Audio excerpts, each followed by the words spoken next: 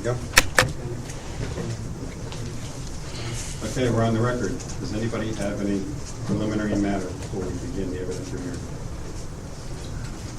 Hearing none, Con Edison, call the first witness, please. Good morning, Your Honors. Martin Pesslin for Consolidated Edison Company of New York. I call Con Edison's Management Audit Panel. Can I have the panel stand, please? Raise your right hands. Do you swear or affirm that the testimony you are about to give is the truth, the whole truth, and nothing but the truth? I do. And you adopt your pre-sworn testimony as your sworn testimony in these proceedings, your pre-filed testimony? I do. Thank you.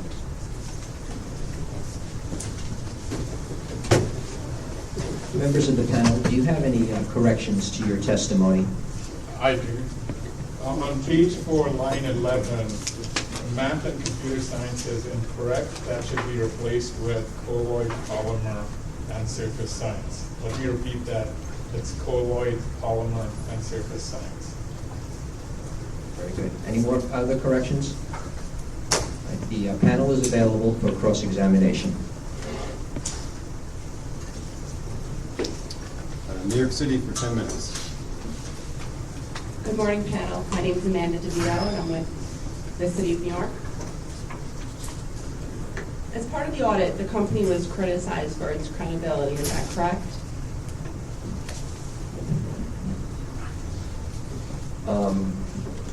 I don't know if credibility was the exact word that was used in the audit. Okay. Do you have a copy of the audit with you? If not, I could provide one for you. I do not. Okay. I'd like to pass out an excerpt of the audit.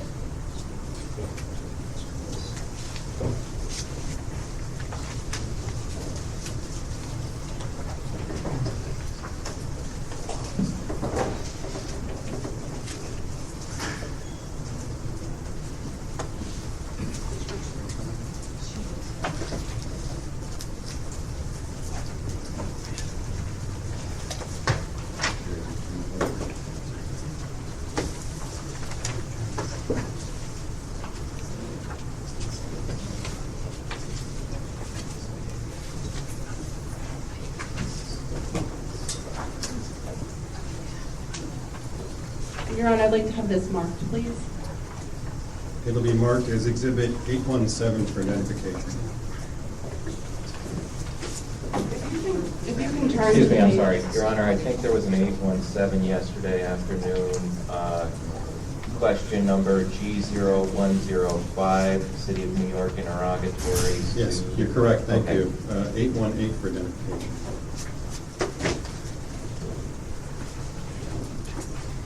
And if you can turn to page II4. Actually, you can start at the bottom of page II3. And you can start with the last sentence.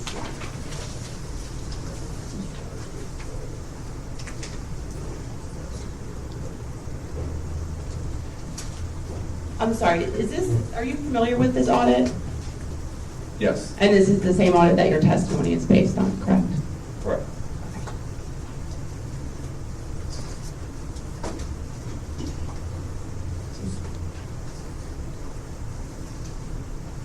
So if you read at the bottom of the page, doesn't it say, a big reason here has been the company's inability to articulate a long-term vision for the system, which has led to a lack of credibility and a lack of trust. Is that correct? Yes, that's what it says. And if you turn to page II5, the second paragraph, doesn't it also say that Con Edison must gain and retain public and regulator confidence that it provides an adequate level of service and protecting public health and safety at the lowest necessary cost?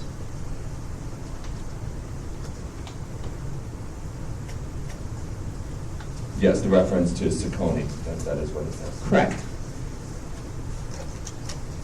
So wouldn't you agree that the audit criticized the company's credibility? This section is with respect to the barriers to success, which was a segment of the audit where it talked about a variety of issues that would address the long-term success of the company. And as part of that, they made recommendations in 4 areas where there were barriers identified. And they did say that by addressing those barriers, that there were longer-term issues that could affect the company and its credibility, and that addressing these barriers would be beneficial for the long-term sustainability and benefit of the company. What is your interpretation of a barrier? My interpretation of a barrier is something that could hinder. So it's a criticism, is that correct? Your Honor, the witness didn't finish answering the question. Excuse me. It's something that could hinder the success of the company, and therefore something that would be useful to address.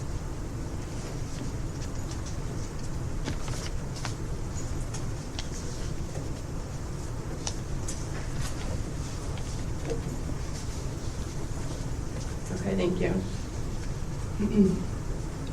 So one of the contributing factors that was identified as a credibility issue is the company's lack of a long-range plan, correct? Or credibility barrier.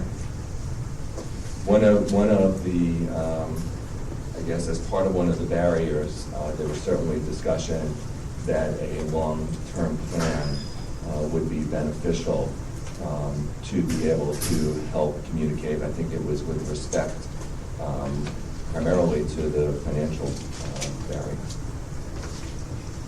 And isn't it true that one of the recommendations, I believe, 2 of the recommendations actually were for the company to improve its planning process and to develop a comprehensive 20-year vision, correct? Yes. You are familiar with the company's integrated long-range plan? Yes. Yeah, we are. And this plan was published in April 2012, is that correct? The plan was published in April 2012 based on planning assumptions that went in 2011. So Okay. it was developed over a period of a year, and it was published in 2012. That's correct. And so the report predated the 2010 nor'easter? Or, excuse me, the report was subsequent to the 2010 nor'easter that we experienced? That is correct. And also Hurricane Irene? That would be correct. And the October 2011 snowstorm? October 2011 may not have factored in because the analysis takes a long time to do. And so essentially, I would say the analysis phase pretty much ended in June of 2011, roughly. Are you aware that the company has been a member of the New York City Climate Change Adaptation Task Force since 2008? Yes, and we value that membership, and I think we have participated and added to the discussions. And isn't it true that the purpose of the task force is to develop adaptation strategies to secure the city's infrastructure from the effects of climate change? I personally was not involved in those conversations, but my understanding is yes.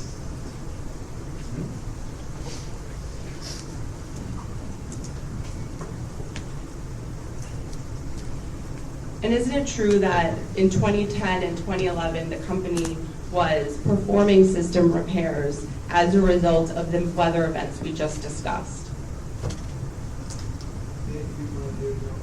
Yes. Yes. And isn't it true that the company has given presentations on how major storms and hurricanes affect the company's infrastructure before Sandy? That would be correct, I think, as part of the climate change action force. I think we did make presentations. And you've given presentations to your board?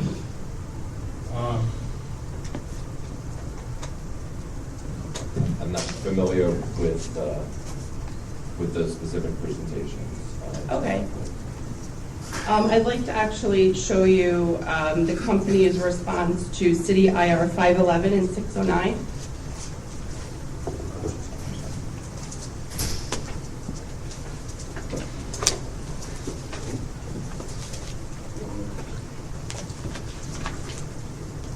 So just take a minute to review those once you get them.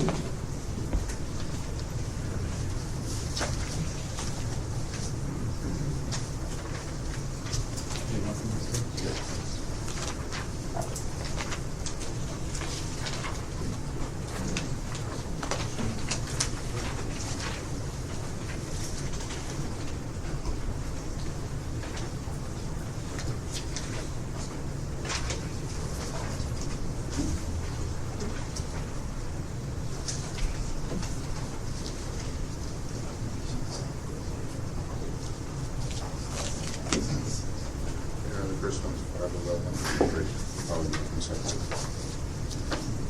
This one is 609.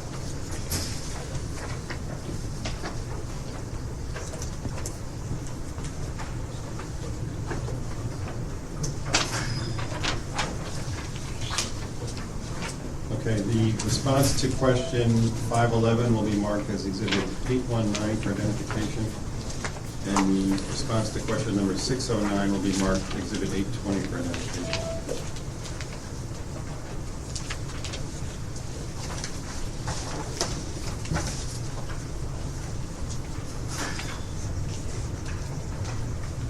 Have you ever seen these interrogatories before? No, they were addressed to the electric infrastructure and operations panel, and I have not.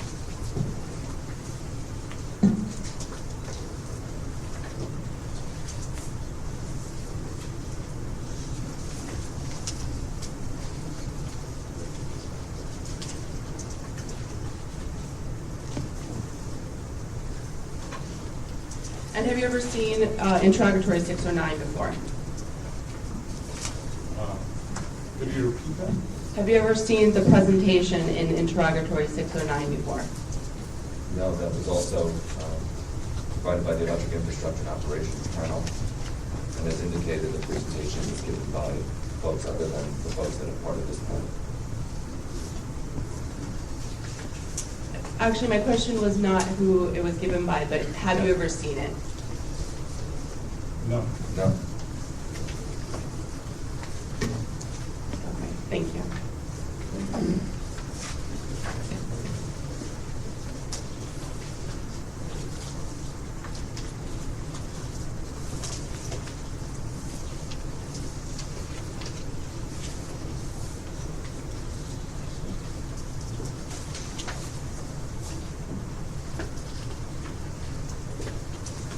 Have any of the panel members participated in any meetings with the board related to climate change issues?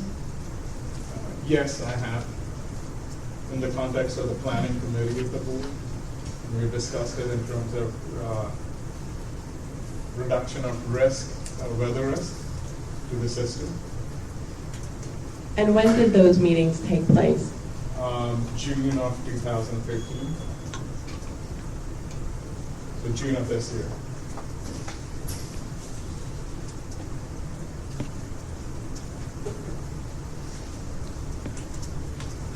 Getting back to the integrated long-range plan, isn't it true that this plan contains no consideration or reference to any issues related to climate change or flooding? And as far as the written content in the 2012, publicly shared written content in the 2012 long-range plan, that is correct. However, the plan has capital expenditure included, projections of capital expenditure included in it. And within those, there are programs related to reduction of risk, hardening of our system, as well as investments such as sectionalizing switches that address our system resiliency. So in that sense, the risk of weather-related events to the system and investments associated with them are reflected in the plan. However, if it's not discussed in the plan, how would anyone know that those costs are actually embedded in the plan?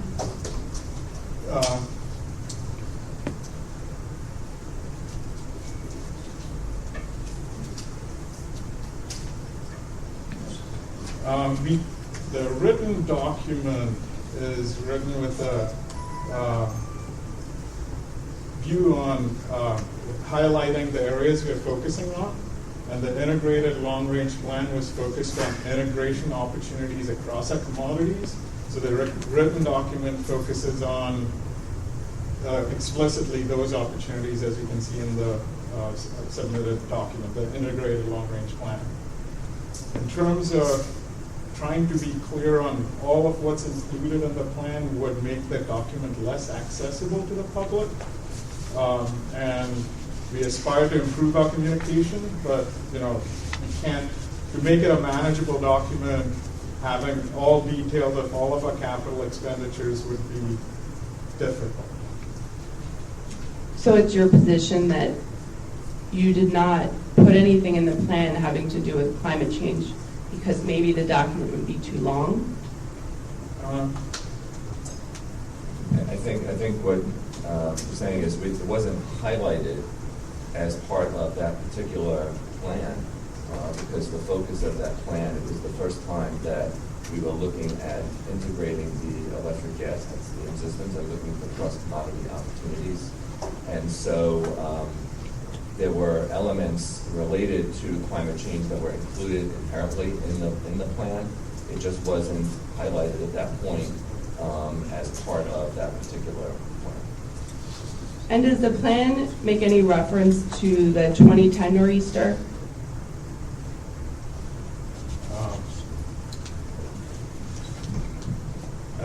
As far as I can remember, no. Does it make any reference to Hurricane Irene?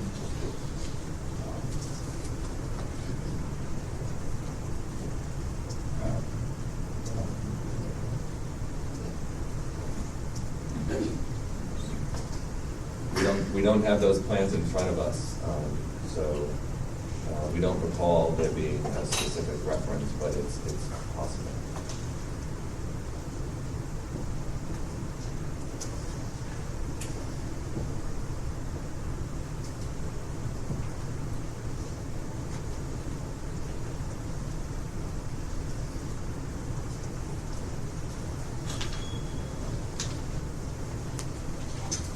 One of the issues the audit report addressed was staffing, is that correct?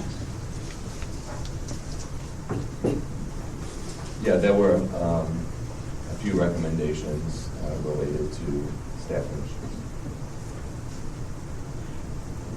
issues. Isn't it true that on average the average spend on contractors exceeds what the company spends on its own management? Isn't it true that the average spent on contractors exceeds what the company spends on its own management? I don't believe it. I don't believe that to be the case. Okay, I'm going to show you Union IR 14.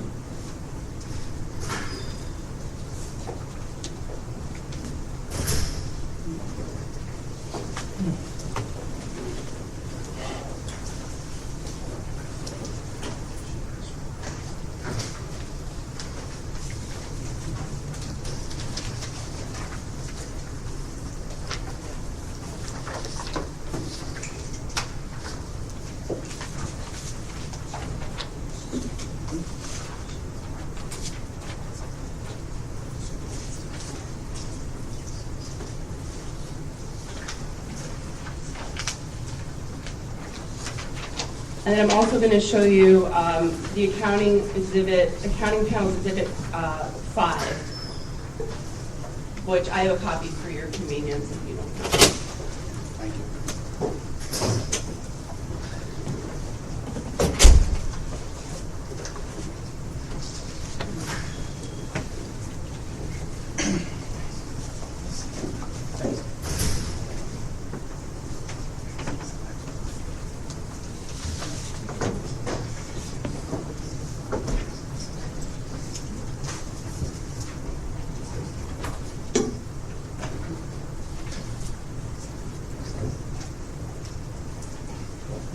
So if you turn to page 104 in Schedule 2, you'll see what was spent on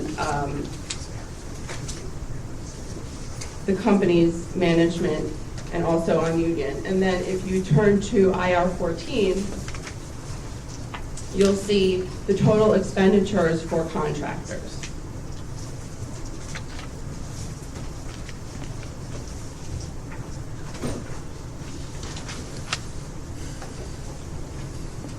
Could you repeat the page number and accounting exhibit? Exhibit AP5, Schedule 2, page 1. Are you familiar with this document?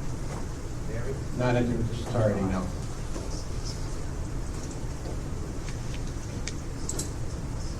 Will you accept Schedule. this subject to check? Subject to check, yeah. Okay. And IR 14, have you ever seen this document before? Yes, I've seen this before. Okay. So in looking at the figures in 14 and comparing them to what is in Schedule 2, isn't it fair to say that the company is spending more on contractors than its own management and union employees?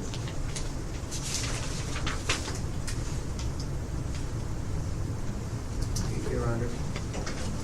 Your Honor, to clarify, the earlier question before the documents were circulated for the panel's review was whether Con Edison was spending more for contractors than for management, and now the question is whether Con Edison is spending more for contractors plus management and union. I'd like to clarify what question is on the floor right now. Okay, I picked up that difference too. More than management. Spending more than management. Okay, so you're comparing the spending on management alone and the spending on contractors. I'm looking, you're asking me to look at Schedule 2, page 1? Yes.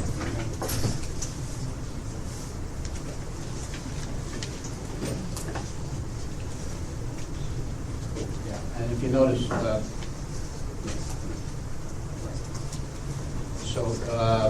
in the response to Union 14, question 14, the question asked for spend with outside contract in the following categories: workers, training, and equipment. So the dollars provided includes equipment costs, not just for laborers. So I would need to know whoever provided I would have to go back and subject to check, see how much of the dollars provided are for equipment versus workers' training in that response. Okay. Compared to, and then we could do a comparison of those dollars to management employee dollars.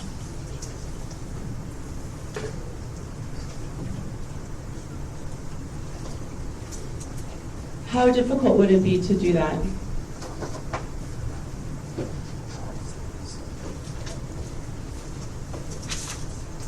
Your Honor, this is an area that should have been covered in pre-hearing discovery rather than asking the company to perform a study right now as the hearings are ongoing.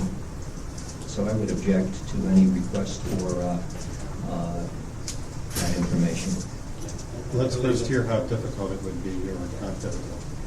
I believe as part of the response to the interrogatory, we indicated the same, that we don't generally track that granular detail, so whether it's in the same category, whether it's workers or equipment, so I think it would be a tremendous burdensome effort to try to break this apart into those buckets as the interrogatory requested, and I believe as we responded to that interrogatory. Okay, we're not going to ask for it. That's fine. On page 38, you discuss the company's natural gas conversion efforts. 38 of? Your testimony.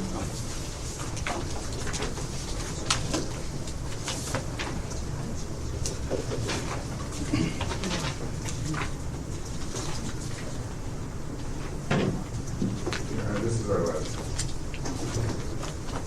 I'm showing you your response to City 96.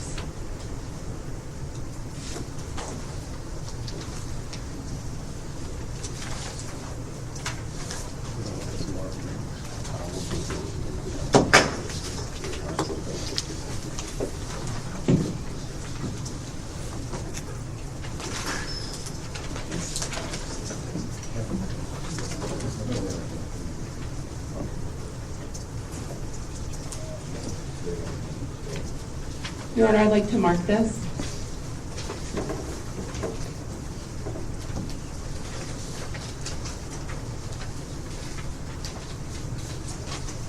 Could you explain one thing before I mark this? It says page 1 of 1, and then there's a second page. Where did the second page come from? I believe this was an attachment that was provided with it. It's referenced. Right, that is referenced in the text. Okay. So it's a 2-page exhibit and appears to be a response to question number G0096. We marked exhibit 821 for identification. Panel, have you seen this interrogatory before, and are you familiar with it?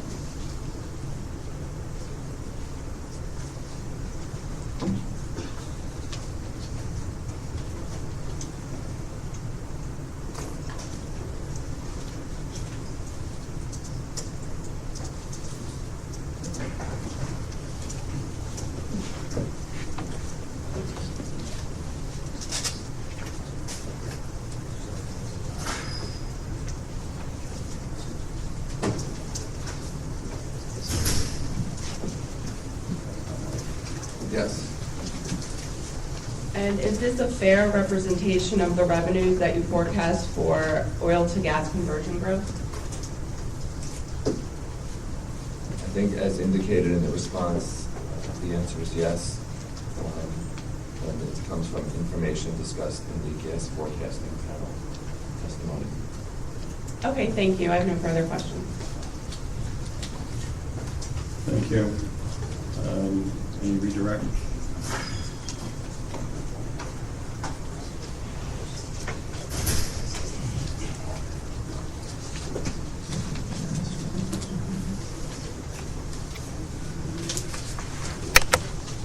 We have no redirection, Your Honor. Your Honor. I'm sorry, I couldn't hear you. We have no. Con Edison has no redirect, Your Honors. Okay. Thank you for your testimony and your excuse. If staff could call the next witness. Staff calls Henry Lee to the stand.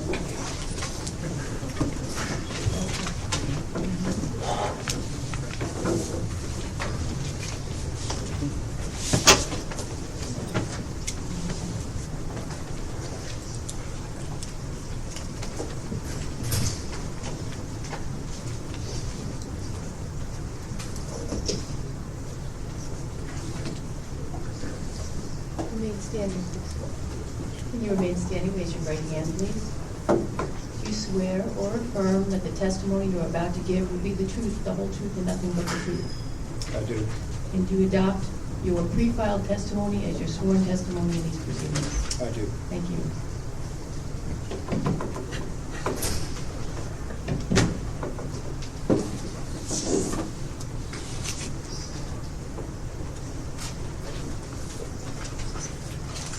Mr. Lee, do you have any corrections to make to your pre-filed testimony?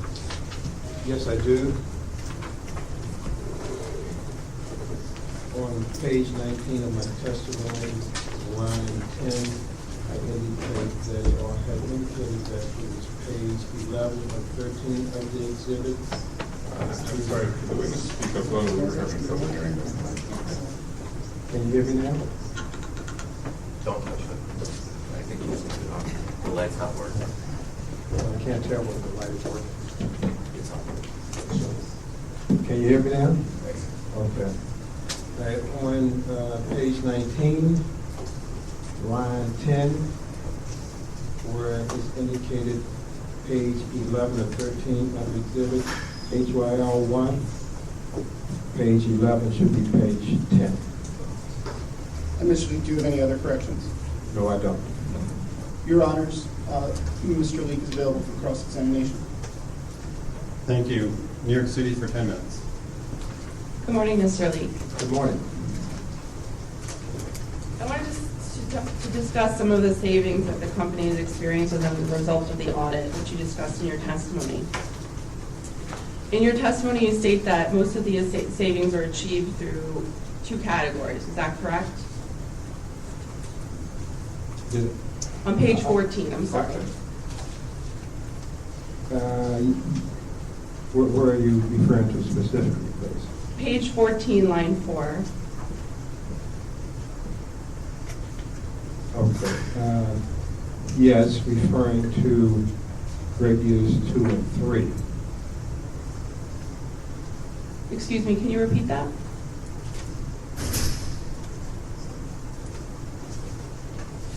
Yes.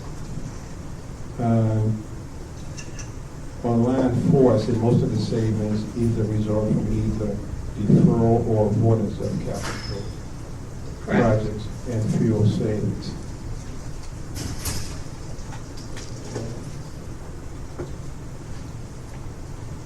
Two of the programs you named as savings, strike that. I think what that was referring to is the 549. Just prior to that, I indicated on line 23 that 549 million in additional net savings through the end of 2016. That amount refers to what you're referring to on page 4, on line 4, deferral and avoidance of capital. Just clarification. Okay, on page 15 of your testimony, you state that the company is going to experience savings from its electric long-range plan and asset optimization program, and that's going to provide the company with the tools to spend more wisely, correct?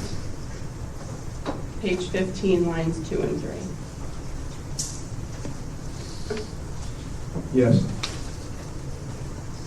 And two of the programs you named as savings are the secondary open mains program, correct? Or excuse me, one of the programs you named. Okay. And the other program is the street light service reliability program. Okay. Are you aware that both of these programs have a large backlog? No, I'm not.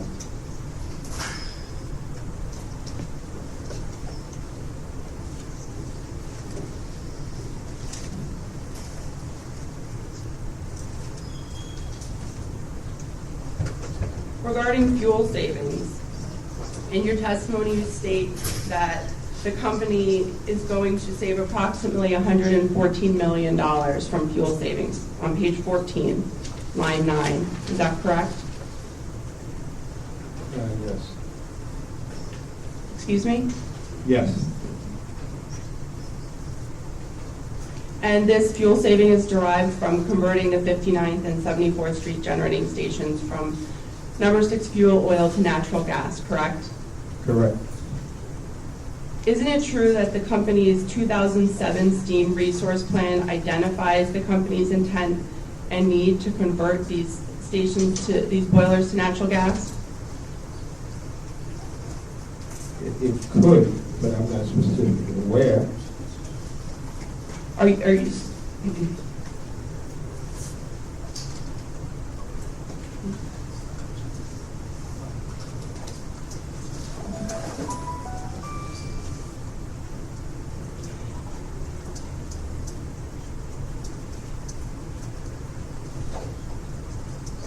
Has the audit addressed the 2007 steam resource plan? Does the audit, I don't, go ahead. excuse me, does the audit address these plans? I'm not sure that the audit specifically addressed those plans. The audit was on both, in a broader sense, the integration of the short-term and long-range plans for all commodities. So wouldn't you agree then that these savings aren't actually attributable to the audit if they weren't actually a recommendation from the audit?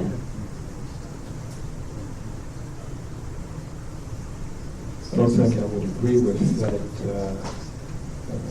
characterization.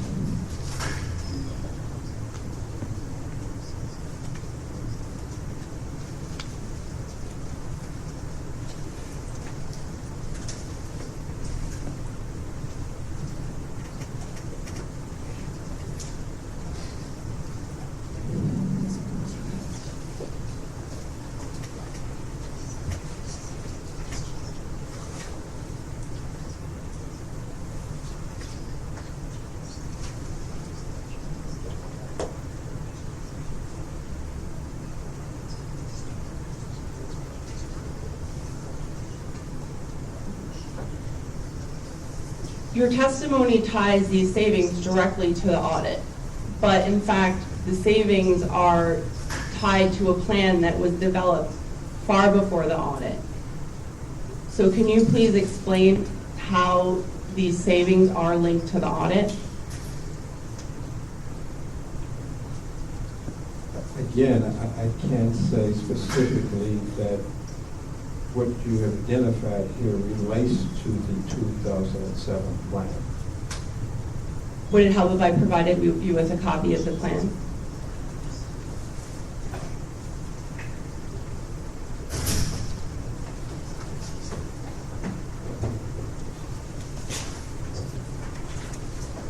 I'm handing you an excerpt from the company's 2007 steam resource plan.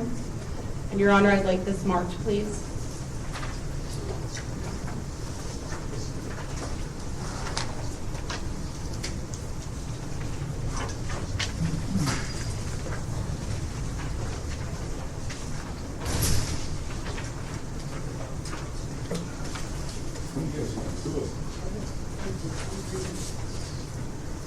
Okay, the exhibit consists of a cover letter, cover of a report called 2007 Steam Resource Plan, and 2 pages of excerpts. And it will be marked 822 for identification.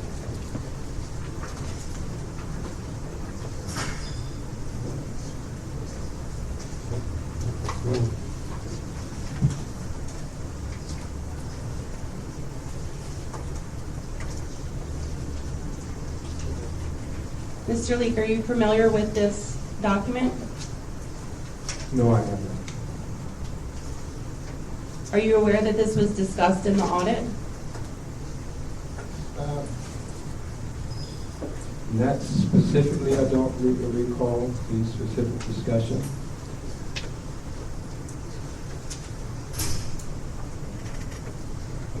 So after reviewing this document, wouldn't you agree that this document discusses a plan for oil to gas conversion at the 59th and 74th Street stations?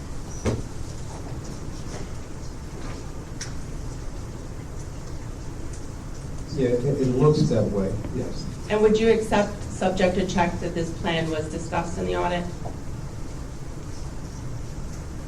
Sure.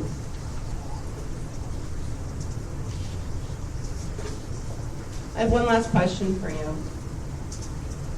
On page 17 in your testimony, you state that the company will have a savings or avoided cost from retiring the Hudson Avenue facility. Is that correct? Yes. And isn't it true that there are no recommendations in the audit related to the closure of this facility?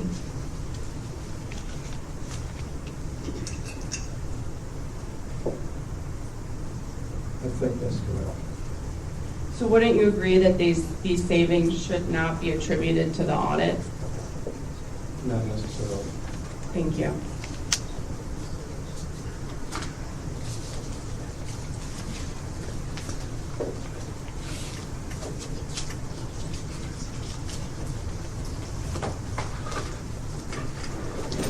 I have no further questions, thanks.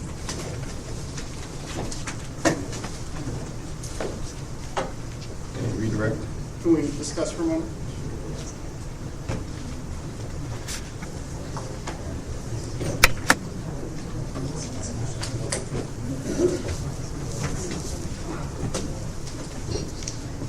Your Honor, staff has just a brief redirect. Okay. Mr. Lee, you were asked about the fuel savings from converting the 59th Street and 74th Street steam plants to natural gas. And could you explain whether those fuel conversions are related to the steam long-range plan? Yes. Are they? Yes. And is that steam long-range plan discussed in the management audit? Yes. Could you identify that? I can't really, I know it's a specific recommendation. I don't recall that as a specific recommendation. Okay. No further questions, Your Honor. Thank you.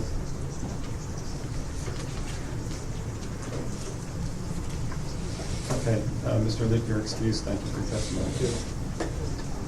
Could Con Ed call the next witness, please? Your Honor, the company calls the Gas Infrastructure and Operations Panel. Can you give your name each time you're going to talk? I'm sorry, my name is Amber Acevedo, attorney for Con Edison. The company calls the Gas Operations and Infrastructure Panel, and just wanted to note for the record that one of the panel members, Nate Kinga, is unavailable today. In his place, are two individuals, Christine Cummings, C.U. Quiet, please. Christine Cummings, C-U-M-M-I-N-G-S, and Nicholas, N-I-C-K-O-L-A-S, Ellen, H-E-L-L-E-N. Mr. Ellen and Ms. Cummings will be adopting the panel's testimony.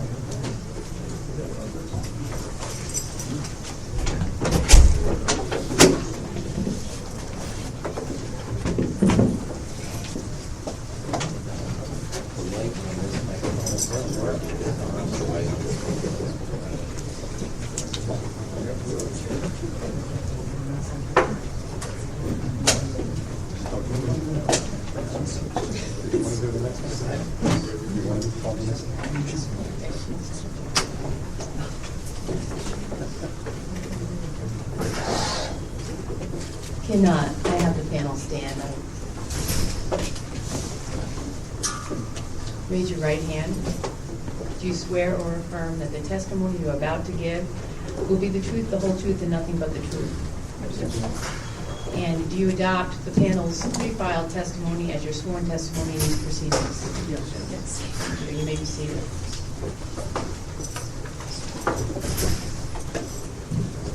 Panel, do you have any corrections to make to your testimony? No. Your Honor, the panel is available for cross-examination. PDF, I think you're up first. I'm sorry, could I ask a preliminary question? There's 6 people up there, if I'm counting right, and there's 5 names on the panel? Well, you weren't paying attention. One of the panel members was unavailable, and there's 2 other employees that are. I apologize. Name.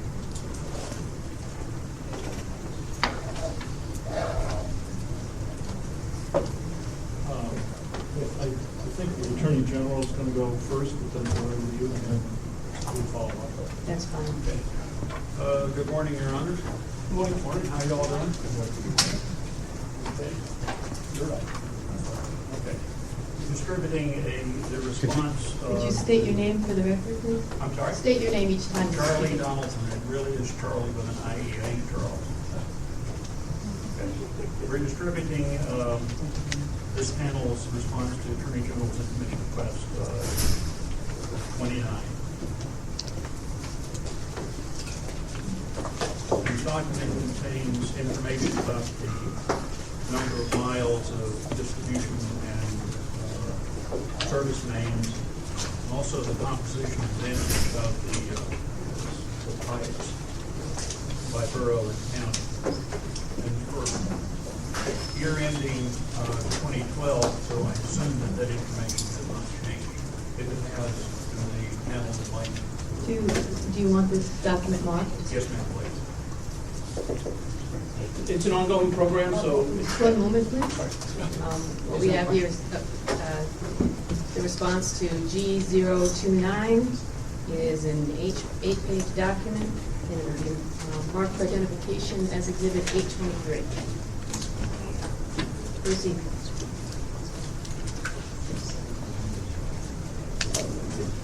The information is, as of year end 2012, it's an ongoing program, so there's mains being replaced on a daily basis, so we usually get a year-end count, and that's how we track it. I mean, we have an on-running count, but I don't have that with me today. No, I'm not asking for current, I just want to make sure that. Yes.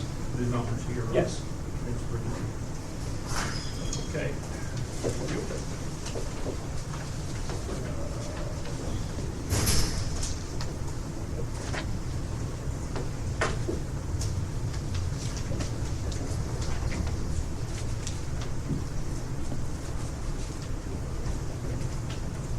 Okay, we're now distributing the response to Attorney General's information request 61.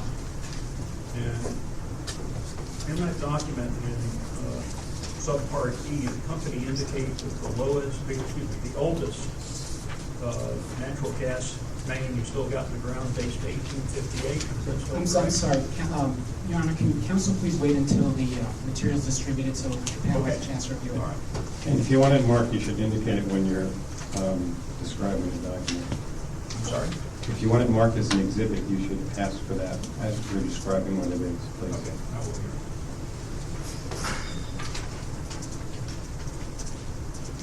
So did you want this one marked? Yes, Your Honor. Okay, this is a two-page document. It'll be marked as for identification as 824.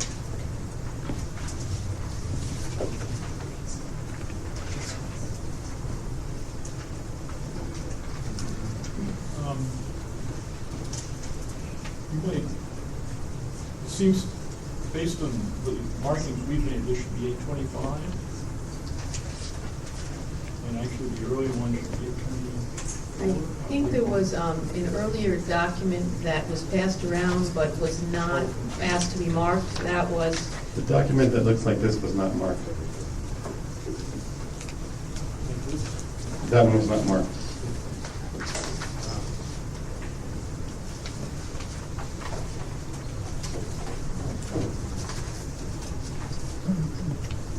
Repeat the question, please. The question is, in this information request response, the company indicated that the oldest natural gas main still in the ground dates to 1858. Is that still correct? Yes. Thank you.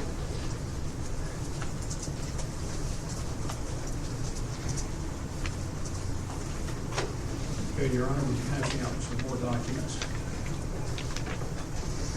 which we would like to have marked for identification. Kind of heavy, so we'll be on slow testing tonight.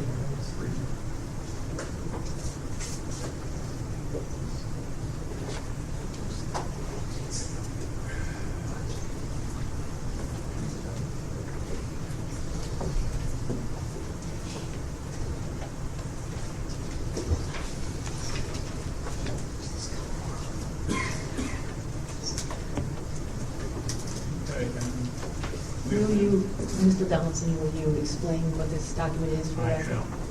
This is a copy of a study done by an organization called CEI Inc., which is done for the company. They provided us a copy, or at least this is volume one of it, in response to AG's information request 30A. Okay, this will be, how many pages do we have there?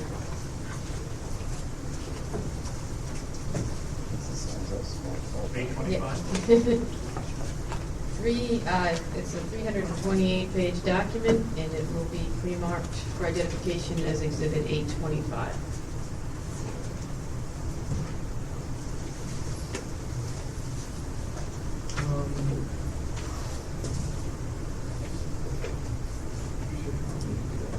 We have enough copies. You can also, Okay.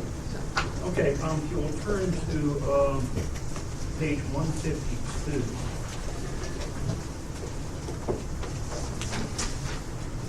Which is contained, was beginning of table 8-1, which relates to bare steel natural gas mains. Yes. Do you mean table 8-11? Is it 8-11? Yes.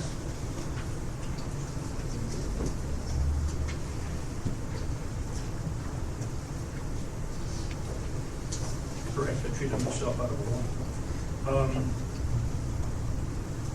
This relates to the ZEI recommendation as to the priority of the replacement of bare steel mains, does it not?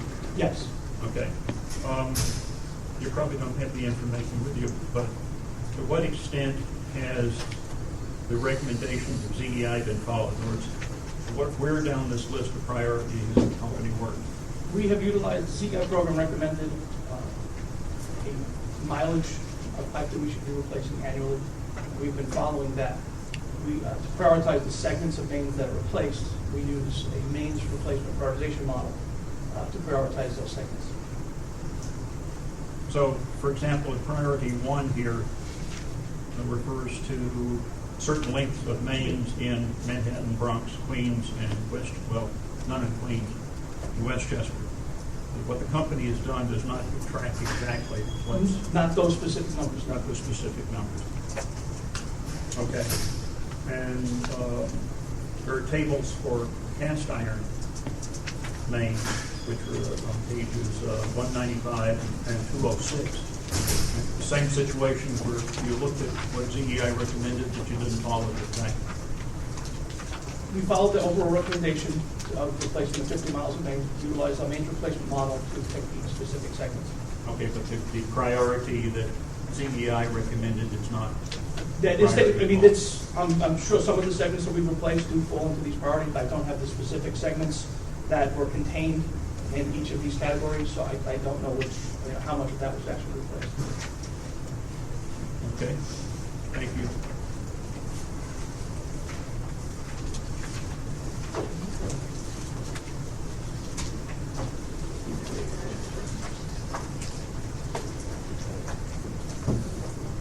Your Honor, we'll be passing around a copy of the company's response to Attorney General's information question 58.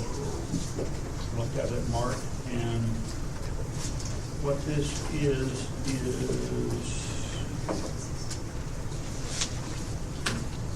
questions related to how the company accounts for lost gas. Okay, this 2-page document that has been marked for identification as 826.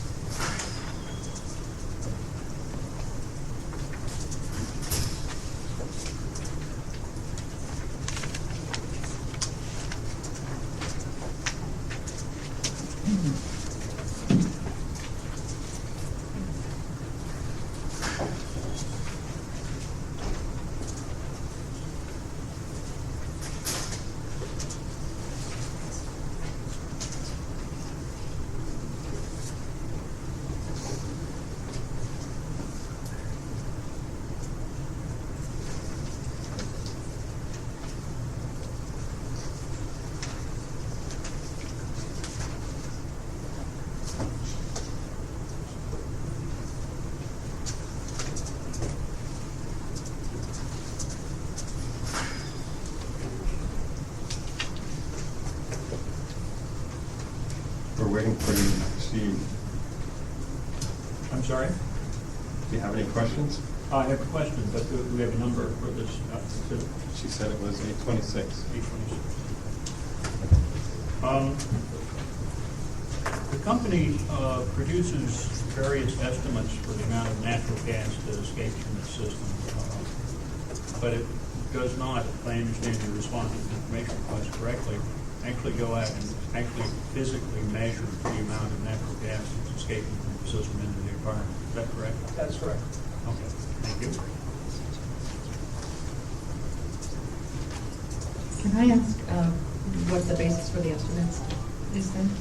We utilize estimates that are set forth in EPA natural. We're a member of the EPA Natural Gas Start Program. They have estimates of gas leakage based on material type. So based on the mileage of cast iron, steel, plastic, and so on. And we, at the end of the year, based on the amount of pipe that we've removed, we come up with amounts of methane that we had reduced from going into the atmosphere. Thank you. And is the age of the facility a factor as well, or is Yes. it the type, age and type? Thanks. Okay, Your Honor, we're passing out the response from the company to information request AG 60. And this has to do with the cost of replacing natural gas mains broken down by county and or borough as well as system-wide and for 3 different time periods. Test year 2012 and I guess through the end of May 2013. The document says that it's a 3-page document, but there are 4 pages. Let us know what the final page is.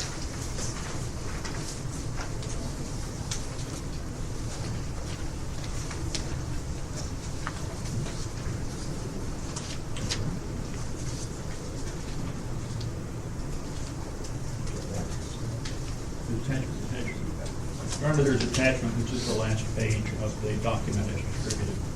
Okay. The attachment is where the numbers for the various breakdown. Okay, this 4-page document will be marked for identification as 827. Does the panel have any corrections to the numbers which were disclosed in this document?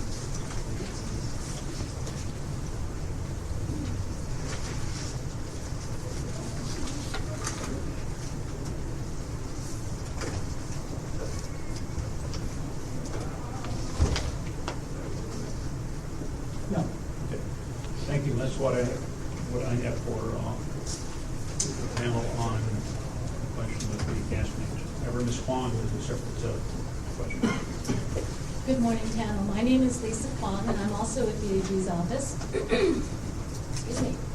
So the purpose of my questions this morning is primarily to introduce the company's responses to a number of interrogatories that we served upon the company. And I think for convenience purposes, I'm going to hand up 4 of these documents all together. So.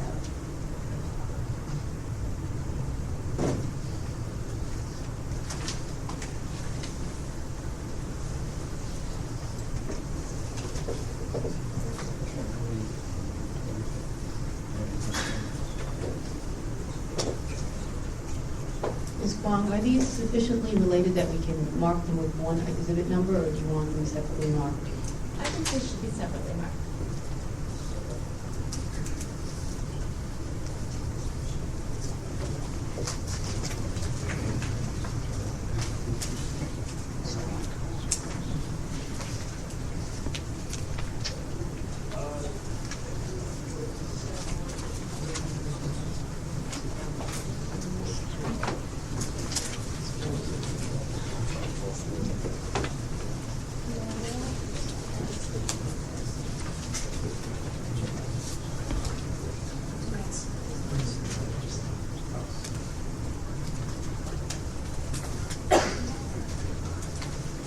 You want to go through and identify each document and we will mark them? Yes, we can do that.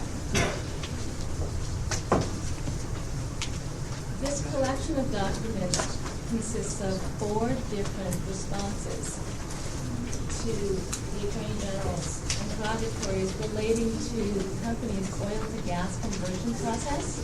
The first one is response to interrogatory number 14. All right, I'm going to interrupt you for a moment. That is a 2-page document that we will mark for identification as 828, 828.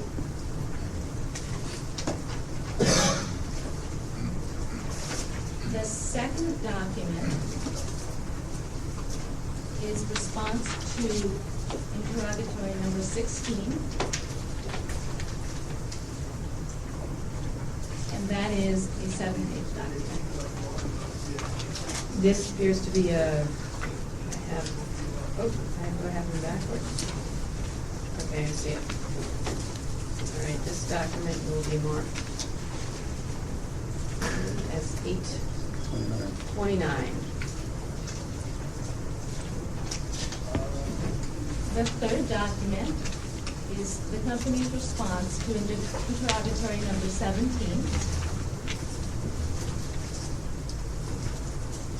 This is an 8-page document with a lengthy attachment. You will mark that? Yes, I don't have the actual number, the total number of pages, but yes, they are attachments that are referenced in the response itself. Okay. This will be marked as 830. And the last document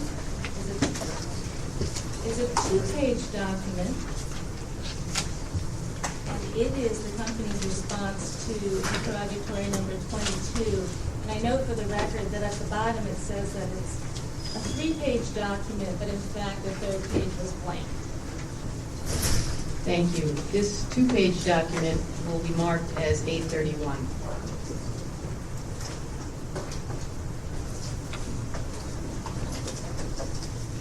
You proceed. Thank you, Your Honor. So panel, have you had a chance to look over these exhibits that have been marked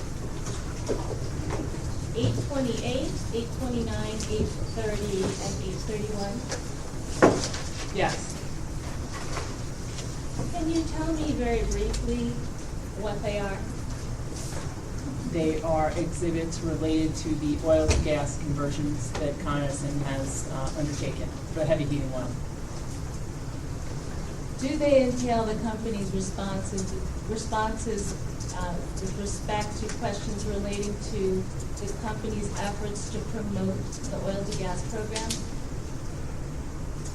Yes. And the oil to steam program? Yes.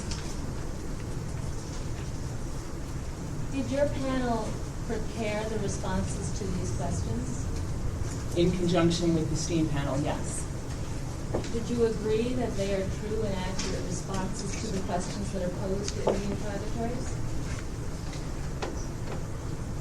Yes. So they continue to be true to this day? They were accurate at the time they were provided. Thank you. I have no further questions. Continue to wrap this up. Yes, thank you.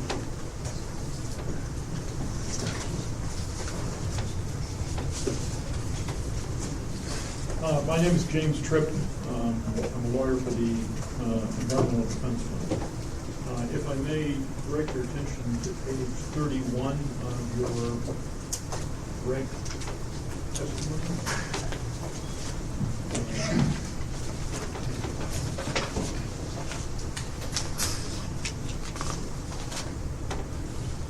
And specifically at lines 6 to 8, you refer to the long-term objectives for your capital or infrastructure replacement program.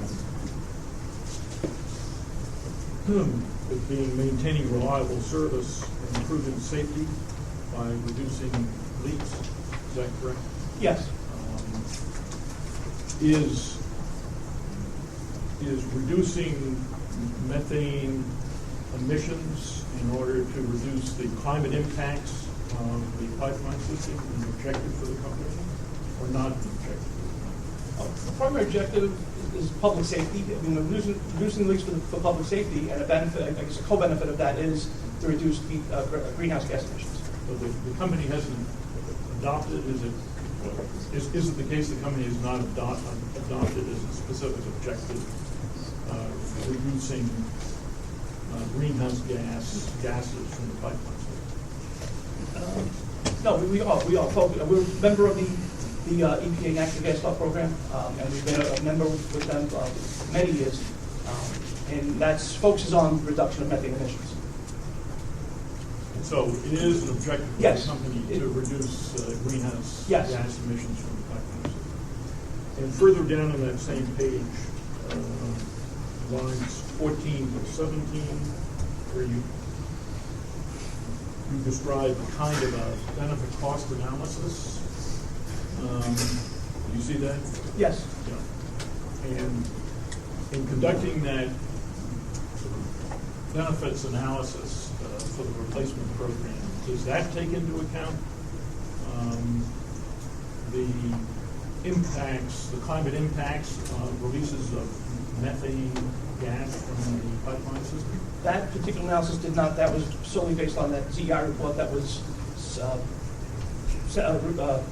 passed around before, which was basically the optimal level of main replacement to reduce solid emission. And that did not take into account the climate impacts of methane emissions from the pipeline system? I do not believe it did. Independent of that particular report, has the company conducted any analysis of specifically the climate impacts of methane emissions from the pipeline system?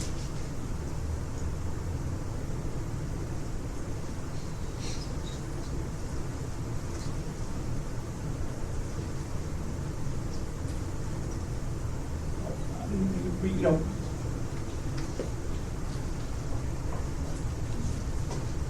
the only thing I could.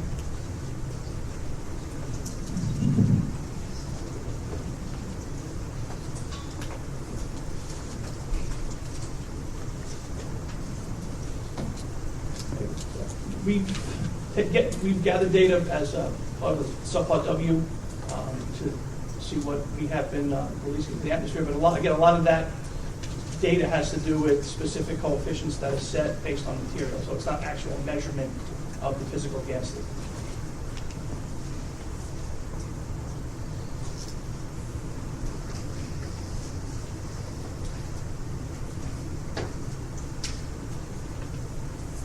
Yeah, page 126, I believe this is in your rebuttal testimony.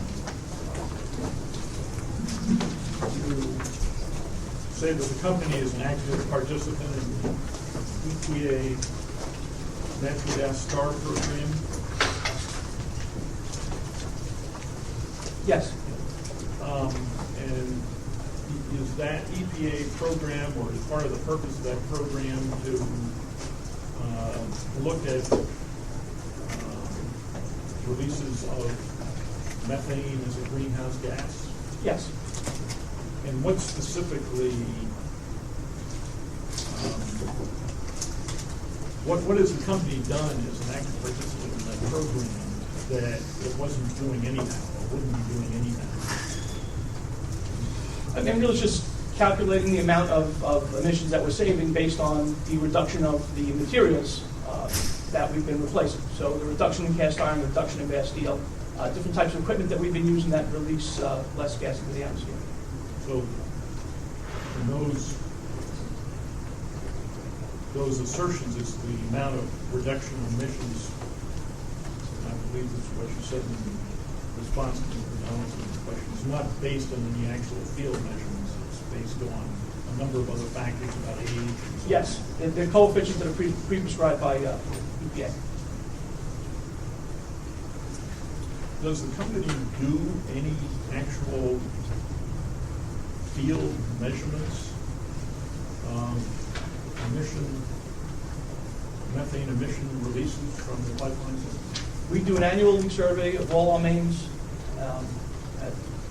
Once in our business districts, we do services every year. We do gas services every 3 years, every place else, which is above and beyond what the PSC recommendations are. And that's just a leak survey to tell us where the gas is coming out. We get it, to tell us what type of leak it is. We measure that. We classify the leaks as per PSC recommendation, and then those leaks are repaired. But there's no physical measurement of the amount coming out of the leak, because to do that, you'd have to dig it up and know what's leaking, and then take a measurement. And usually, once we get down there to do the repair, we make the repair. So in this inspection that you've just been talking about, is the company using some device to determine whether there are actual leaks or emissions of methane coming from? Yes. And is this inspection done sort of continuously? It's a mobile survey. So it's a device that's mounted on the front of the vehicle. And the vehicle drives down the street on the same side as the gas main, and it picks up the methane that would be coming out of the ground. And does that basically tell you whether there is some leak occurring? It gives an indication of a methane emission, and then they will stop and do a leak investigation, and we classify the leak. You classify it in what sense? As being major, minor, big, small? Or? There's various degrees of leaks, so it's be type 1, 2, 2A, or type 3. And is that based on volume, concentration, amount? It's based on It's really the percent of gas to atmosphere that we've taken each of the test points, how close it is to a structure, if it's getting in manholes, if it's traveling, how big the migration pattern may be. That's really geared, again, towards safety. Well, in conducting that annual survey, is the company, again, sort of taking into account or considering the climate impacts of these emission releases? Basically, again, the survey is done for code and for safety, and then the leaks are repaired.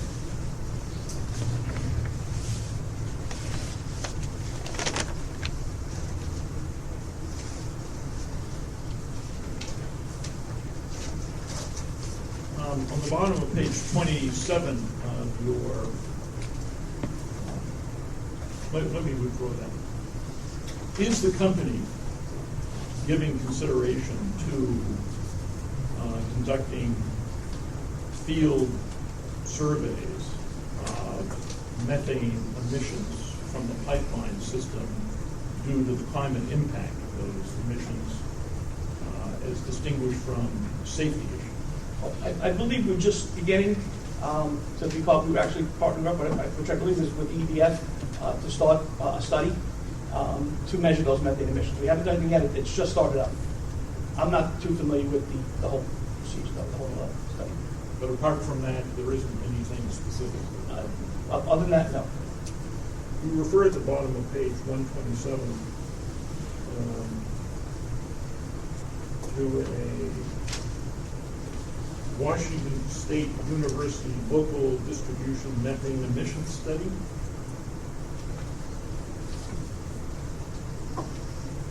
You see that?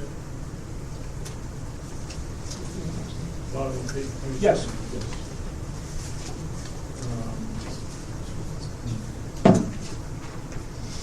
And is that study focused on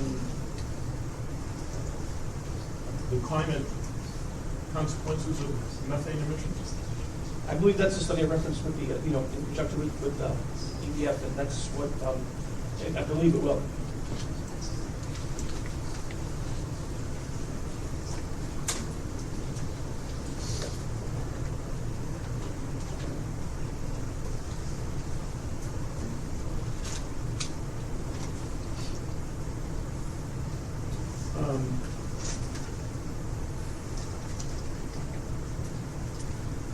On page 128, you refer to the lost and unaccounted for gas calculation that the company makes.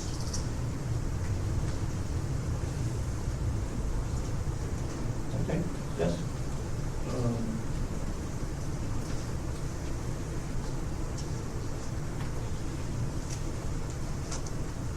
And the company is proposing to increase the LAUF number from 0.1 to 0.5, is that correct?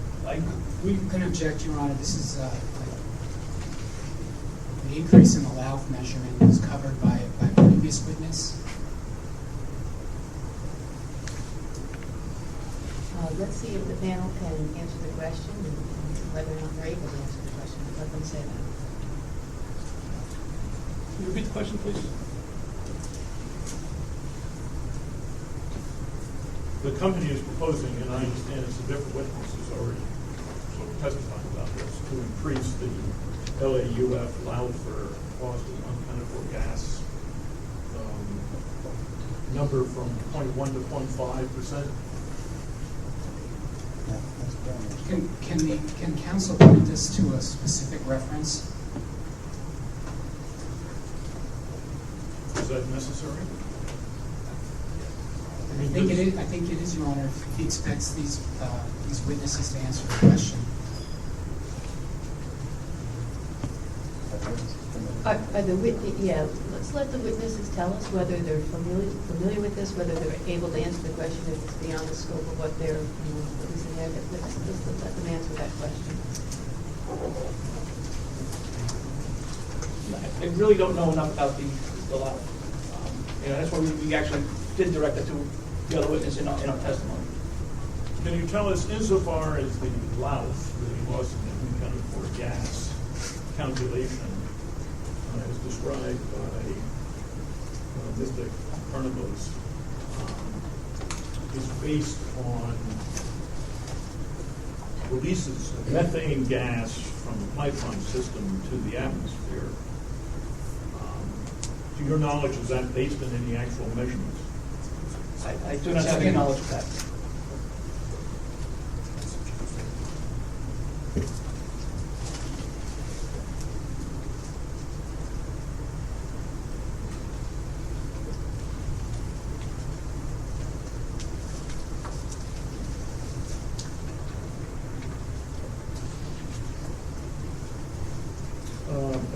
130 of your testimony, you make a reference to leak detection equipment that the company uses. Yes. And is this the equipment that you use to conduct these annual or triannual surveys to which you were referring before? Yes. And again, this is a survey done for safety purposes, not to analyze the release of methane emissions that may have a climate impact. Yes. I have no further questions. Thank you, Mr. Tripp. The union? Yes. Stephen Calvan, General Counsel, Affiliate Working Local 1-2.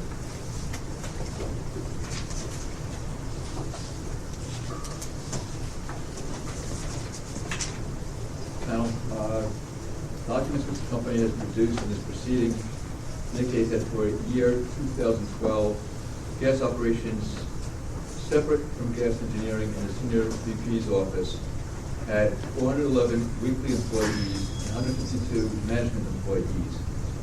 That's part of Exhibit 4 to the union's direct testimony. And Con Edison's response to question number 31, I'm not sure if it's either from the staff or the city. Are those numbers accurate?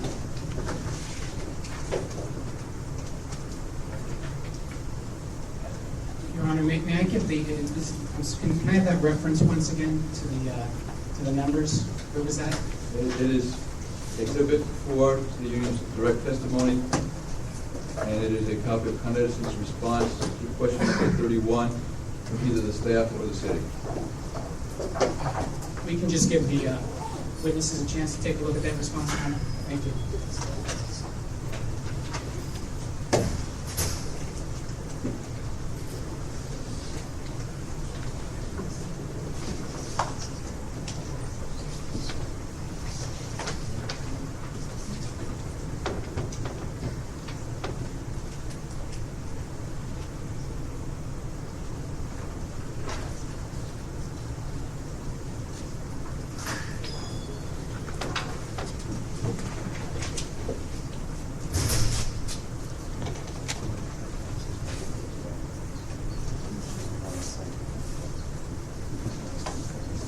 Was there a particular date counsel was referring to? The year 2012, the dates are at the bottom of each of these charts.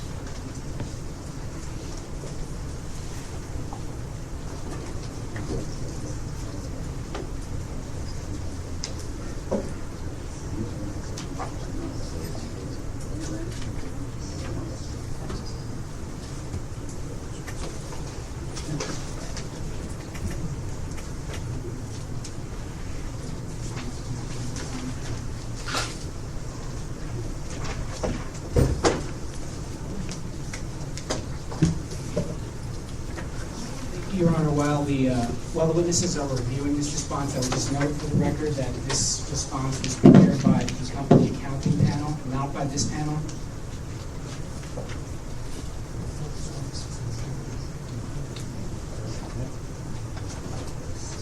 In addition, the full response does not appear to be included in the attachments that were provided by the union.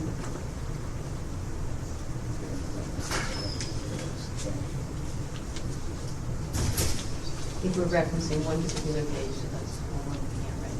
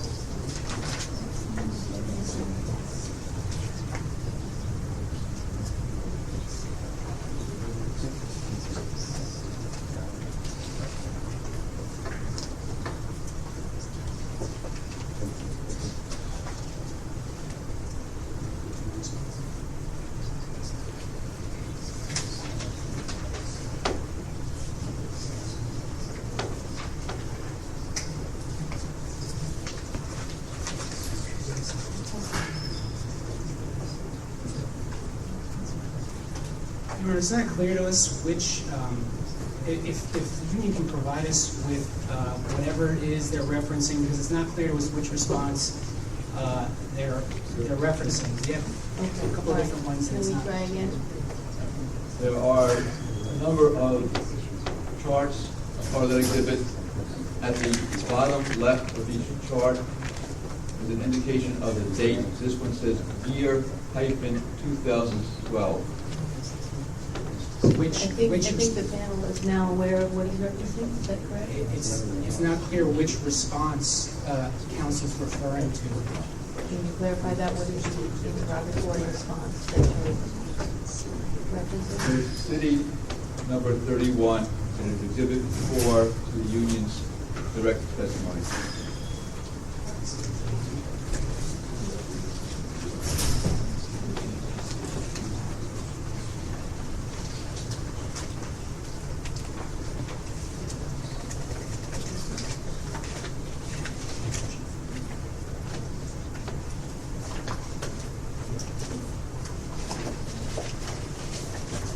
Your Honor, we now have the full response. We're just going to provide to the panel.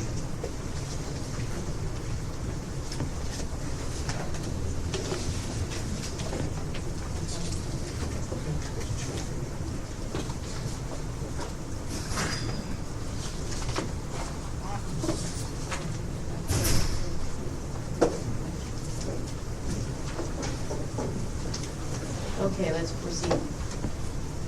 You have that page in front of you? Yes. All right. And you see that for, under gas operations, there are 3 lines, one of them of which is also called gas operations. That's what we're looking at. Yes. Right. And there are 411 weekly employees and 152 management employees. Is that correct? Yes. And that excludes people in the vice president's office, excuse me, the senior vice president's office, and it excludes people in gas engineering. Is that correct? Yes. Now, is this chart an average for 2012, or is it for year-end 2012?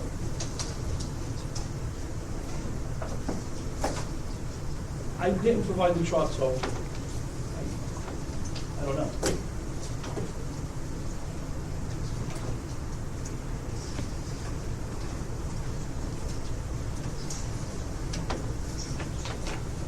Why do you need 1 manager for less than 3 weekly employees? Not every one of those managers is in a supervisory role. Well, we're excluding the people who are in engineering, correct? No, but even in operations, you have personnel that are not supervisory roles. Such as? Managers, general manager, planners, there's support operations, financial analysts.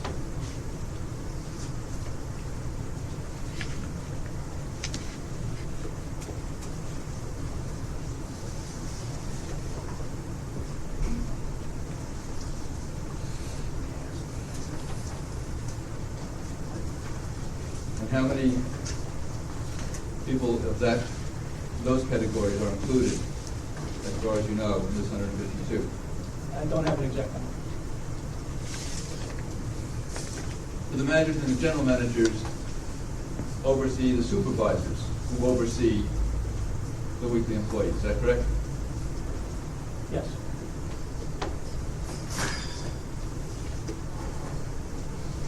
Now, in response to a question from the attorney for the EDF, you testified about having a program where Con Ed vehicles have a monitor on their front end, and they pick up the amount of methane gases coming up out of the road. Is that correct? Yes. And you currently have 2 vacancies within that department, don't you? Right now, I don't know if there's currently 2 open vacancies. That's under the engineering organization. Okay.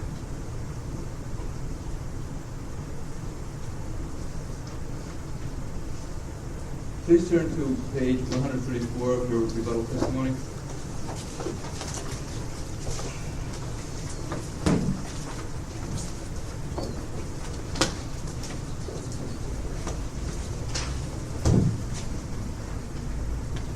And read to yourself lines 3 through 8.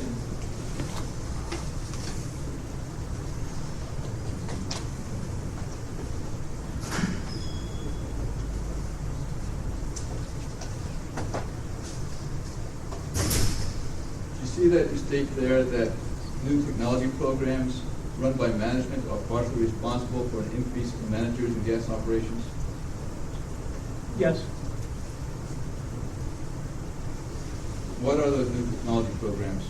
Well, we have we're putting together an implementation for a work management system. So there's been groups of, there's a group that's being formed within gas operations for that, and that's primarily management. You hired additional managers to put together a program for a management program? No, they're more like analysts. It's a computer, it's a work management system, it's a computer program. Or a computer system, I should say.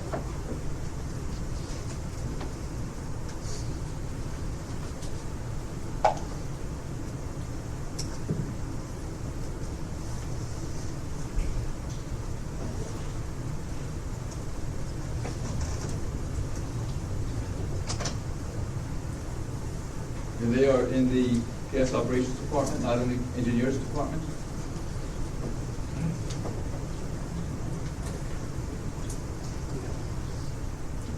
Yes, it was under gas operations at that time. And now?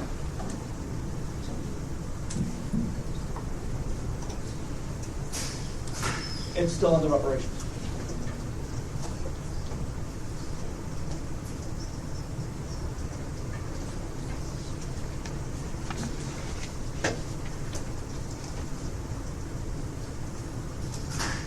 You state that another reason for the increase in gas operations managers is for contractor oversight. Can you please explain that? We have some contractors working for us, and we provide the oversight of the work that they're doing. Has gas operations increased the number of contractors?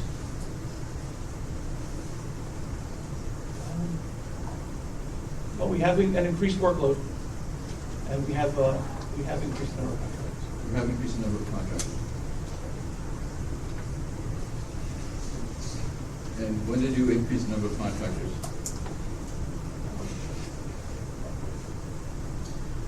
Mostly in conjunction with the oil to gas initiative. I didn't hear that. The oil to gas conversion created a lot of work that was going to be a certain time frame. So that a lot of that work is contracted out. And when did you start this conversion program? Yeah, end of 2011.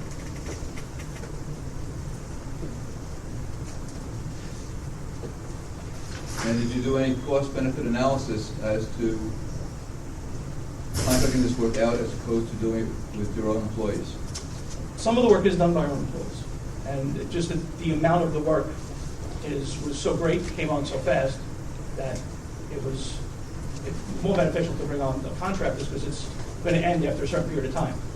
So you didn't want to build up your workforce, and then the work was going to go away, and then you don't have work for those employees.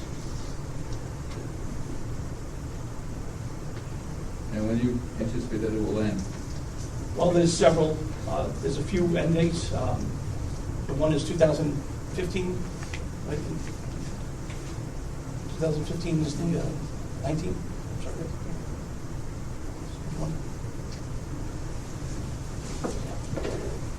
The oil to gas program is continuing, but we are expecting to peak in 2015, and then we're going to see a decline over time.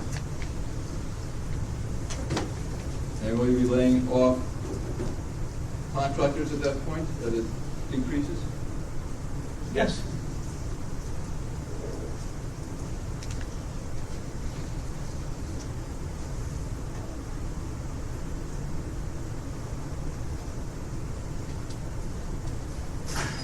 How many contractor employees are regularly working on Con Edison gas operations? I do not have that number. Most of the work is bid out on a unit cost basis, and the contractor, based on what they determine they could do for that unit, will put on varying amounts of the workforce. How many contracted companies are there regularly working on Con Ed gas operations?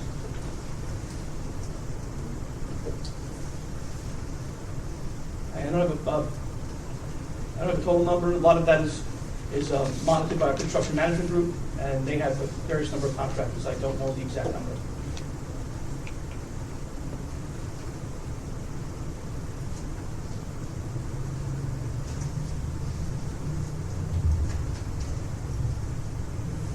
So are those companies called robotics? We do have a company called ULC Robotics. And what does that company do for Con Edison? Basically change gas meters. In what geographic areas? Right now, Westchester and Queens.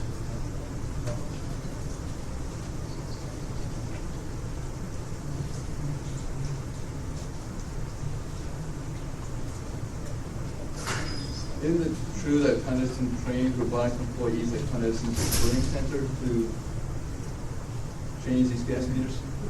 We train all of our contractors at our learning center. That's a requirement to come to work in Con Edison service territory. It's at the contractor's cost.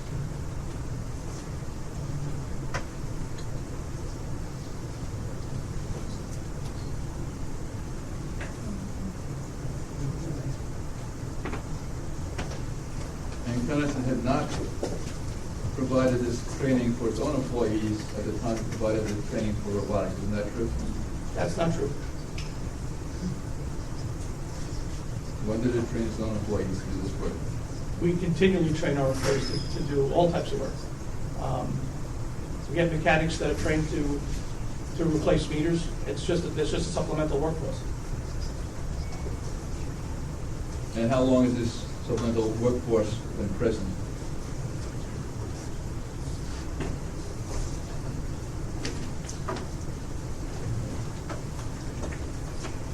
About 3 years. Is it 3 years or 5 years? About 3 years. It's about no more than 3, I believe.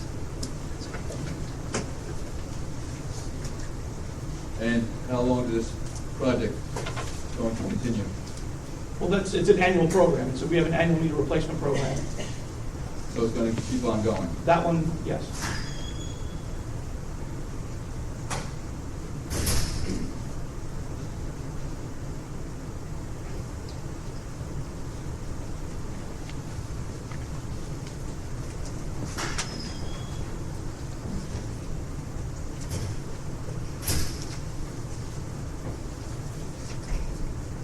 And you have another company that's on the property called Petmar? Yes. What does Petmar do? Petmar is a per diem contractor. What does a per diem contractor do? Basically, they get paid by the day to come in and do work on our gas system, repair gas leaks and such. And they come in because you don't have enough of your own employees to do the work? They come in to offset the peaks in our work, and then when the work slows down, they are laid off.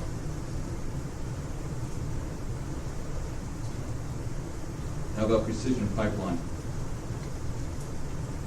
Yes. And what do they do? They do various things. They also do meter exchanges. But they do some construction work as well, I believe. Allen? Yes. What do they do? Trenching and gas main installation, primarily. Trenching. Trenching. And gas main installation, primarily. Safeway? Yep. What do they do? Trenching and gas main installation. Vertical? Your Honor, we're going for a low list here. I mean, I'm not seeing what where council's going, what the relevance of this is.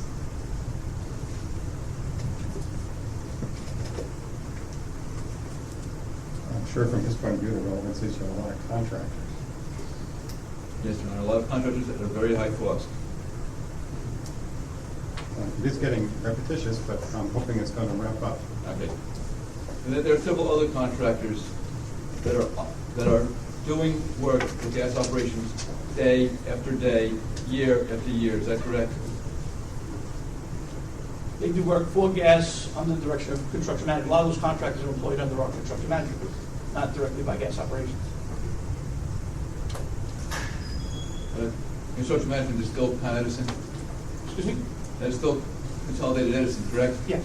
And Con Edison is still paying for those contractors, correct? Yes.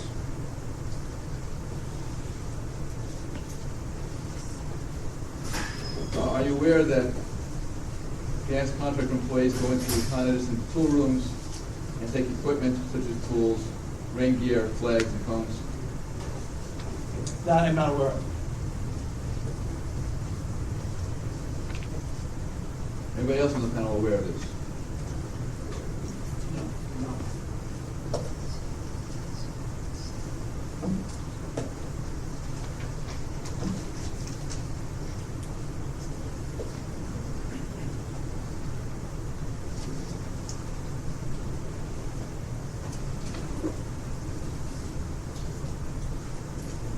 If you can continue on page 134 of your rebuttal testimony. Down on line 13 and below, you refer to AP 5, Schedule 3, and you state that it's not a staffing plan. Yes, that was, we were advised by the accounting panel that it was not a staffing plan. Has Con Edison ever put together a staffing plan for gas operations, either for 2014 or for any future year? Currently, no.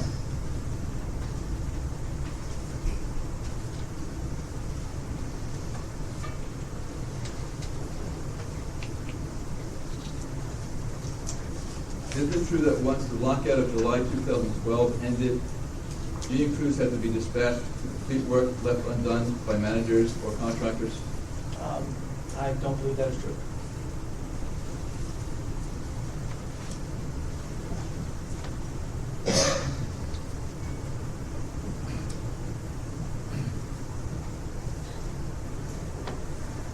Please turn to page 137 of your rebuttal testimony and read to yourselves your answer to at lines 11 to 21.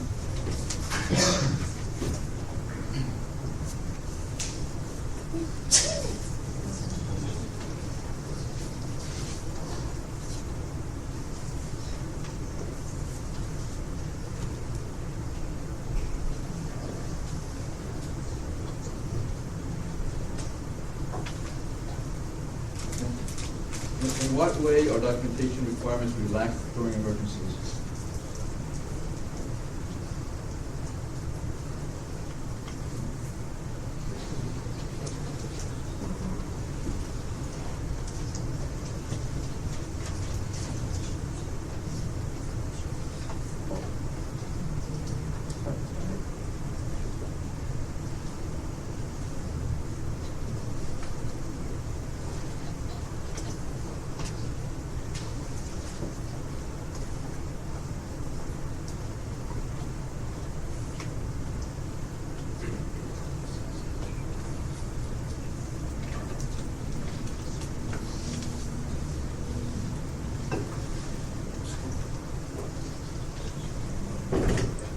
I'm just trying to get this. I mean, I'm thinking of emergencies and daily emergencies. This really goes into system emergencies. That's what it's talks about mutual aid workers and such. It's a short answer. Yes, I'm just trying to get where because we've a lot of testimony. We're trying to get down to where this is.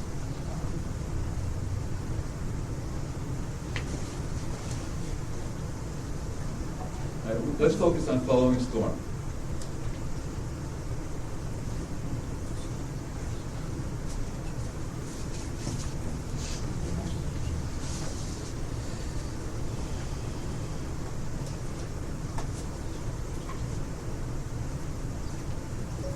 So they are reliable. I'm just really not. I don't know what you mean by what I. sorry. Instead of putting what I mean, it's what you Yes. mean. I'm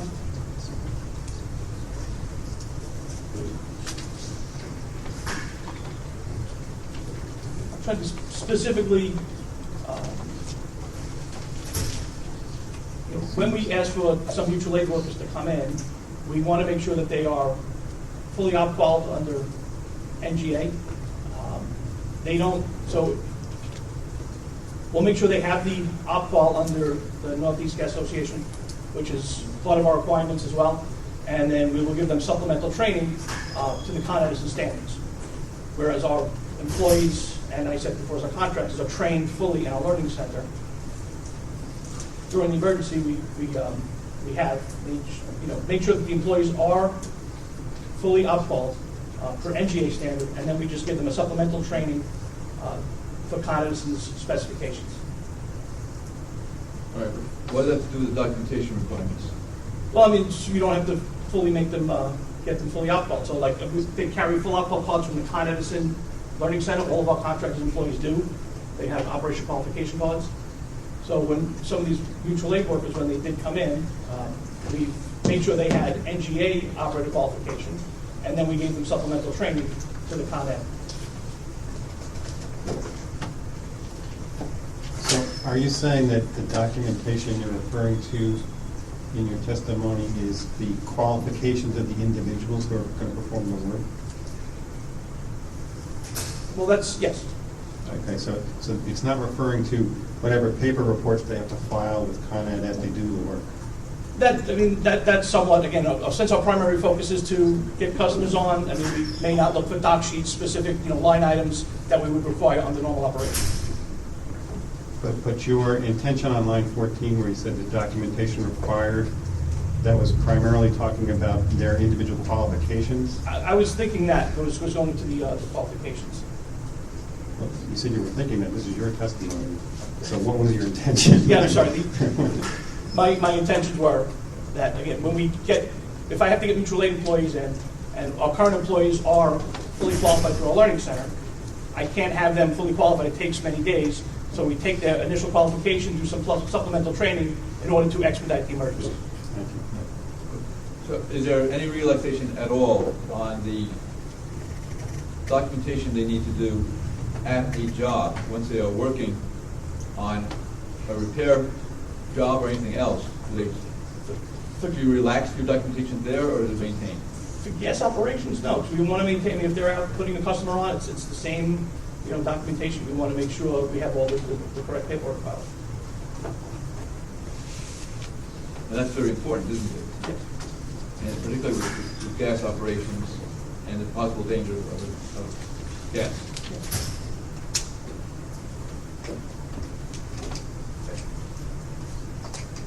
How many mutual aid employees do you have working gas operations following Sandy? None. We actually sent our employees out to assist National Grid and JCP&L.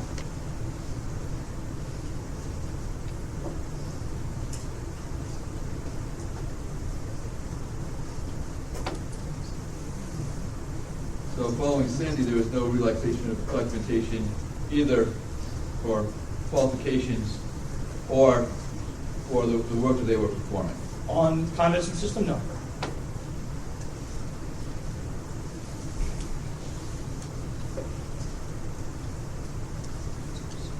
What did gas operations do following Sandy with regard to an inspection process on gas operations?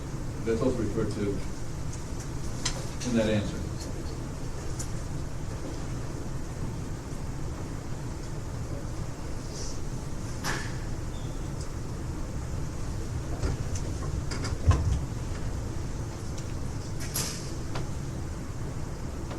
Inspection just to make sure that our system is operating properly. So we'll go out to areas that were flooded.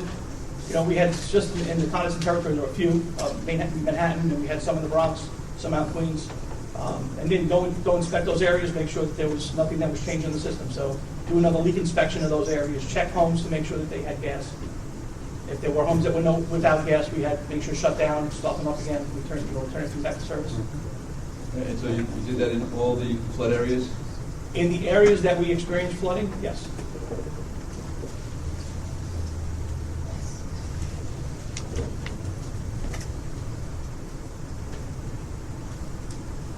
And why do you do that?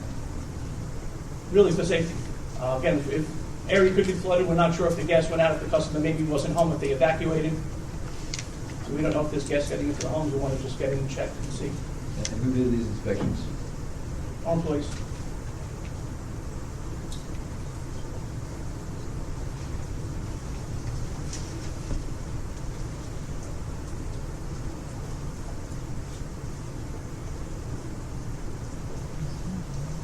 What did gas operations do following Sandy with regard to system normalization work?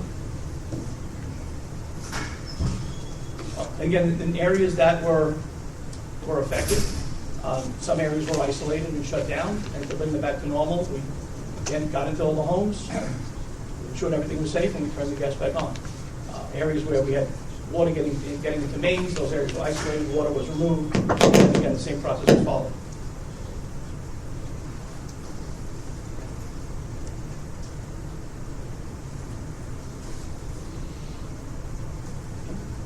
Do any of you sit on the union management contracting out committee? No. No. Have you ever attended any of those meetings? No.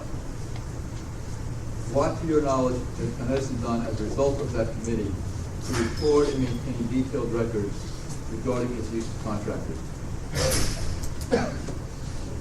I don't, so none of us are involved. We really can't answer that. You do refer to that committee in your answer. I know that the committee exists, but I really haven't we haven't been involved with that committee.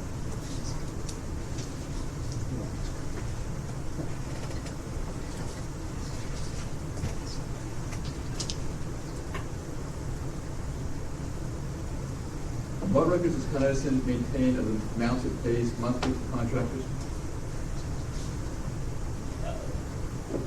I mean, a lot of the payments are done through construction management, so that's who monitors most of the contractors, so I really don't know.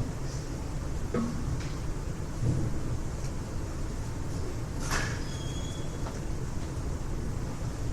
you have no idea of what records Con Edison may have from which you can tell which contractors have been paid month after month? I don't have those records.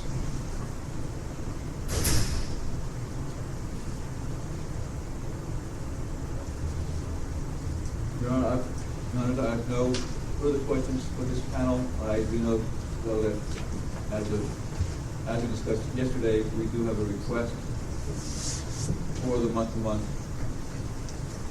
information with regard to contractors, and I know that Con Edison is working on that. Okay, thank you. City.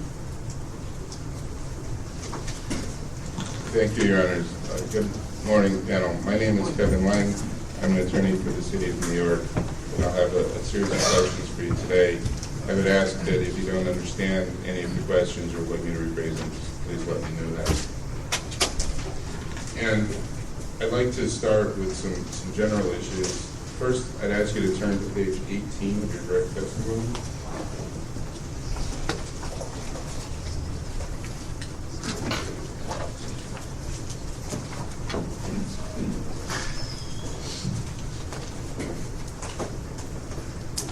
You see on this page where you talk about new opportunities to reduce customers' gas energy costs? Yes. Is one way of reducing gas costs not overbuilding the gas system?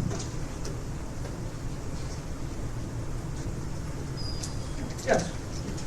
So if we look at, and I'd like to make sure that I'm understanding it properly, interruptible customers the company adds, you don't need to design your system to handle their peak needs, correct?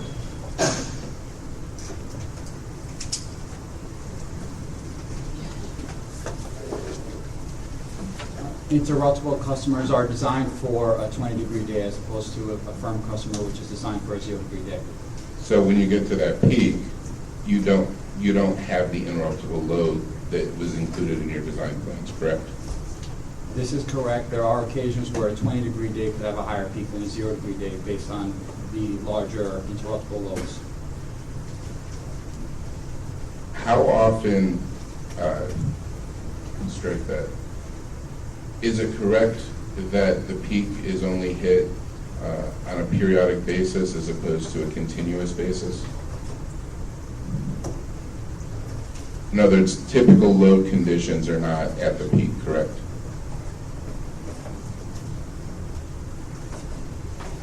That's correct. In the electric industry, we sometimes talk about needle peaks, meaning that the period in which you hit peak load is a very short period of time. Is the same true in the gas business? Correct. So, isn't it possible then to encourage interruptible customers? Let me rephrase that. Isn't it correct that interruptible customers could allow for more efficient utilization of the system at times other when you're at peak load conditions? It all depends on the location. I'm sorry, I didn't catch that. It all depends on the location. As I mentioned earlier, if you have high amount of interruptible customers in certain areas, you could have, and we've seen it, a higher peak load at 20 degrees than 0 degrees.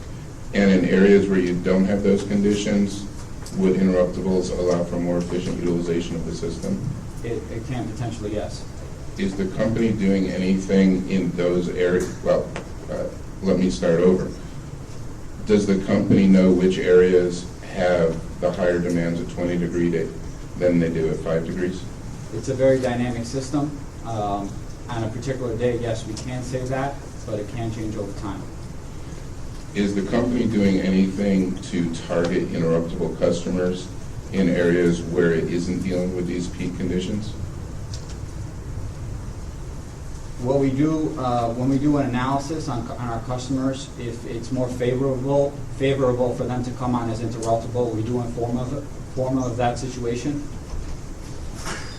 Is that a routine occurrence, or is that a very occasional occurrence? I don't have specific times on how much that happens, but it does happen on occasion. We have seen it more than several times. Requests come in, and if it's easier to get a customer on interruptible and firm, we inform them of that, and we inform them of all their pricing options.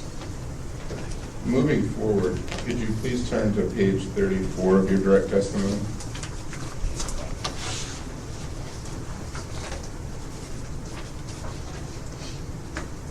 In page 34, you talk about various main replacement work, larger projects and smaller projects. And it indicates that these projects are all assigned or let out for contractors to do the work, correct? Yes. Has the company ever performed a cost-benefit analysis of using its own employees rather than contractors for these projects? We look at that on a case-by-case basis, yes. Are these main replacement projects continuing projects or isolated projects? It's a continuing main replacement program. I mean, we do perform some of these main replacement projects with our employees. Is the panel familiar with the management audit that was conducted of Con Edison a few years ago?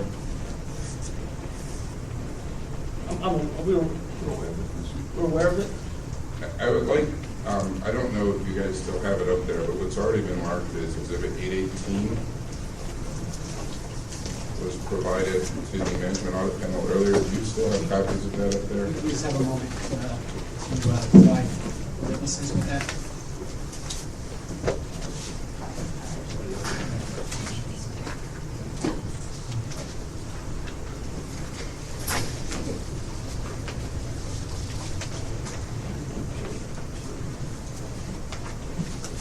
Could the panel, I believe you now have copies, could you turn to what's in the lower right corner, marked as page XII-45?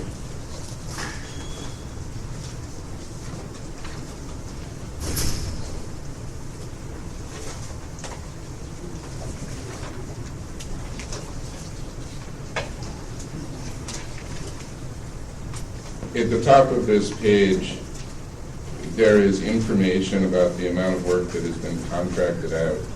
Does the panel see that information on page XII-45?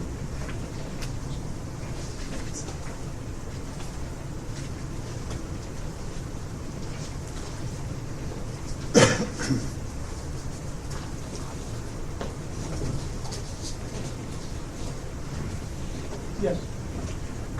Is the panel aware that as compared to electric and steam operations, a higher percentage of its physical work is contracted out? Yes. The information in the audit reflects 2004 to 2007 and notes that it's been growing every year for gas operations. If we were to look in the last few years, would it be fair to say that that percentage is continuing to grow? As the workload has increased, yes. The cost-benefit analysis, how frequently is that updated? Like I said, a lot of it is done on a case-by-case basis depending on the job. Most of these contractors are doing low-skilled labor such as trenching, where most of our employees are doing a higher skill of labor, such as leak investigation, customer turn-ons, and other things like that. Gas connections, cutouts. Isn't it correct, though, that with every project you let out, that the process is first you publish some type of an RFP, is that correct? A request for proposals of some type? It might be formal or informal. Yeah, we'll send a bid out to... And then you get bids received, correct? Yes. And then someone has to analyze those bids? Yes. And then you have to negotiate a contract with the contractor? Yes. And then you need to do training of the employees of the contractor? If that's required, usually we look for contractors that already have that training. And are you able to confirm individual to individual whether that person has already worked on Con Edison projects? Yes. That's interesting, because yesterday the union, or 2 days ago, was cross-examining another kind of panel who suggested that you don't track such information. Well, we know not every, if the employee is doing an operator qualified task, so the gas operations has operator qualified tasks. So if the employee has to do an operator qualified task, we keep track of those operator qualified employees. But not all of the employees on the location need to be operator qualified. And the ones who are operator qualified, do they receive the same extent of training as an in-house employee? It depends on what type of employee they are. If it's just a laborer, they receive a very minimal amount. If it's a mechanic, then it's a higher amount of training. Once you've gone through the training, the contractor then starts work. How many different layers of supervision are involved in the contractors performing the work? Usually just a contractor, they have their own supervisor, and then there's someone from Con Ed performing oversight. And isn't there also contract administration oversight within Con Edison of those contracts? Yes, that's a contractor oversight. Well, there's the person in the field that's directly overseeing the work, correct? Yes. And then there's someone in the back office who's administering the contract, correct? Yes. And then there's also someone in the back office that has to process the invoices from the contractor, correct? Yes. And pay those invoices. And you have to do that for every single project, for every single contractor, correct? Yes. If you had your own crew that was doing these projects, they would be trained one time, correct? No, then they have to go for supplemental training.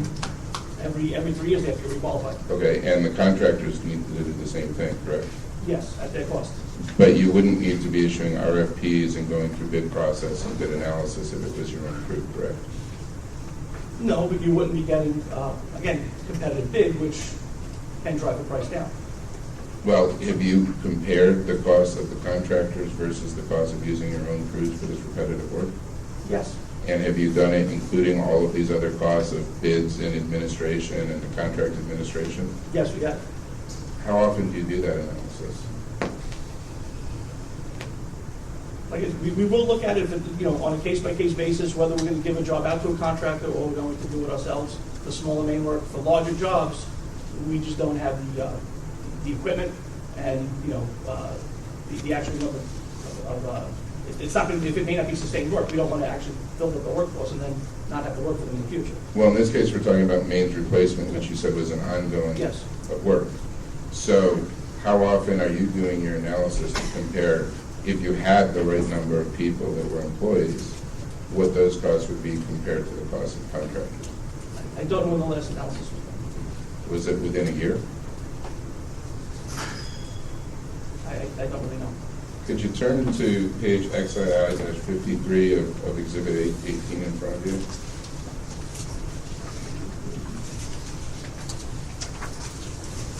Is anybody on the panel aware of the recommendation from the management audit that you do this resource analysis on a quarterly or semi-annual basis?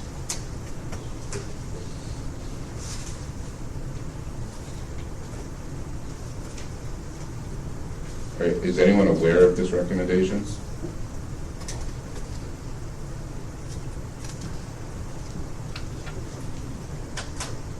I was not aware of the specific recommendation. Is any other member of the panel aware of this recommendation?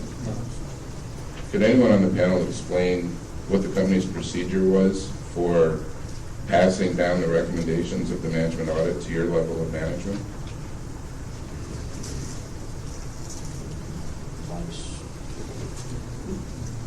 The audit was distributed. I mean, I believe I did read a lot of it, but it was a few years ago. I don't remember every recommendation that was put forward.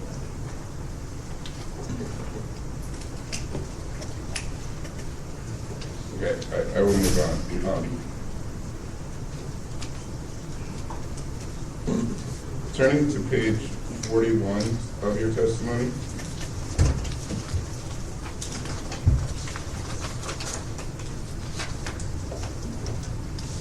I'm just curious here. You say at line 14, this was a rate case that was filed in January of 2013. Why wasn't the data included more recent than the end of September of 2012? It seems like a very long period of time. Does anyone know why you didn't use more current data?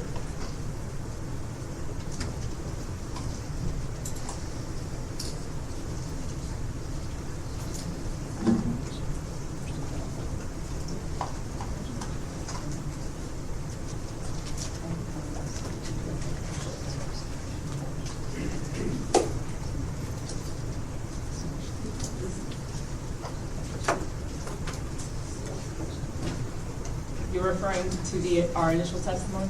Yes.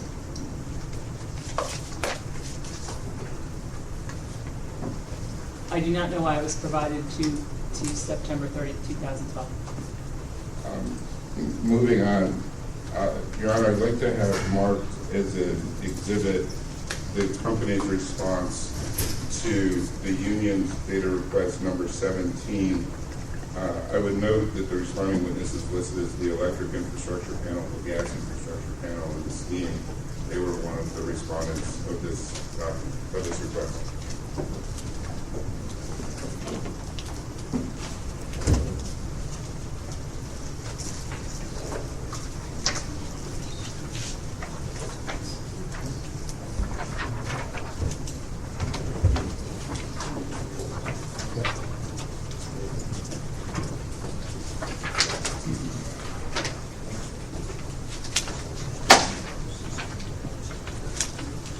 Okay, this two-page document with an attached exhibit will be marked for identification as 832.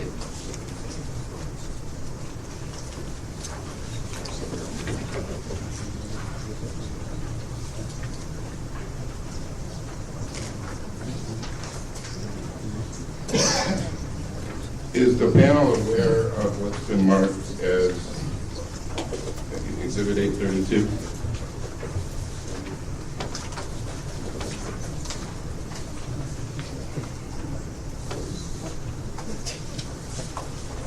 The gas operation portion of that exhibit, yes.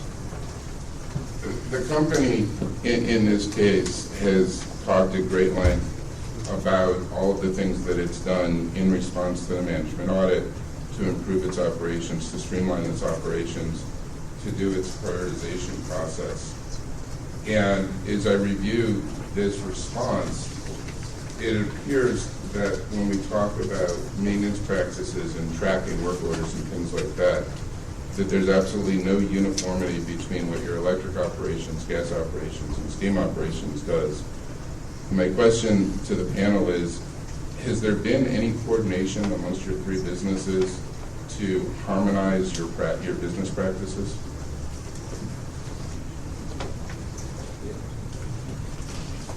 I can only speak for gas.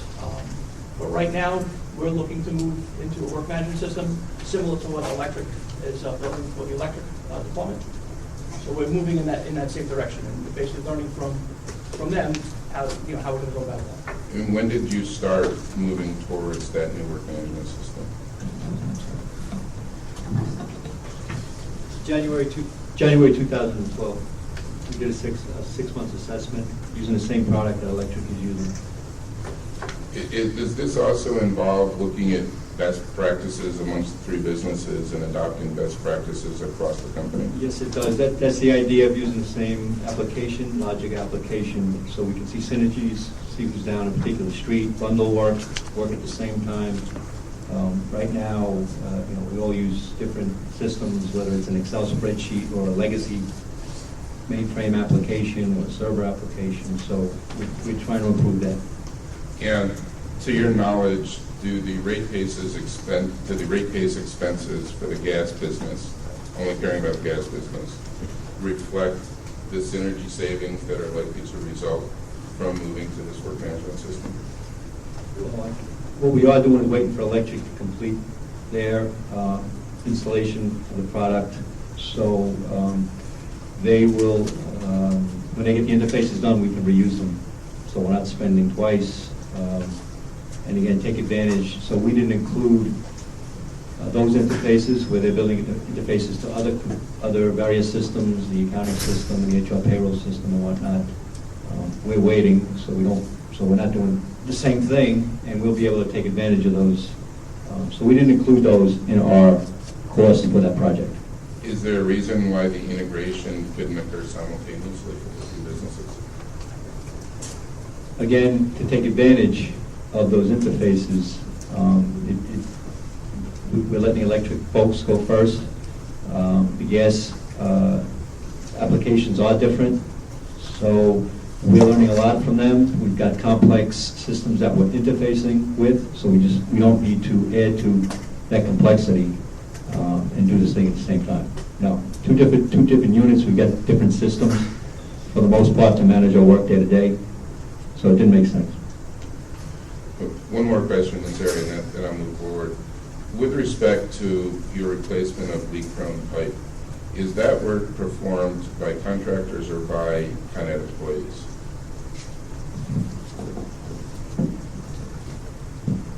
Both. Would you agree that that is work that is ongoing and likely to last for many years, perhaps decades? Yes.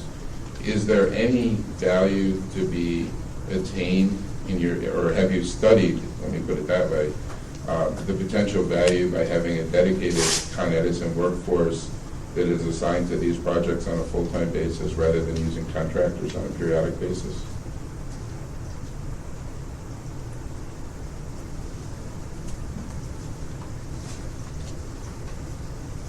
No, we don't have a study that Do you believe that you would be able to accomplish more replacements on an annual basis if you had such a dedicated workforce? No. Why not? Again, the way we bid the contracts out as a unit price, and then so the contractor bids it, they're advantageous to get that unit done as quickly and cheaply as possible. And the company wouldn't have that same reason to operate efficiently and economically? No, we would, but I'm just saying, it's when a contractor bids a lump sum or a unit price, again, he's fixed, he's held to that price. So anything that comes up, sometimes, they'll wind up eating those additional costs, or figuring out a way to get it done for that cost. Whereas the company doesn't feel any similar obligation to adhere to its budgets? No, that's what we're using contractors. I mean, we know we have fixed budgets. We want to minimize our impact to the ratepayer. So we look to do the work as cheaply as we can. But you haven't studied the cost benefits of using your own crews versus contractors? For certain types of work, yes. I mean, for the main replacement work, we do utilize our workforce. If it's a small enough job, it's not long amounts of trenching. You know, the contractors are skilled and adept at that, doing it very quickly. And that's why we get into the contractors. Moving on to, if you could turn to page 76 of your direct testimony.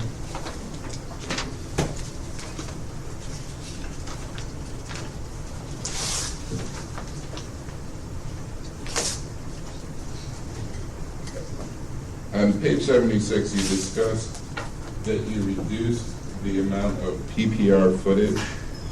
Just for the record, could you state what PPR footage is? Pipe prioritized replacement. It was our word for leak prone pipe. Leak prone pipe, okay. And you've done that in favor of oil to gas projects. Is this panel aware, and it was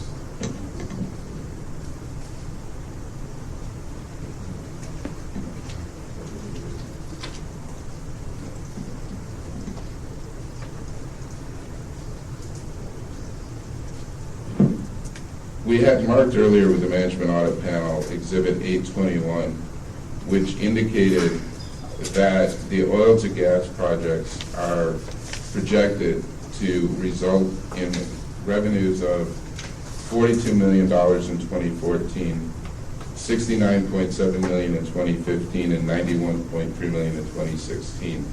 We can show you that. The question is, are you aware of the positive revenues from the oil to gas conversions? Yes. And according to... I'm sorry, the witness hadn't finished answering the Oh, I'm question. sorry. We are aware of the positive revenues, but that is also a point in time that you're referring to as well, so projections have changed. Does that mean that those numbers, which the management panel said were correct, are no longer correct? Which depends on the date of that. I don't have that reference in front of me, so I can't.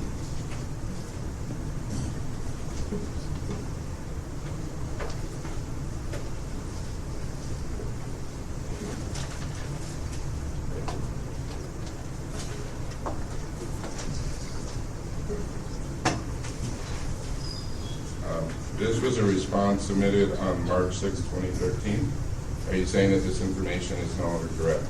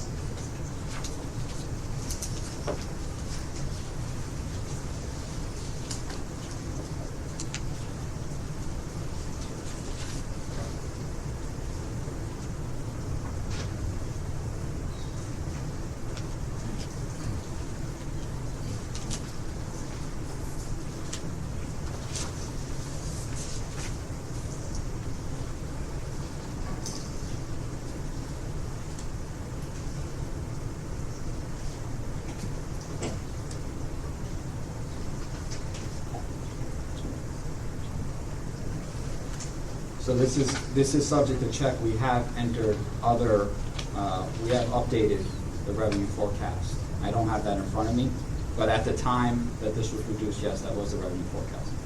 Well, this is a specific discovery response, and if it's no longer correct, why did the company not update this information? Like I said, I don't have it in front of me, but whatever we have updated, we have submitted. In what way? Are you saying it was just embedded in the revenue forecast? That goes through the forecast panel. Is it clearly delineated someplace else in this case? Because we did not see it clearly delineated anywhere with this response.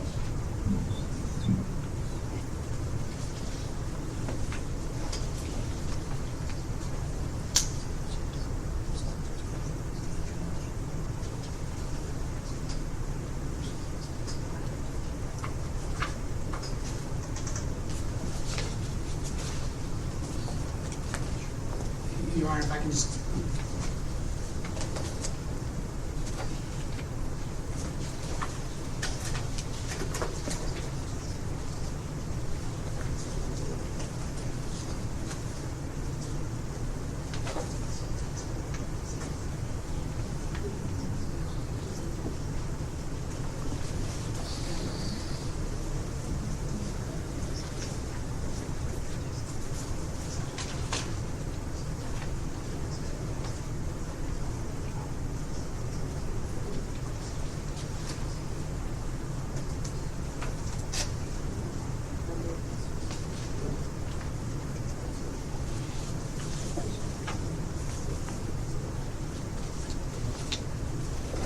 We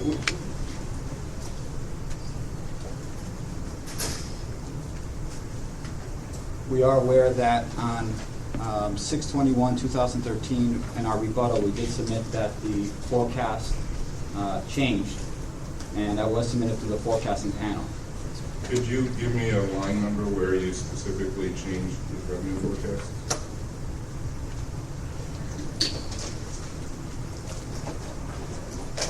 If you look at page 22, line 7, we discussed the changes in the forecast.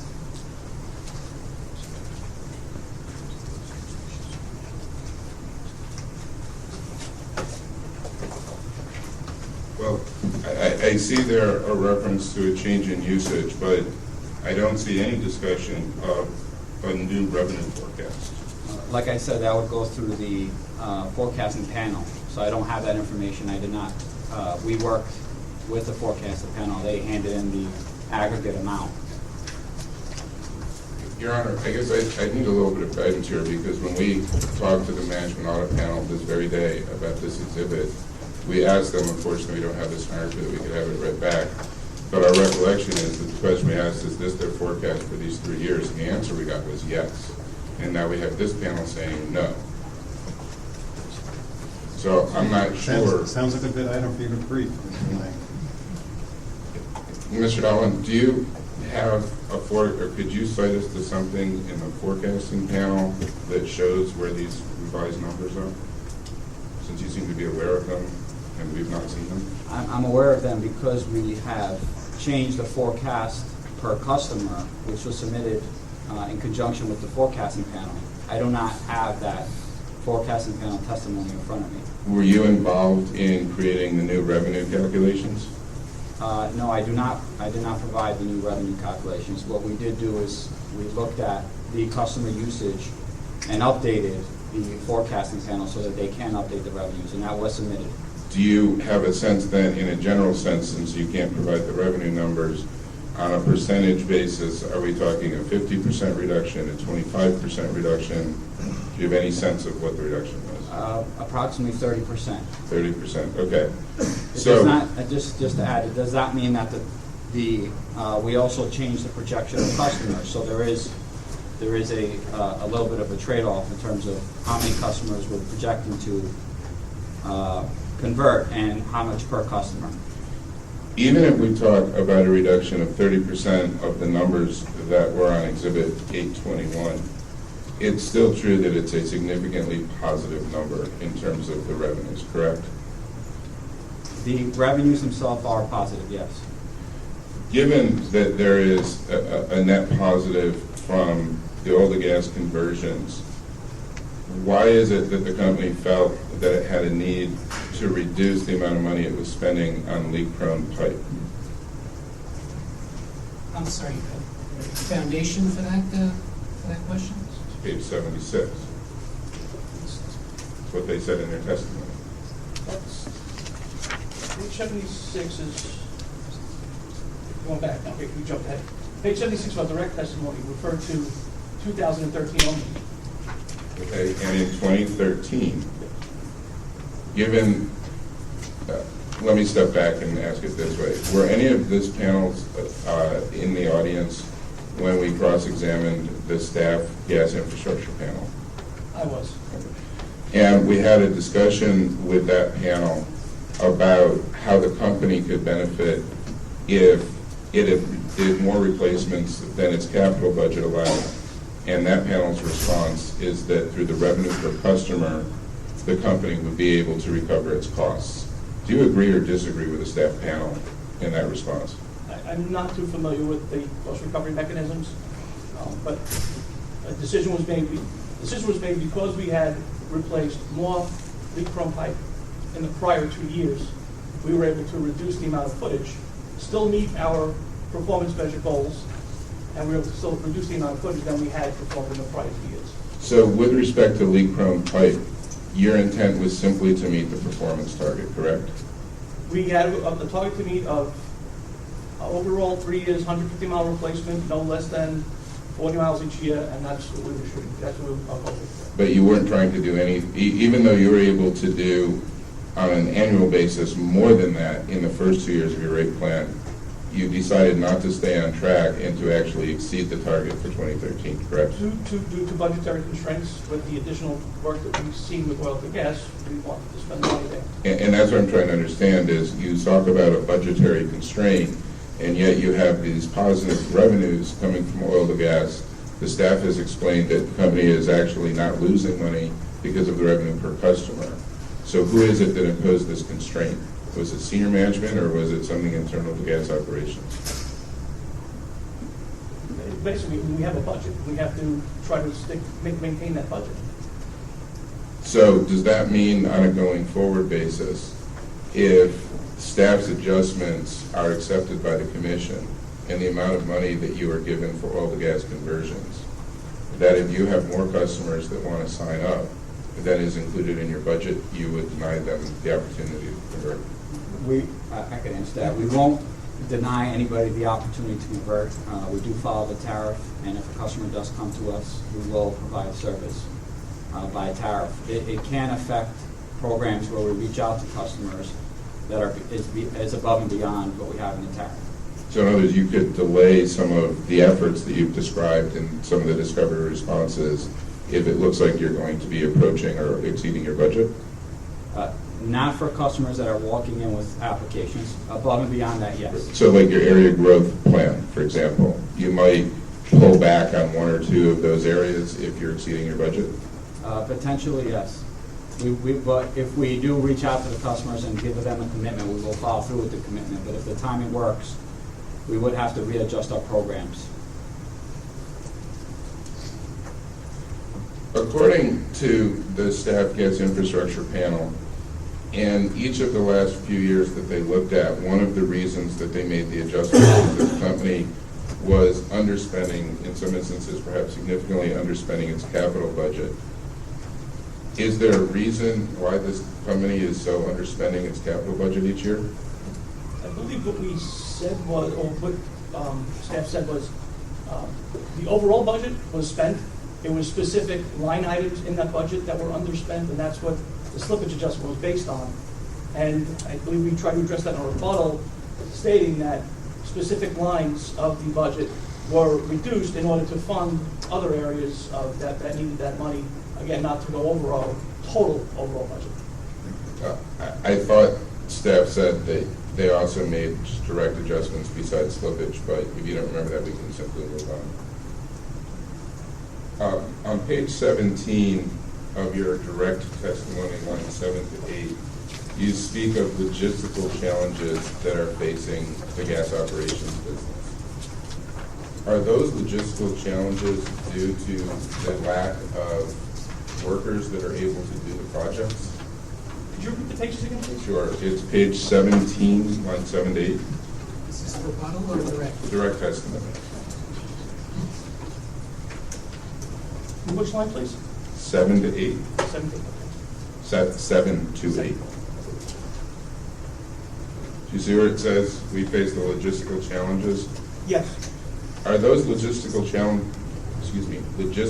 challenges due to insufficient manpower? No. Are they due to insufficient equipment? No. Are they due to insufficient materials? Pipe and... We've had some of those challenges just trying to, with the influx of work, getting materials, but now we've gone past those. We do see that though sometimes. But that's no longer one of the logistical challenges you're facing? It can be at times. It can be at times if you're doing one certain type of work and you're utilizing that material at an expeditious rate, trying to obtain that material because we only buy certain types of material from qualified vendors. So if that vendor doesn't have that material, we're waiting for it. Can I just add an example Sure. just to make it clear? A good example is when we're building out for these area growth zones, we're trying to add larger pipe so we could build once in an area to be more efficient. A good example is in the Bronx where we're supplying about a 16-inch main. Where we haven't done that in the past. So we do have a supply shortage of that, so that can lead to a challenge. So it's not an everyday challenge, but on larger projects, it can be a challenge. Has the company looked at other suppliers to qualify additional suppliers so that if one doesn't have the pipe, in other words, is the issue with a supplier is the issue that you don't have the authority to go out to sufficient and purchase sufficient quantities of materials? We have looked at other suppliers, but sometimes it's the material that we use. We have a certain standard that we want to adhere to. Is another logistical challenge your budget constraints that you referred to earlier?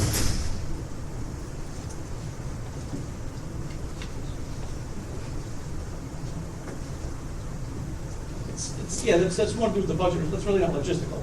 I mean, I think mostly what we're looking at here is the areas we're doing the work, getting construction permitting, the stipulations where we can do that work, the traffic in the area, other underground infrastructure in the area that we need to either work around or relocate possibly. So if the city was able to work with the company to alleviate some of those permitting and traffic issues, and we certainly understand what they are, the company would have sufficient manpower, resources, and allocation of capital to increase the projects. Is that correct? It would definitely be a benefit to us if the city works with us with those stipulations to help us overcome some of these logistical issues. But you would have sufficient manpower and materials and capital to increase the projects, correct? And when you say increase the projects, what are you referring to? These logistical challenges, which, as I read this testimony, could be restricting your ability to do certain things. If those challenges were removed, there's no company constraints prohibiting you from doing more, correct? Particularly with oil to gas conversions.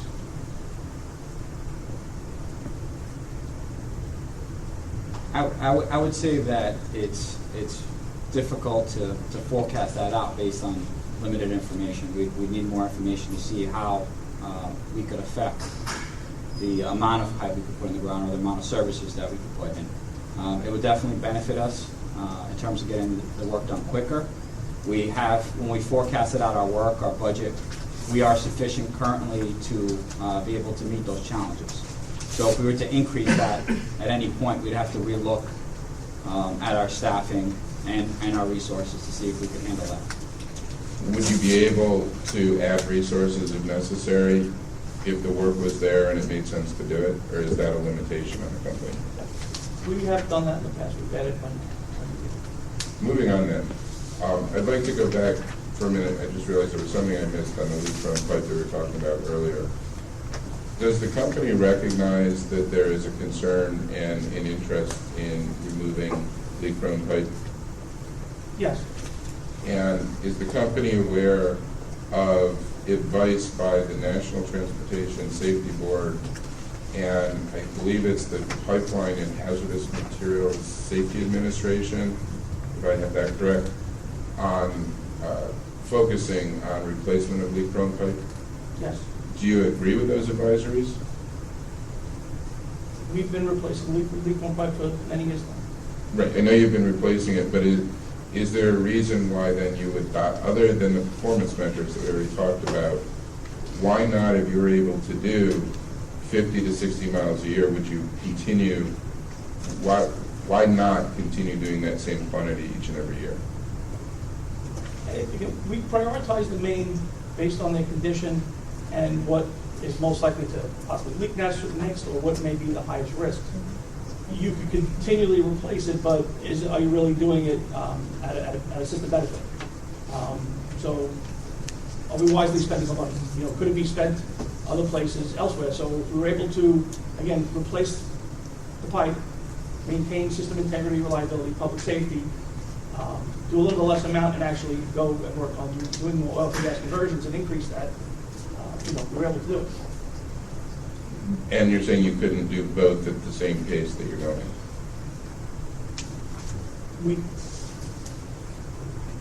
In the future? Yes.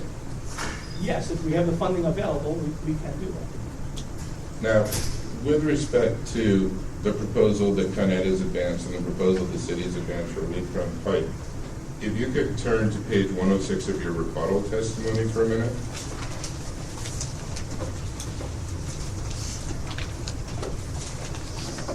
Now, I'm not sure if there is an error on this page or if I'm simply not understanding it, but as I read lines 10 to 11 of this testimony, to do 10 miles of leak-prone pipe would cost $171.6 million over 3 years. That's, yes. Do you mean 10 miles or do you mean 10 miles per year? I believe that was going back to, let me see.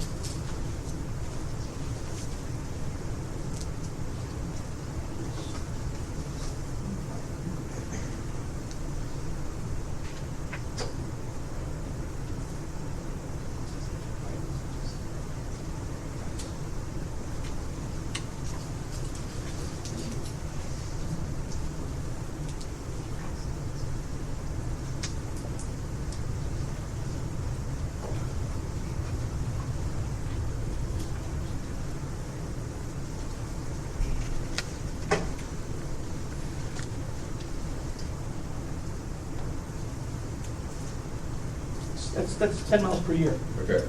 So So if I do my math, if it's 10 miles per year, then it's approximately $5.7 million a mile. Would you accept that, subject to check? Yes. Okay. Then if I go down to line 14, you say that your current proposal is $33 million over 2 years, which equates to 3 or 4 miles per year. So if I take the 33 million and divide it in half to 16.5, I come up with somewhere between 4.1 and 5.5 million dollars per mile. Would you accept that that's just the math? Yes. Okay. And then you say that to go from 3 to 4 miles to 5 miles per year, it would go up to 39.6 million. Now that takes me to $7.9 million a year. And I guess I'm really lost here as to why it would be so much more expensive to go up by a couple of miles, and why these numbers don't work out to be consistent on an average basis of the cost per mile. We were taking into consideration like about between $1,500 to $2,000 cost per foot. We were looking specifically at mains in Lower Manhattan where we experienced the flooding. This particular the replacement of leak-prone pipe in flood-prone areas, and doing work in Manhattan is very expensive. That's why the cost is so high. So, looking at those areas and the costs, that's what we came up with the numbers. Well, but that's where so to go from 3 to 4 miles to 5 miles, you're focused solely on Manhattan, correct? And so that takes your price up to at most 5.5 to 7.9. And then the city's proposal, which was to look at flood-prone areas, at 10 miles per year, was that also focused on Manhattan? No, then we would have to go outside of Manhattan and go into the other boroughs and Westchester, which the costs are a little bit less. So the cost would actually be reduced under the city's proposal than under the company's proposal on a per mile basis. On a per mile basis. Correct? Now, yesterday, when we were cross-examining the staff gas panel, we discussed a little bit about the company's response to New York City IR 105, which was what? One second, and I'll tell you what number it was.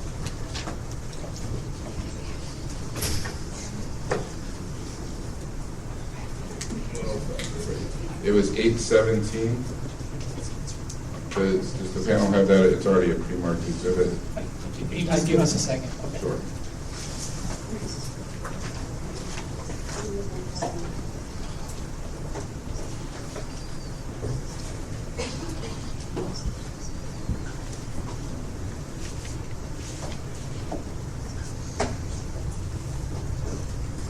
Has the panel been provided a copy of what's been marked for identification as Exhibit 817?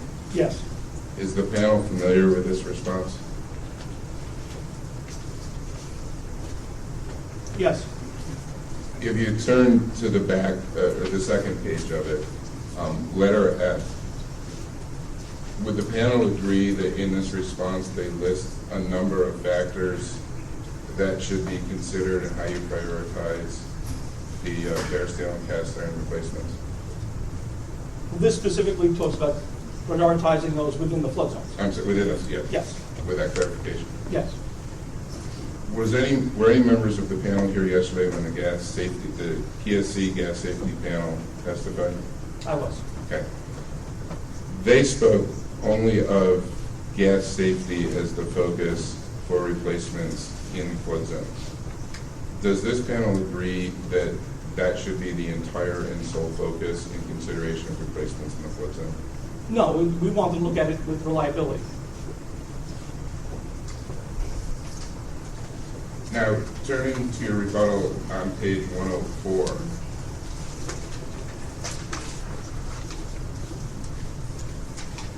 In the pages leading up to page 104 of your rebuttal, you talk about a number of the metrics that have been proposed. The city has proposed some, other parties have proposed them. And the company's basic position, or this panel's position, is there's no need for those metrics. And on page 104, lines 4 through 10, you indicate that there's no parallel metrics applicable, or there's no similar metrics applicable to other utilities, correct?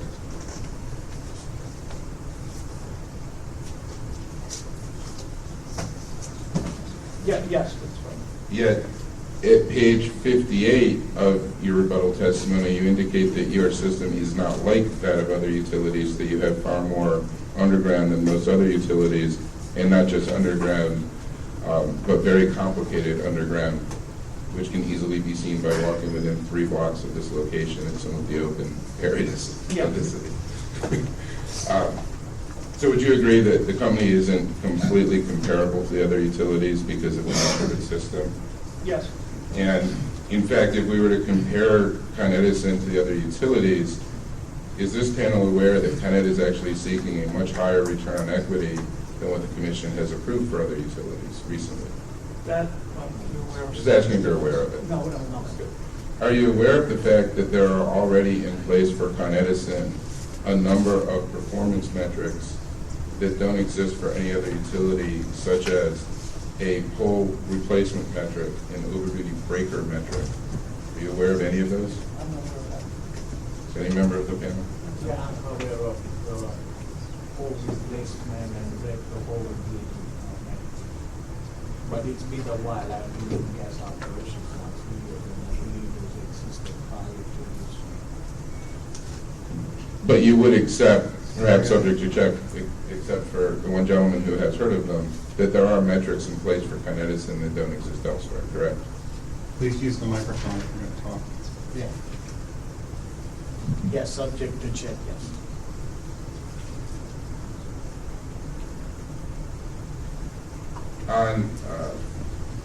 Moving on to a whole other topic now, looking at the issue of resiliency.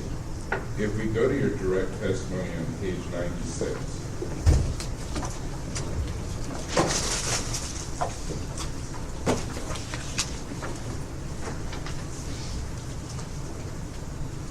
you talk, and this response actually starts at the bottom of page 95 and moves on to 96. And you talk about some of the factors that can affect your equipment, and you note groundwater infiltration, salt from roadway runoff, and corrosion. Do you see that testimony at the top of page 96? Yes. Now, things like water infiltration, salt from roadway runoff, is there any significant difference between water infiltration from flooding and from ice and rain and snowmelt and the salt water from storm surges versus the salt from particularly ice and snowmelt in the winter? I mean, it's still salt, correct? Right. And from the aspect of corrosion, they would operate in similar ways in terms of the effect, particularly on bare steel pipe, correct? Now, on your exhibit GOP-2, page 85, there's a discussion of one of your projects is waterproofing manholes.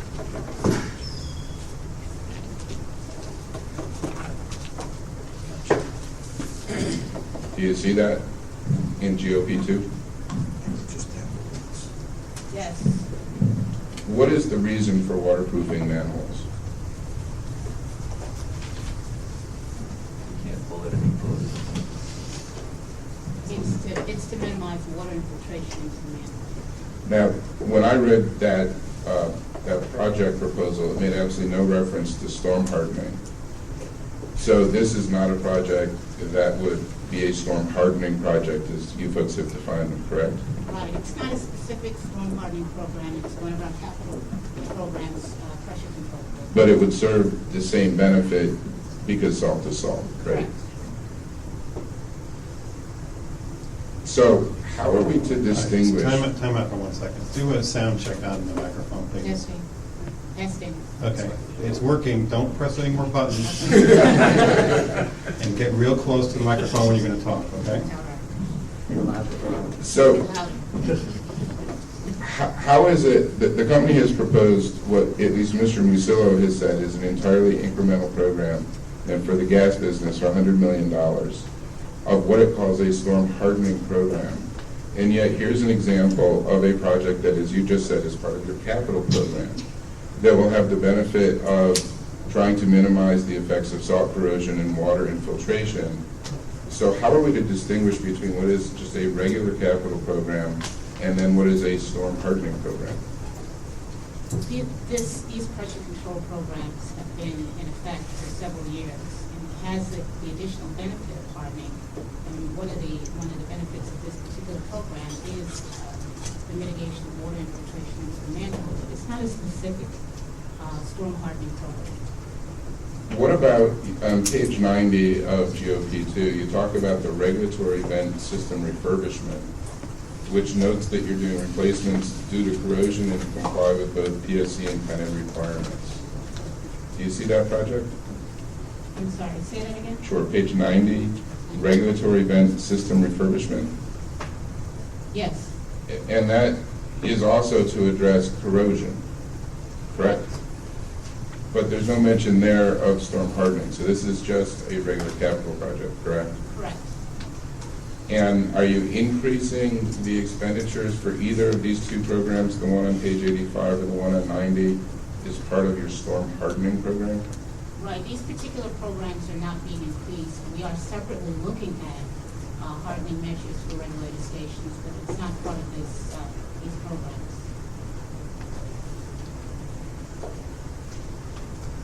So if we can turn to page 123 of your direct testimony.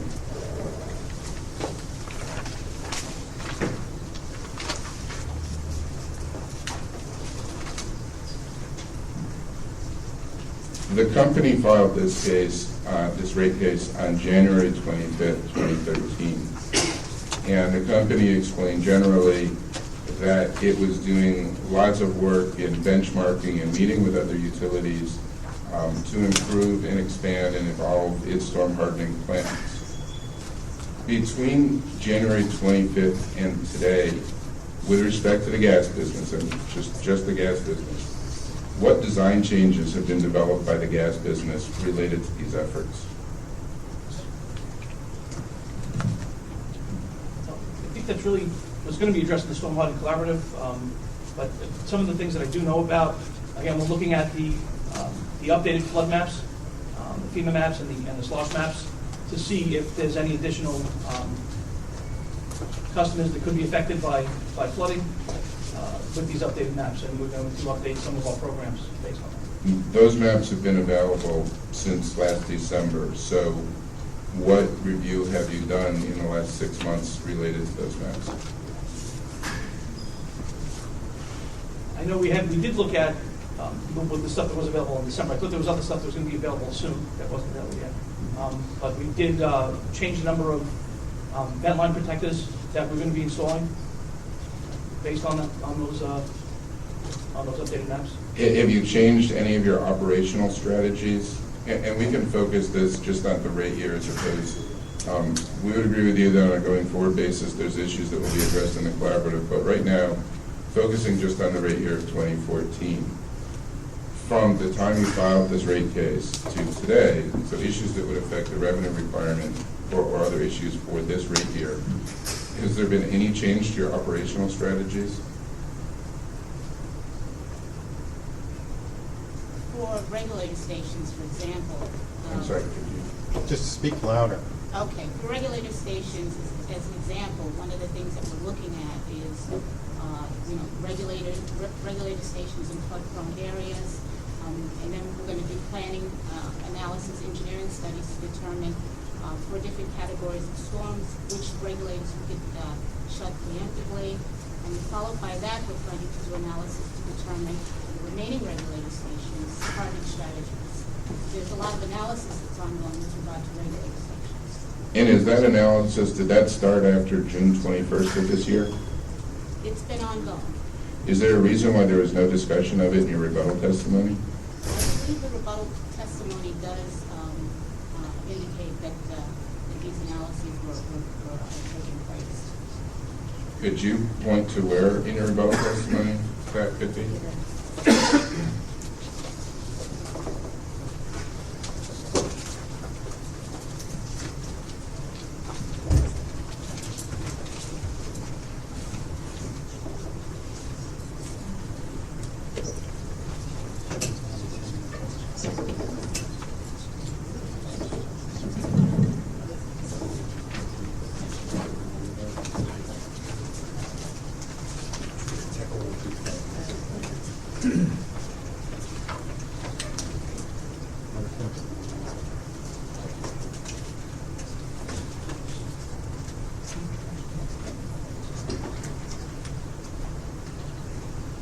If it would help you, it's at page 138 of your rebuttal is where you start talking about things that you've done differently. Right, I'm also looking at page 43, where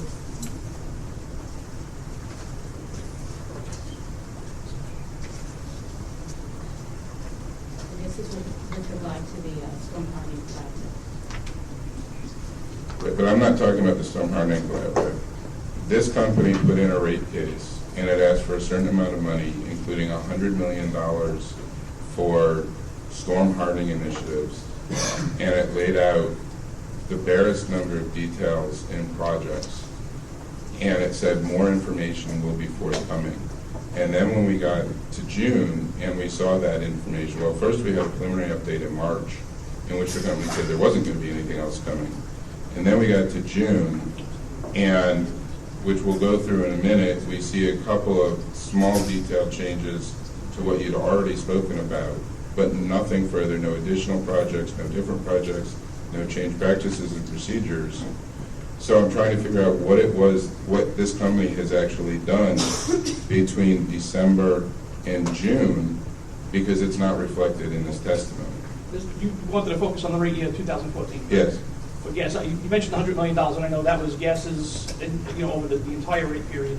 But if you're looking at only 2014, we're only addressing, 2013 we're addressing our First Avenue tunnel, and that work is ongoing now, and the vent line protection devices. In 2014, we've only defined the vent line protection devices as additional storm hardening for the rate year. Well, then, given what we've just said, and it's similar to what you said on page 132 of your direct, that there was a number of projects that were under consideration. How did you arrive at the $100 million total number for the storm hardening plan? I mean, did that number just simply imposed and you were told, now go find projects to spend $100 million on? Is $100 million in this rate year? In the 2014 rate year? This company, when it filed this rate case, put out this big public announcement and press report that it was going to spend $1 billion on storm hardening. And a number of parties in this case have had great concerns about the company's plans. It's the rate year and it is subsequent years. But you've said in your testimony, in your direct testimony that was filed in January, that you had a number of projects that were under consideration. And so without knowing what it was you were going to do, how did you ever arrive that it should be a $100 million program as opposed to a $20 million program or a $300 million program? But again, is the $100 million over the 3-year or the one rate year? That's what getting It's your program. So you tell me what it is. No, but in the rate year, we didn't ask for $100 million. That's okay. Let's pull back from the rate year and talk about the storm hardening program. Mr. Lang, the $100 million is your figure. Where did you get it from? It's not my figure, Your Honor, it's the company's figure. The company has stated... You're the one asking the question. The witness says he doesn't know where the figure came from. It came from your rate filing in January of 2013. And that covered all 3 years. The company announced it as a 4-year program without breaking down between any rate years, that they were going to spend $100 million. Are you aware, let me ask you this question. Is this panel aware that Con Edison has publicly stated it was going to spend $100 million between 2013 and 2017 on storm hardening activities? Yes. I don't know the exact number. I know we've been saying that we're going to do several storm hardening projects and be spending capital dollars to support that. And are you aware that your company has said that the amount that you're going to spend on the gas business is $100 million? For over the 3-year period, that was our initial estimate, yes. And since you didn't know what projects you were going to do, how did you derive that estimate? That $100 million did have specific projects addressed. And what were the specific projects that comprised $100 million? Specific projects were our wetland protection devices. We were talking about also tunnel hardening, which was the largest portion of that, fortifying our tunnel head houses. That's stated in the rebuttal testimony, talking about those projects, and the replacement of leak-prone pipe in the flood-prone areas. And if I add those up, those projects come to $100 million? Yes. Mr. Lang, we're about 15 minutes over your requested time. Just gave us a sense of how much longer. Probably about a half an hour.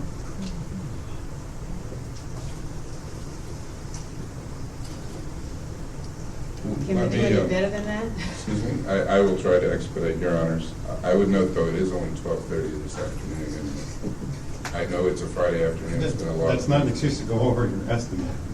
Well, Your Honor, in the future, then I'll try to give much broader estimates. But When you give an estimate, it just should be an accurate estimate. I haven't yet seen anybody in this case give accurate estimates. You're the only one who's been going substantially over the estimate. Your Honor, the city takes this case extremely seriously. That's not an issue. It's merely a matter of planning. We have witnesses that have to get on and off today, and I'm looking ahead to next week when we have even tighter schedules.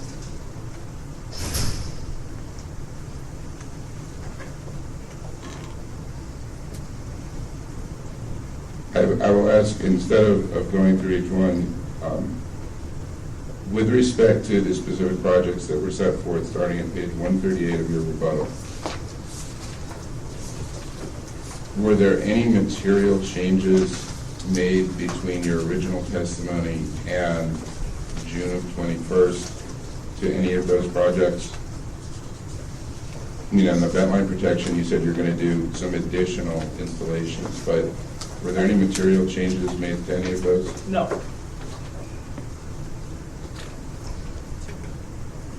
With respect to the metric that the city proposed for your vent line protection devices, would the panel agree that if it does exactly what it said it was going to do, that it wouldn't incur any penalty? This is at page 109 of your rebuttal.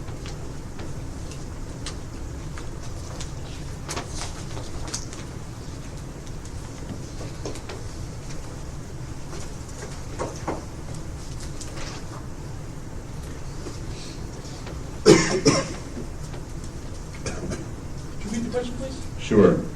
The panel said in its testimony that it planned to complete all of these vent line protection devices, and I believe it was an 18-month to 24-month period, correct? Yes. So what the city said is a metric should be imposed to ensure that you actually install all of those as you intend to install them. In other words, that there's no delays, that budgets aren't reallocated, which sometimes occurs. So would the panel agree that if it does what it told the commission it planned to do, that it would not incur any penalty?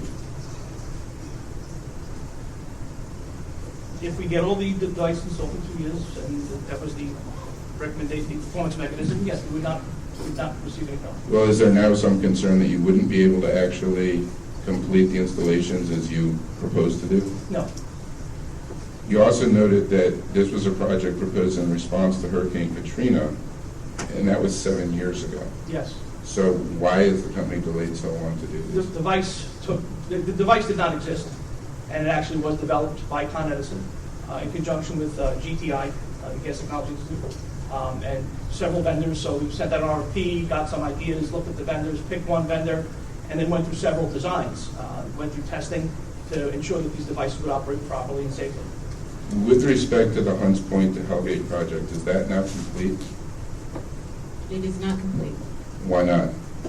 It was delayed for a number of factors, including delays in obtaining easements.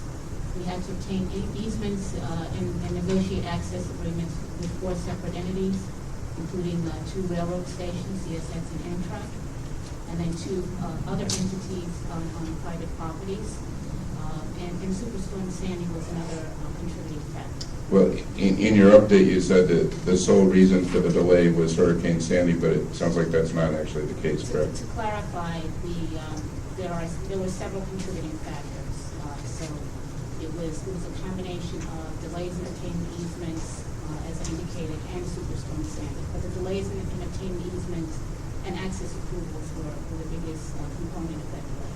I'd now like to move on to the area of oil to gas conversions. Mr. Helen, it's probably going to be mostly you. In your direct testimony, you talk about an area growth plan that covers 32 areas and 90 sub-areas of the city. And in the panel's rebuttal testimony, it says that the area growth plan is going to hit every oil customer in the entire city of New York, which was very surprising news to the city. Could you clarify, please? Is your area growth program now going to cover the entirety of the city? The plan was always to cover the entirety of the city. So there will be an area growth in the next few years between now and 2019 that affects every single street in the city? That is correct. Let me clarify, every street in the city that's served by Con Edison. Yes, I meant in your service territory. In your rebuttal testimony at page 81, you indicate that only 500 or so, it says just more than 500 buildings have been identified as zero-cost candidates, but you've noted that your total population is 7,000 potential candidates. So is it correct to infer from your testimony that the zero growth option is not available to the others? That's not true. We also have rebuttal where we state to an IR that 85% of the customers that have applied for natural gas have received the zero cost option. The 500 that you're referring to are by our higher capacity mains that we know right now without doing a detailed analysis that we could bring onto the system. So that's separate from the area growth? It's separate from area growth, but the area growth does does go over those areas as well. So it's a separate program that we could offer today for the 500 customers, and area growth is done over time. In your rebuttal on page 81, you talk about the windows of opportunity for the area growth program. Those area growth areas in the windows of opportunity, are those set unilaterally by Con Edison, or are they set in coordination with the city, with the local communities, property owners, et cetera? Well, we do when we choose those areas, we do take into consideration the community's ongoing work, and we do take into consideration the city's request of where they would prefer to have these oil to gas conversions. But do you talk to the customers in the areas to ensure that your windows of opportunity are consistent with their needs? So we provide the customers with this information regarding the upcoming zones in advance. We do have a marketing team. We work in conjunction, as you're aware of, with the City of New York's Clean Heat Program team to market to those customers and to provide them sufficient time to make a decision about whether or not to proceed with the conversion in the window that we've specified. Is it correct that when you have applicants that come in and then choose not to convert, that you don't have subsequent conversations with those applicants about the reasons they have decided not to convert?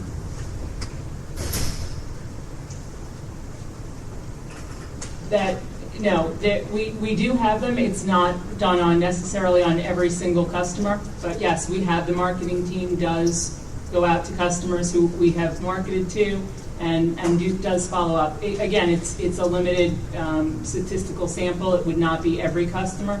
Sometimes the customers volunteer that information. Sometimes we don't get that information at all. I'd like to have marked at this point the company's response to New York City IR 114.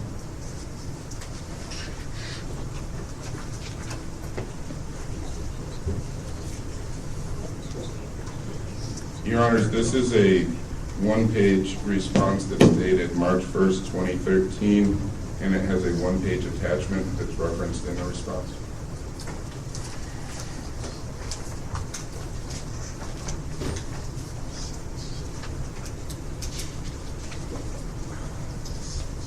This will be marked for identification as 833.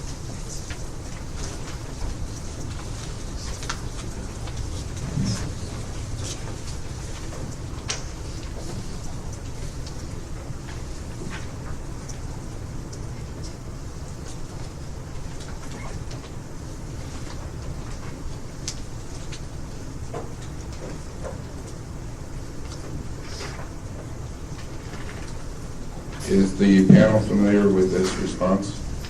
Yes.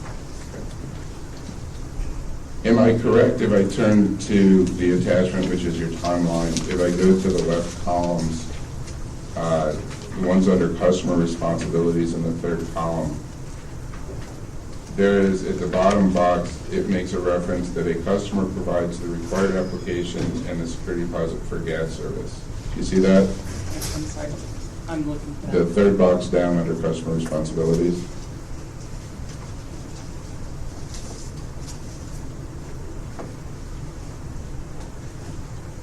Yes. And then there's an arrow that goes to the right under Con Ed responsibilities that states Con Ed then performs the final inspections. Following approval, they will order, install gas meters and activate, correct? Correct. Yet in your rebuttal testimony on page 100, you say that a security deposit is not due until the time of the final inspection. So which is correct? Is it the timeline or is it your testimony? So the customer would provide it at the time of the final inspections. Our rebuttal testimony is correct. The timeline may not be as clear as it could be. Certainly, the requirement for the security deposit is assessed at the time of the final inspection and would be due at that time prior to the setting of the gas meter, if it were applicable. And under what circumstances wouldn't it be applicable? We follow the tariff with respect to security deposits, and that process, the security deposit information is provided much earlier in the process. That was a request from the customers that they wanted to know what their potential liability was should a security deposit request be assessed. We provide that information much earlier in the process. We've been very clear. We believe to the customer that payment is simply for informational purposes only. Now, in the middle box under customer responsibilities, number 4 says provide any required payments to Con Edison. Do you see that? I do. And then once the company receives that payment, it then actually goes out and does the work it needs to do, and it even verifies that it can, what it needs to do, correct? So the required payments are, so again, the timeline may not be as clear as it could be. The required payments would be anything that needs to be part of that interim checklist, which is what this second box on the right refers to. Isn't it true that within the company's service territory, and within New York City, I'm only limiting to this company's service territory, that there are gas mains on almost every street of New York City within your service territory? Within New York City, yes. And so when you have customers that want to connect, the issue may not be there's no gas main, it may be that the gas main itself is insufficient, correct? That is correct.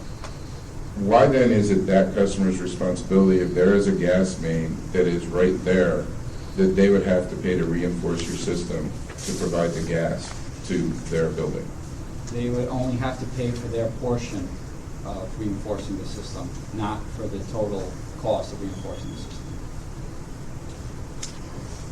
But again, if the gas main is right there and the commission's policy is within 100 feet, why isn't it then the company's responsibility and not the customer's responsibility if there's reinforcement work that is required? We have a responsibility to our current rate base not to produce a certain amount of work above and beyond what we currently do, and make sure that we're protecting their rights as well. So we will not go out into the street and necessarily dig up 1,000 feet of main for one particular customer and have those costs borne by our current ratepayers. So you don't believe that the company has an obligation to provide service to new customers? We have an obligation to provide 100 feet of main and 100 feet of service for firm ratepayers. Any cost borne by the customer is above and beyond that. And then we do put them through a revenue test, which is in our tariff. Now, in comparison, if you had a situation where you had one customer at the end of a dead-end street, and it's an existing customer, and that customer, the distribution line serving that customer, is now reached its end of life and is required to be replaced, and it's only serving an individual, let's say everybody else on the street has abandoned gas service, the company has an obligation to replace that distribution line, correct? We will replace distribution lines as fit by our other programs. Yes, so if it's, for example, if it's on our MRP model that it's a leak-prone pipe, we will replace it. And the cost for that replacement are borne by all customers, even though in my example, there's only one customer that has benefited, correct? That replacement of that pipe will not be for the benefit of that customer, it'll be for our other programs. Well, but there's only one customer, in my example, there's only one customer served. So who else is benefiting by that pipe other than the customer that it's serving? Everybody is, because it's a safety program. Even if none of the other customers go down that street, they're all The other customers do live on that street as well. Is it the company's position that it is not the cause of any delays in the oil to gas conversion process, that it's all due to factors outside of its control? We believe that we have created a process that provides timely information to the customer. There have been many indications of delays on the customer's part, on the contractor's part, and through various permitting issues that the company has faced. So it's your testimony then that the company has never been the cause of any delays? No, I didn't say that. I said that the process has been improved and that we've done it. I cannot speak to whether there has ever been a delay by the company to a customer. I would suspect that there were probably some delays on the company's part following Hurricane Superstorm Sandy in terms of service installations. So on a going forward basis then, are you saying that the company will not be the cause of any delays in the conversion process?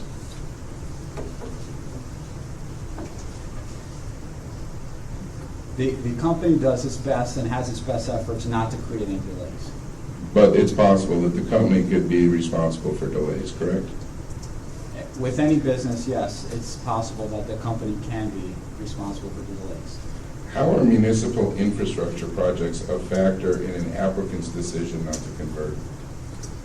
This is stated on your testimony at rebuttal, page 84, lines 5 to 6.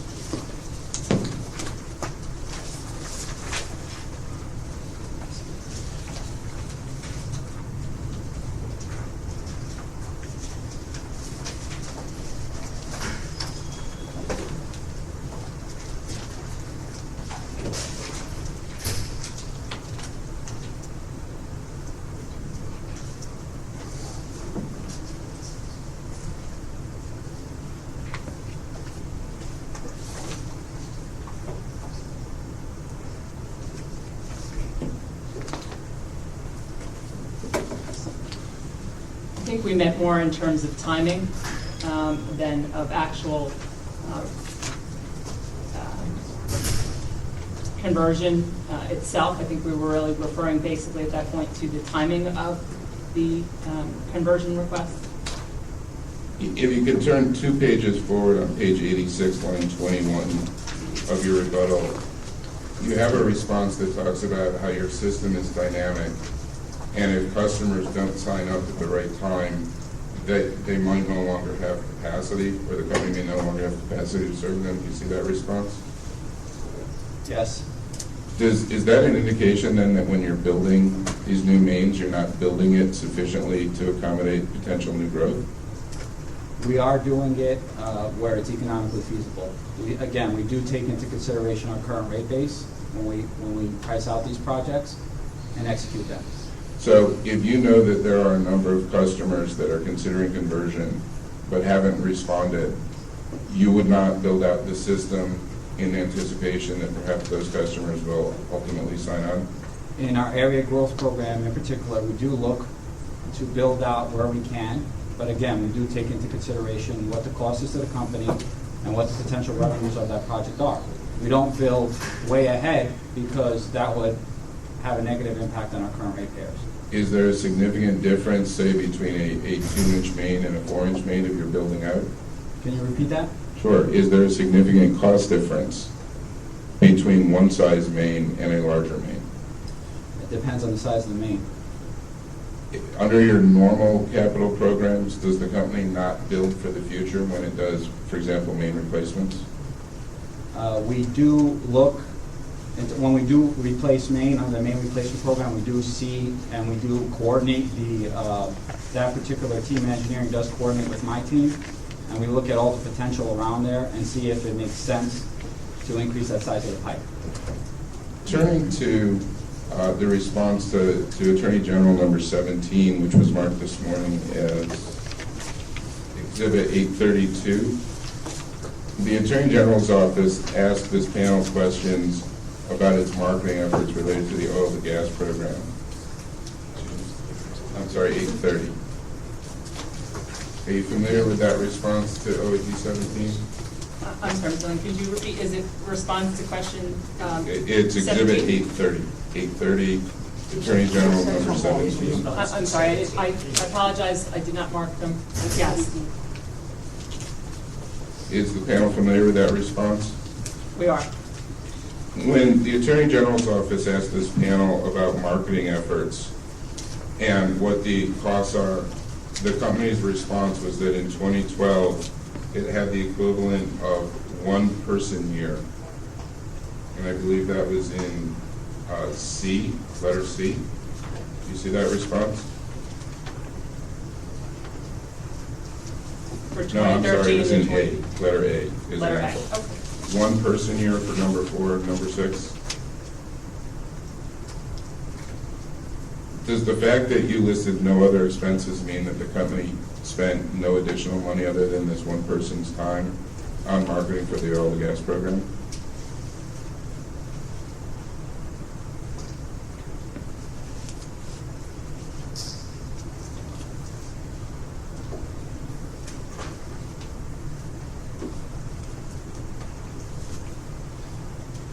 So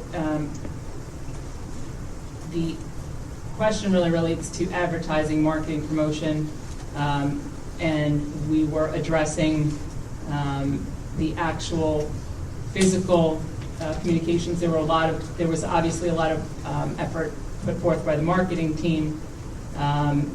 We were referring really in this response to printed materials, letters, and the equivalent. As you know, there is more than 1 person in the gas marketing team, but I think in this response we were referring to specific to printed materials. Well, but the response asked for your expenses. Do you see that in letter A? Yes. And you provided no expenses. So do we interpret that, which I did, that you didn't spend any money, or that you just decided not to answer that part of the question? I cannot respond. I believe that it was a literal interpretation of expenses as refundable expenses to an employee. I don't. I can't answer what the specific intent was with the word expense.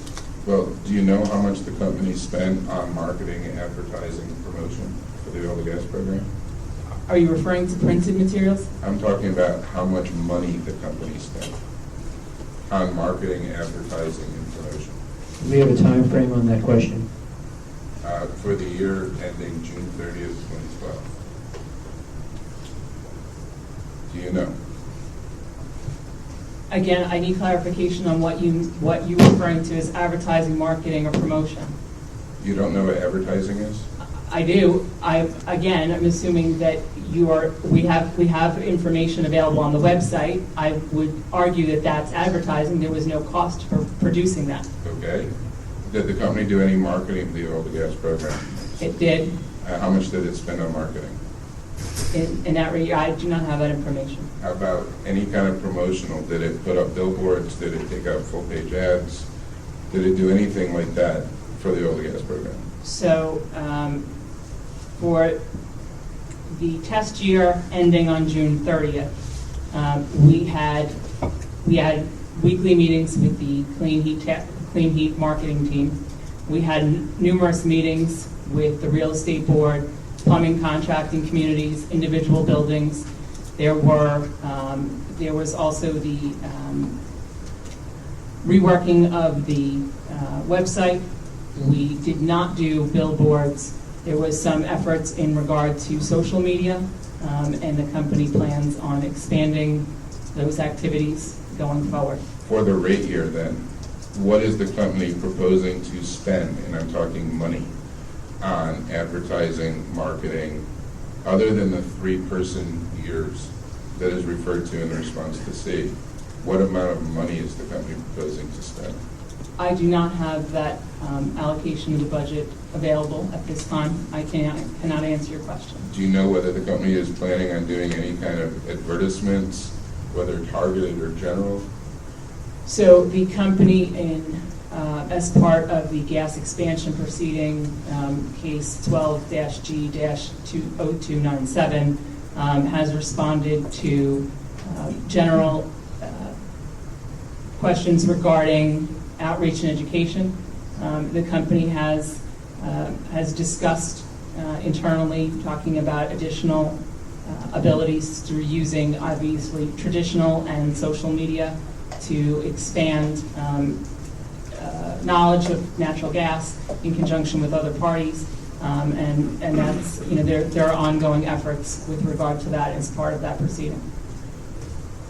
Are you familiar with the comments that Con Edison filed in case 12G-0297 on the oil to gas program? In general, yes. Is it fair to say that with respect to the issues raised by the Commission about potential tariff changes to promote and expand conversions, that the company's primary focus was on reducing risk to shareholders?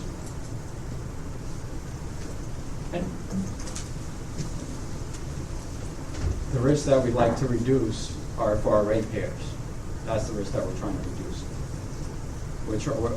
We are building our programs so that we don't have a negative impact on our current ratepayers.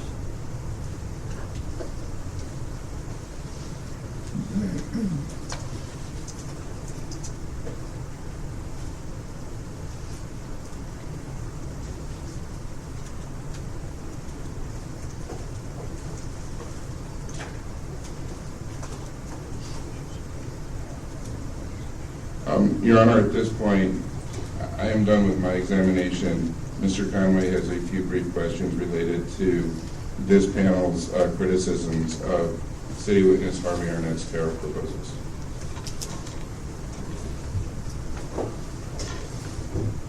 Good afternoon. My name is Adam Conway on behalf of New York City. Like my colleague, Mr. Lang said, the questions relate to your criticisms of City Witness Arnett's proposals on the costs and the customer surcharge for new gas infrastructure, which starts on page 117 of your rebuttal testimony.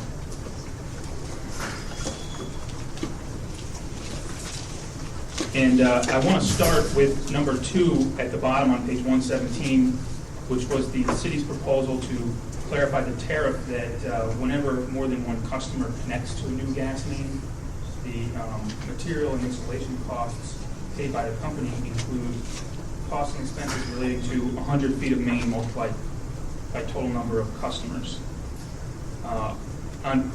And then on pages 119 to 120, the company acknowledges that in one limited situation, it agrees with the city's proposal. Is that correct?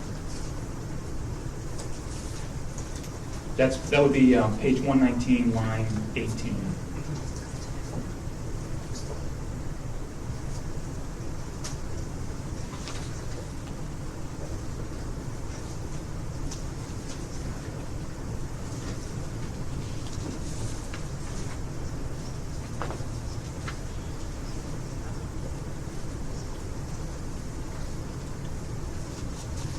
We agree that the tariff can be clarified. Okay, and you agree that, or you accept that in this one situation where the first customer's entitlement is less than 100 feet, but the other customers might need more than 100 feet. In that situation, you agree that the excess for the first customer can be applied to the other customer's shortfall. Is that right? Can you repeat that? So you have more than one customers that are going to connect to the company's gas system.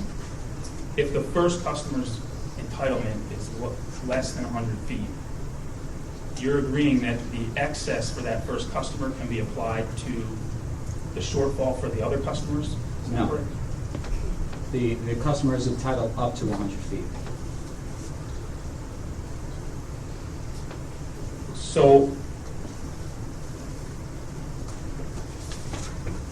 on page 119, line 11 of your rebuttal testimony, you state, the panel states, the existing tariff provides for up to 100 feet for each new firm customer request. And there may be instances where clustering committed customers may result in less than 100 feet entitlement to connect the first customer based on the distance to existing facilities, while resulting in a shortfall for other customers, as identified by Mr. Arnett.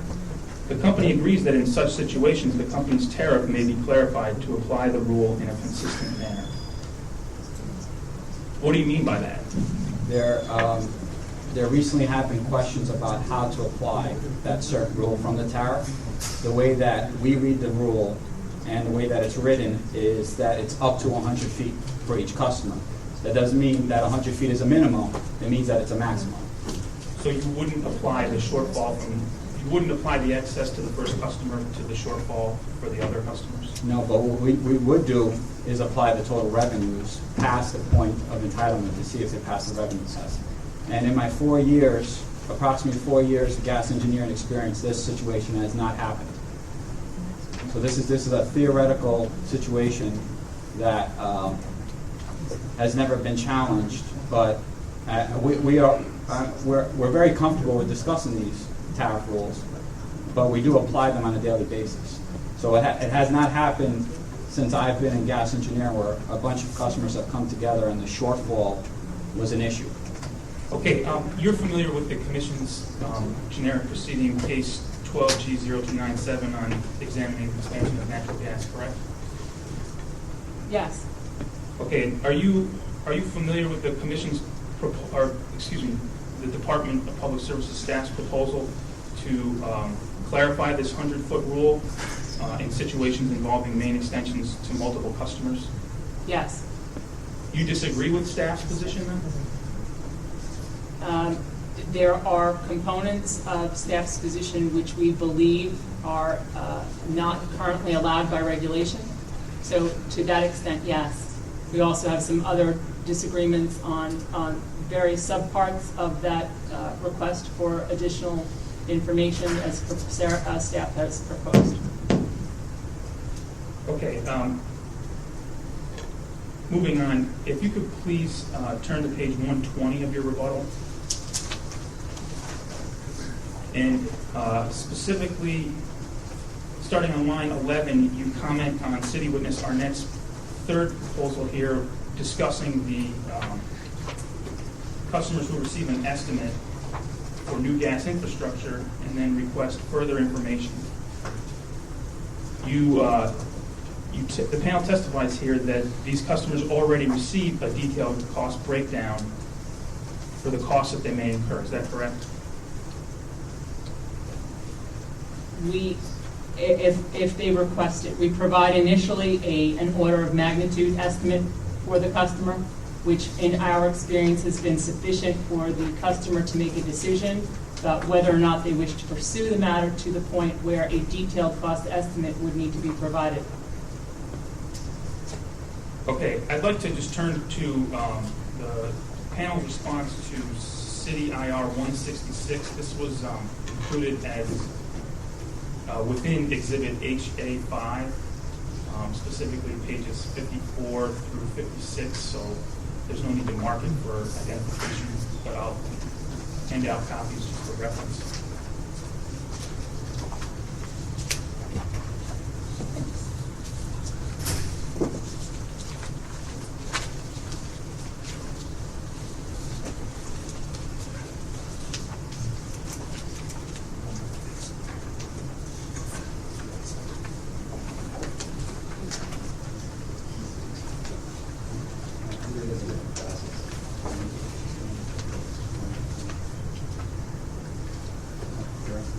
This IR was prepared by the panel, is that correct? Yes. And you were asked, the panel was asked that when a customer is required to pay the company for external capital construction costs, what type of itemization do they provide, and what typical supporting documentation is provided? Is that correct? Correct. And in response, the company, or the panel noted that the company provides an itemization of cost to customers and then attached an example of that supporting documentation, correct? Correct. And if you could please turn to the example of the supporting documentation. It's two pieces of paper, one titled Cost Estimate Sheet and one titled Cost Breakdown, correct? Correct. And in this example, you have an estimate for a project that cost the customer approximately $250,000 on a total cost of $370,000. That cost breakdown of the $370,000 has 8 line items. Am I correct? Yes.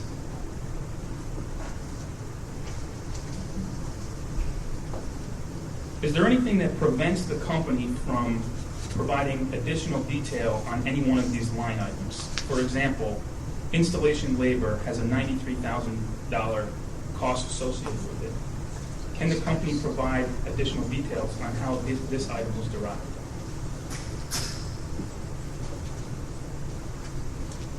We don't see how that's a benefit to the customer to know labor rates. But is that information available if the customer requests it? Typically, it's not something that we share with the customer. It's something that's done at the time, and they're the rates that we have. Is there anything that would prevent the company from sharing that information with the customer if the customer requests it?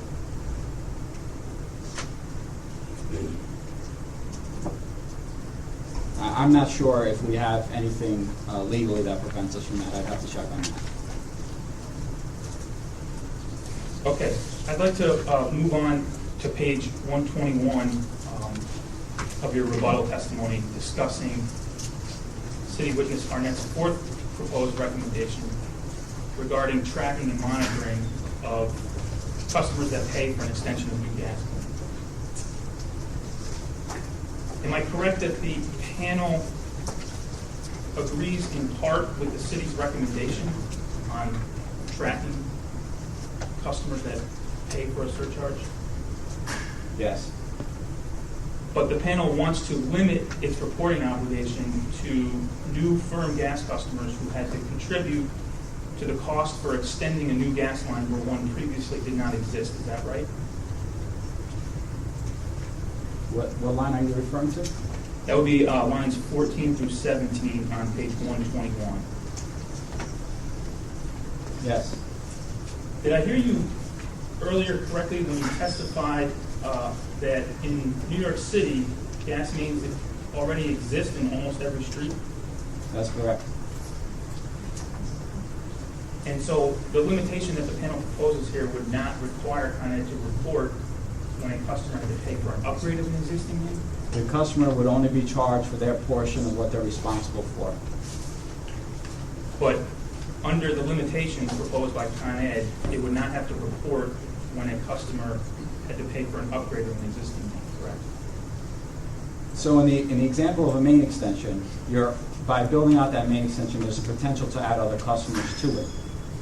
So in theory, yes, you want to be able to, and we do this, if another customer adds on to that main extension, we take a look back to see how that affects that original cost of that customer. In the case where, for example, you replace 1,000 feet, and the customer's only responsible for, let's say, 100 of that feet, and they pay for that 100 feet, this is above and beyond the entitlement, there's no money, there's no refund possible because they only paid for their portion. They're not helping and assisting other customers from coming onto the system. And they were never charged for that amount. Okay, and there's nothing in your proposal here that would apply to tracking costs for interruptible customers, is that right? Interruptible customers are not refunded. So if you have a situation where a new interruptible customer has a new gas main installed, and that interruptible customer has to pay for the new gas main, and later on, new customers connect off of that gas main, that interruptible customer is not entitled to a refund? No, they're not.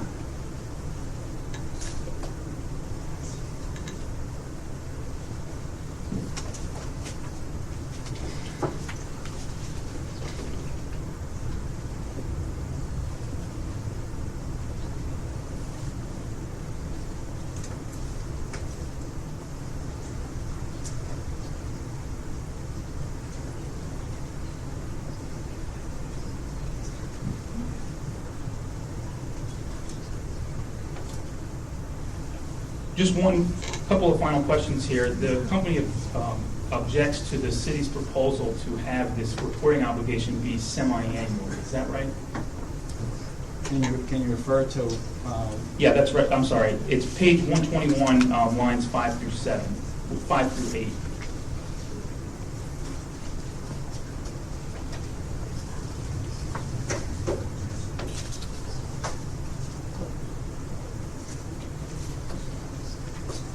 Yes, we feel annually sufficient. Okay, is the company already tracking this information on at least a semi-annual basis? What we do have is we have a list where if a customer does pay, they go on that list, and then we keep track of if other customers were to come onto that main. So it's not as if we're aware of it on a daily basis. We just feel that it's sufficient to report on it annually instead of semi-annually. Okay, thank you. I don't have At this time, we're going to take a 15-minute break, and I would like the attorneys for New York City to come up and approach the bench. We're off the record. Your Honor, I would also note that we're going to waive our cross of the gas pipeline panel. We're back on the record. I have one question for the panel before you begin with the staff. If you can remember as far back as the discussion of methane leakage, I just have a follow-up question. On page 127, which you have discussed on today, you're talking about your filings with the EPA on how many million cubic feet of fugitive methane were avoided as a result of the Con Ed programs. That's in lines 6 through 12 on page 127 of your rebuttal. Yes. Okay. My question was, I understand that you have not been doing actual measurement, but have been applying these formulas in terms of what kind of materials and what kind of the age and so on and so on. So I wonder if you have an estimate of the emissions that were not avoided, let's say for 2012 or for any period. we could apply those factors to our existing material. Yeah. But I don't have that number off the top of my head, no. Okay. And do you think that the company does have such a number, or it doesn't really calculate on that basis? I don't believe we calculate on that basis. Thank you.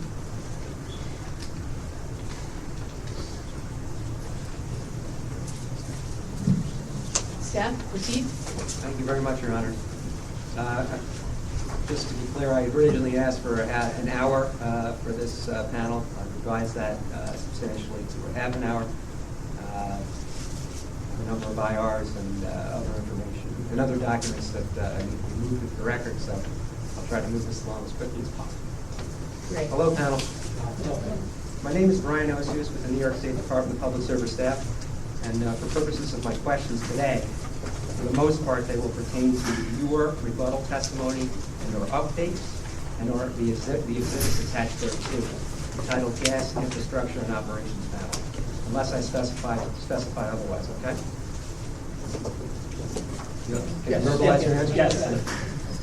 Okay, panel, I'd like to start with the company's proposal to install an additional gas regulator station in 2013, okay? Yes. And I believe on page 12 of your rebuttal testimony, lines 15 through 22, excuse me, lines 15 through 20, the panel describes a new gas regulator project needed to support additional load associated with Area C5 of the company's 2013 area growth conversion effort. Is that correct? Yes. Okay, thank you.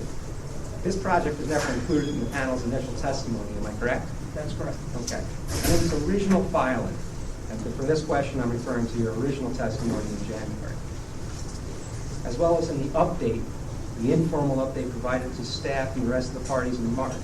The company included costs for a different regulator located at 75th Street and Madison Avenue that is also associated with the Area C5, which is described on page 4 of GOP-2. Is that correct? This is for 2013? I believe so. Yes. Thank you. So does this new regulator station at 80th Street and 3rd Avenue change the design or necessity of the regulator being proposed on 75th Street in Madison? No, it does not. And can you explain why?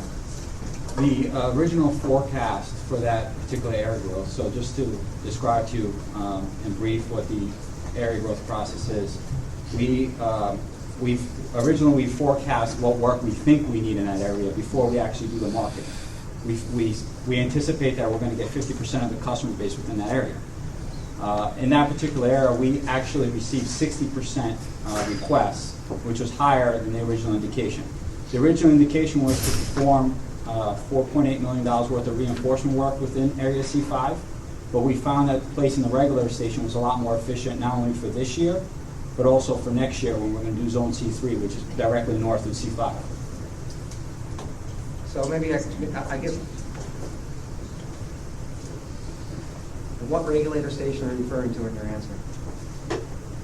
The regulator station on 80th and 3rd is to support area growth for this year. And it's to help support area growth for next year as well. But for two different areas? It will help support next year's, yes. And that is taken into account when we did our budgeting for 2014.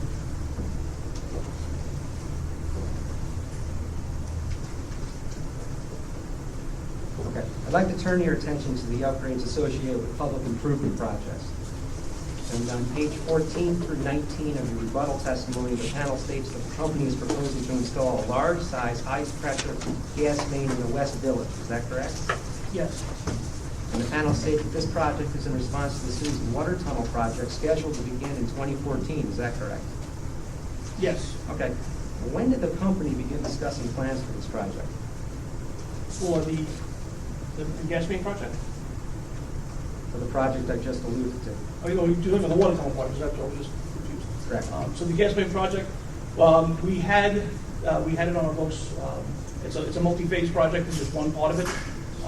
And we had discussed that. It was part of our budget, going down in the future. So it's actually multi-phase. I think we talked about the different parts. Just to be clear, we're talking about the city's water tunnel project associated with your high-pressure gas main in the West Village. Well, Yes. Okay.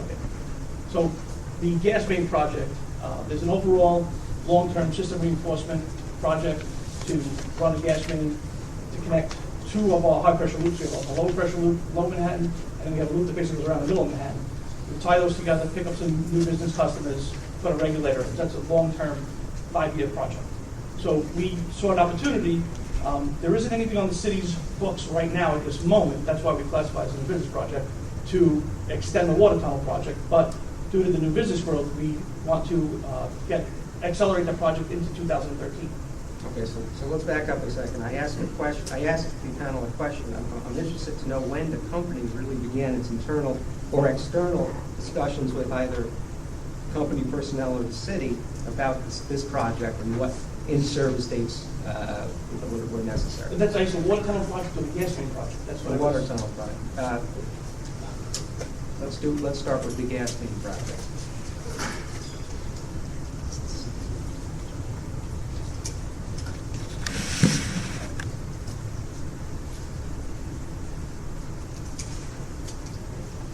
So we've been talking to the customers, that are coming off this project since last year, 2012. So you've known about this project since last year? Yes. Okay. But this one phase was scheduled to be done in a later year. We accelerated it to be done in 2013. So you accelerated. When did the company decide to make this acceleration? That was after our initial filing and our update. After your initial filing and your I mean, update, March do you have a month in mind? No, I don't know the month. Don't know the month. Okay. But it is correct that this project was never reflected in your initial testimony. This right? particular project was not reflected in initial testimony for 2013. Correct. Nor was it reflected in the informal March update provided to staff and the rest of the parties in this case, correct? Yes. And in fact, it was really only reflected in your rebuttal testimony that was served. Yes, as an update. Thank you. Okay, I'd like to move on to the Hunts Point to Hellgate project.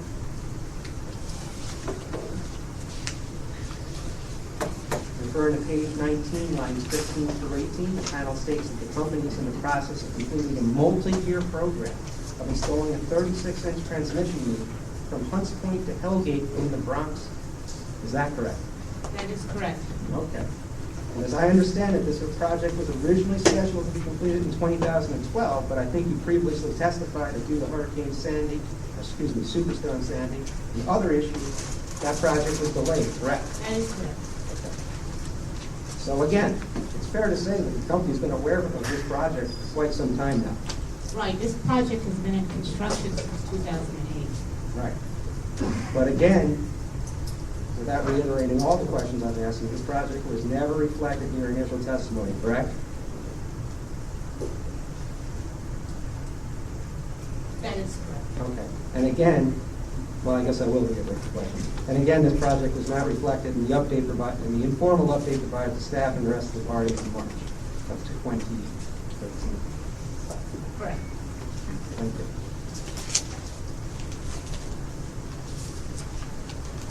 I'd like to turn to the oil to gas conversion usage forecast.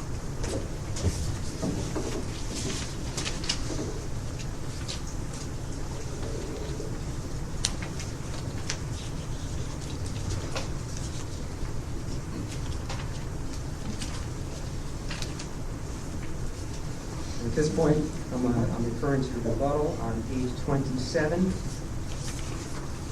Okay?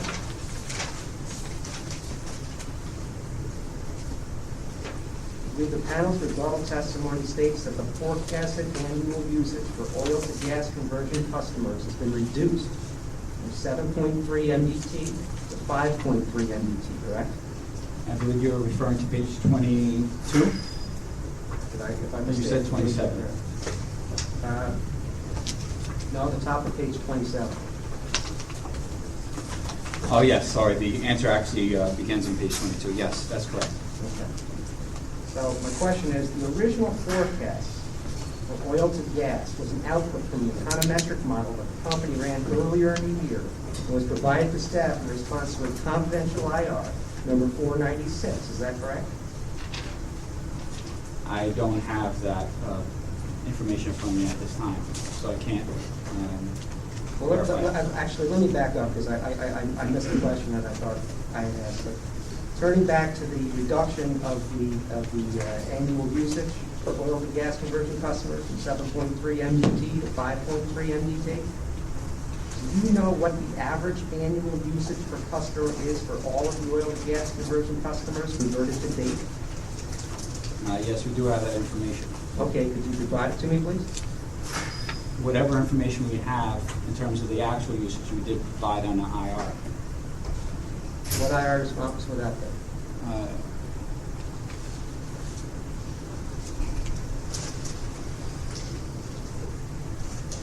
DPS 73. It's question number 0726. We provided actual data in terms of usage. Do you have a copy of that?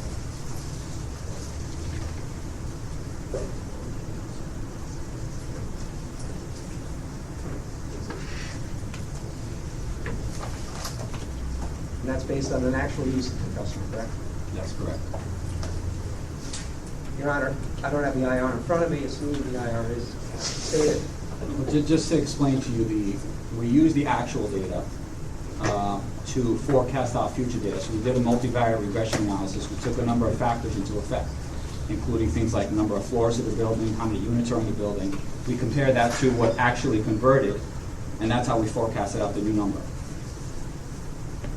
So the actuals are included in the data request, and the forecast is based on regression analysis. Okay, thank you. So getting back to the question about the original forecast for oil to gas was an output from the econometric model that the company ran earlier in the year and was provided to staff in response to a confidential IR 496. In that model, the company included many variables for housing stock in existing oil markets, such as the size and age of existing heating equipment, number of floors per building, internal costs of conversions, and some other different factors for each potential new customer. Is that correct? I do not have that information in front of me, the information that you're referring to. The IR number is 496. Perhaps the council can provide it to you.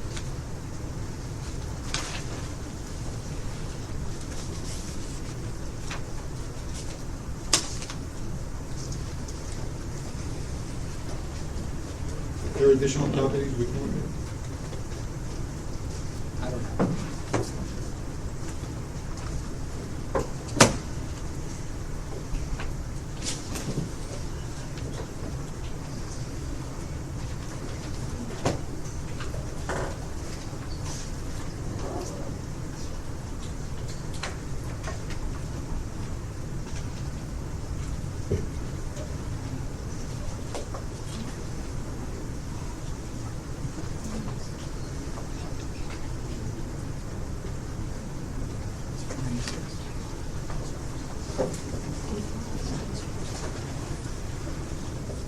And Mark, the reason I didn't bring it was because it was a confidential IR, but I didn't want to, I wasn't going to hand it out.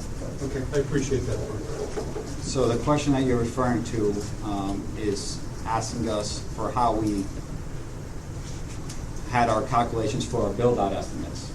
It does not pertain to forecasts. Maybe the information you have within the attachment has that information, but this currently does not.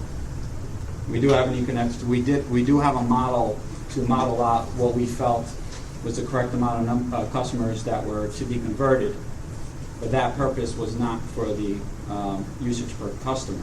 Understood. The model included many variables, correct? That's correct. What were some of them? Without getting into, specifics, without, getting into areas of confidentiality, can you generally speak what some of those variables were? I'm looking to see if I have that attachment. This is, well, I don't have the attachment,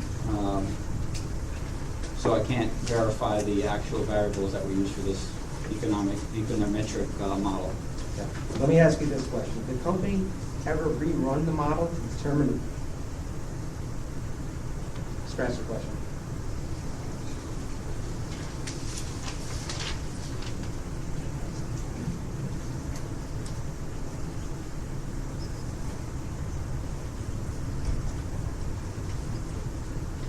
Okay, I'd like to turn the panel's attention to page 25, lines 20 through 21, and page 26, lines 1 through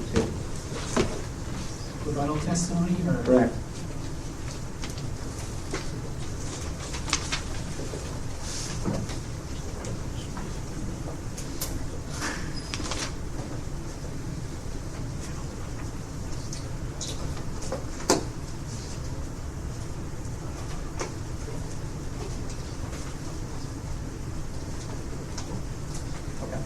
I believe the panel testifies that some of the factors that you looked at for updating oil to gas usage for building size, age, location, commercial versus residential, building classification, floors, and then the panel included that information in the model that we were just discussing, correct?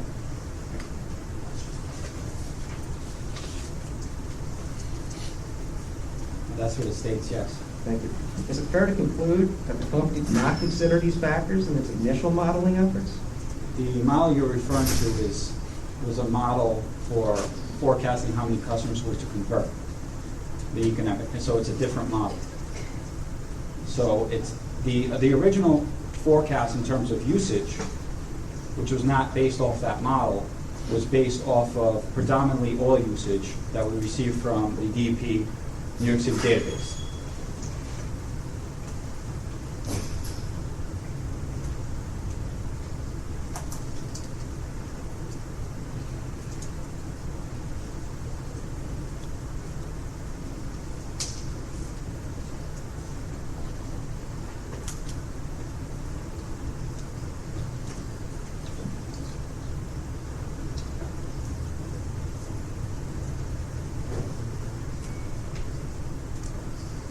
But is it fair to say that this model will yield information on how much gas is going to be consumed? The original model? The original model or the updated model? The whole point of doing a regression analysis is when we had the actual data to compare it to future forecasts. At the point where we did that econometric model, we did not have enough actual usage to compare it to create a future forecast. In order to be able to compare the variables, you need that actual to say that in the future we believe that customers will be burning 5.2 as opposed to 7.3.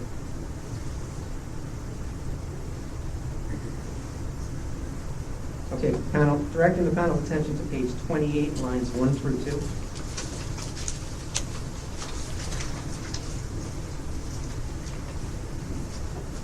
I believe you state that there were no technical reasons for why the costs, I believe you stated that there were technical reasons for why the costs staff relied upon were deficient, and those deficient costs that the panel is referring to are contained in the company's 2012 productivity report. Is that correct?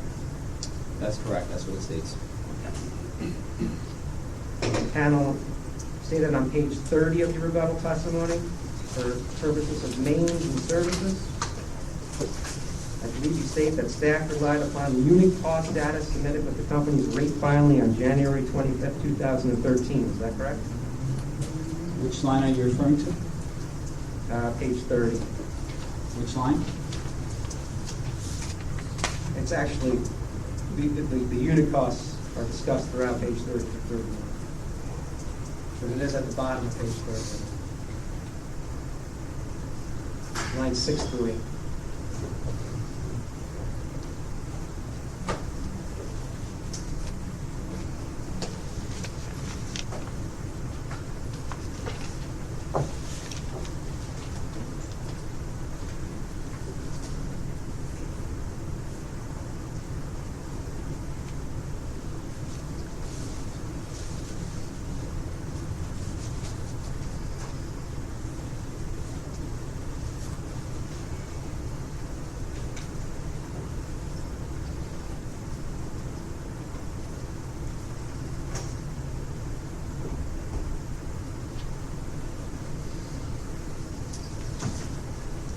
It does state that. Thank you. In fact, isn't it true that the unit costs for services and mains in staff's model match those presented in the productivity reports provided to staff in response to IR number 610 dated April 30th, 2013?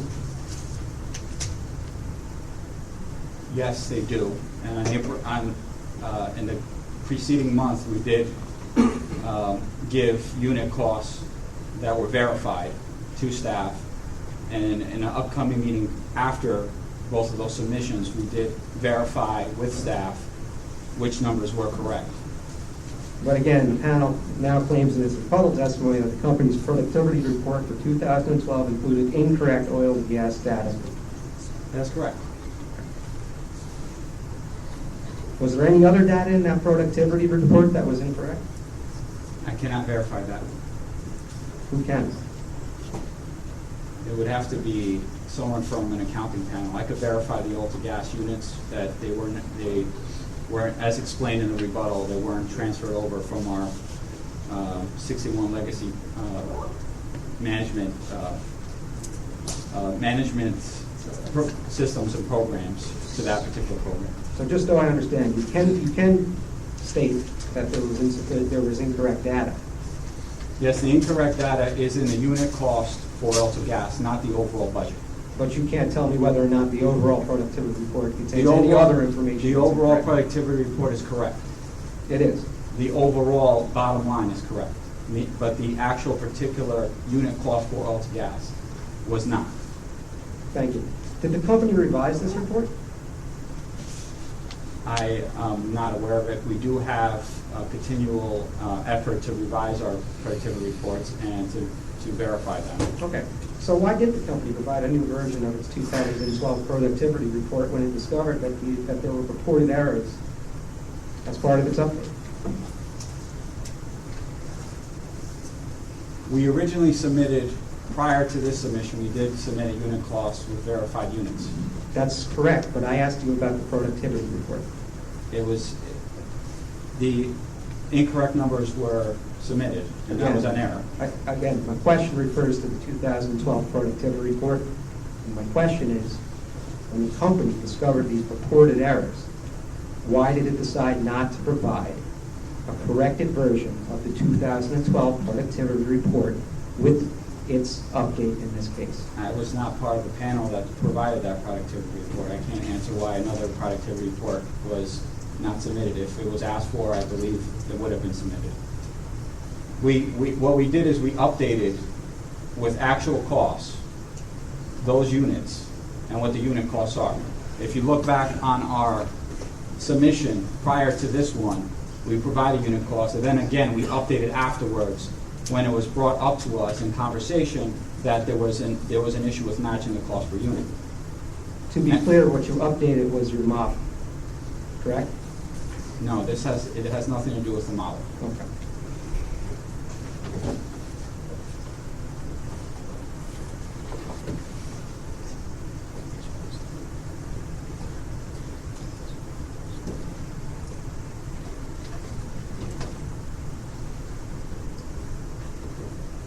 Okay.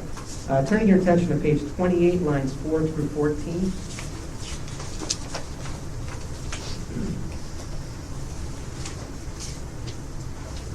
The panel states that the deficiency in the company's 2012 productivity report was due to its transition from a cost analysis reporting environment to a cost reporting from Oracle software. Is that correct? That's correct. Okay. When was this technical error identified?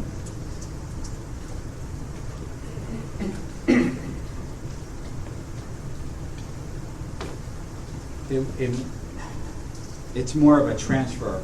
Okay, when was the transfer error identified? I can't answer that in terms of, I can't answer that on behalf of the company. It's something that I don't personally know. Somebody must know. Is there somebody at the company who can answer that question? I'm sure there is. Okay, do you have that person's name? I don't know. So you can't give me a month, a day, when you realized that there were problems with this productivity report?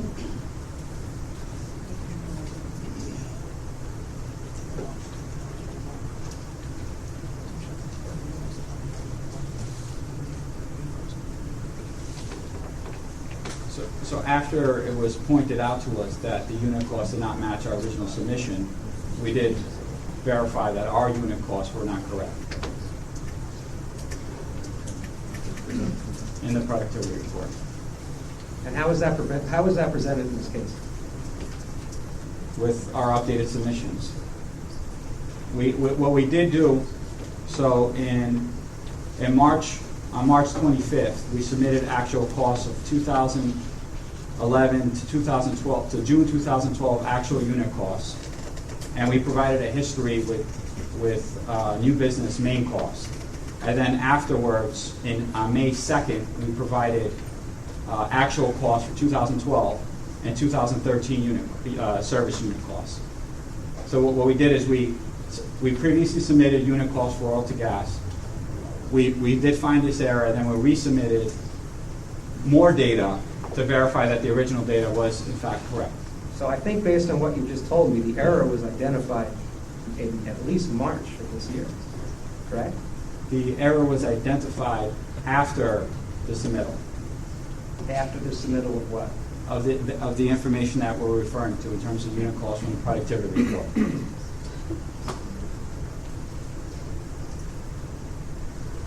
We had a meeting on May 7th where it was indicated that that information was incorrect and the reasons why that information was incorrect. It was why the new information was chosen not to be used. I can't answer that. Okay. Do you have any documentation to support the notion that there was indeed a software malfunction? There was not a software malfunction. Excuse me, a technical error, or whatever, however you characterize your testimony. We admitted to the error in the rebuttal. So the only documentation you have is an admission in your rebuttal, correct?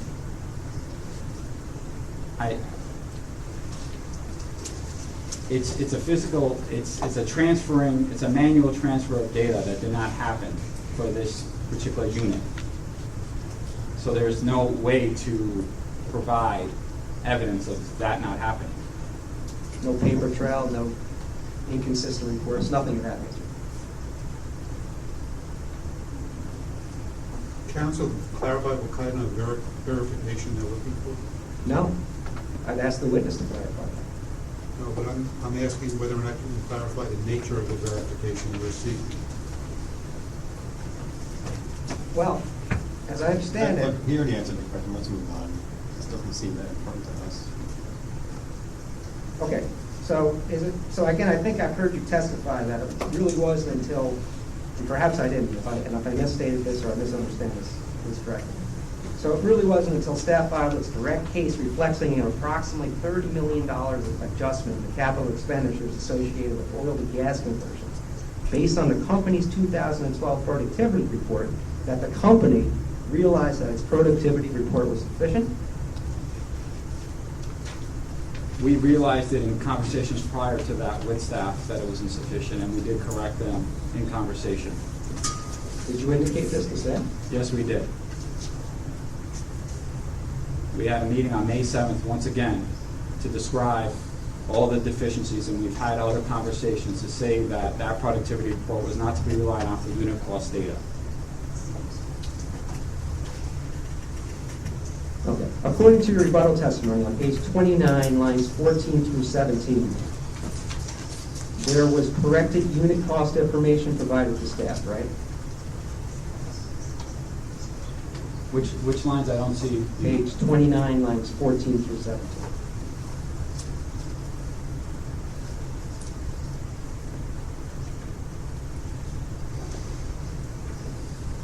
That's correct. Okay, and again, just to point out, that information was not in the form of a corrected productivity report, right? Correct.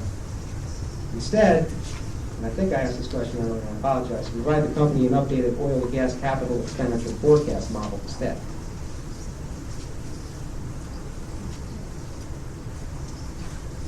No, we provided actual data from which we forecasted our cost per units.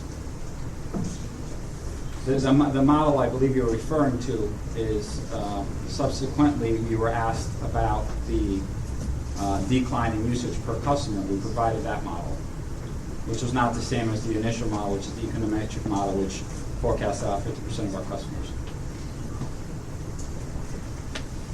The model I'm referring to in my question is the cost model for the oil and gas conversion program.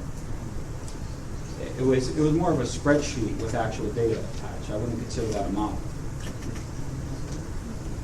Does the panel agree, as we sit here today, that there aren't any deficiencies contained in the 2011 productivity report?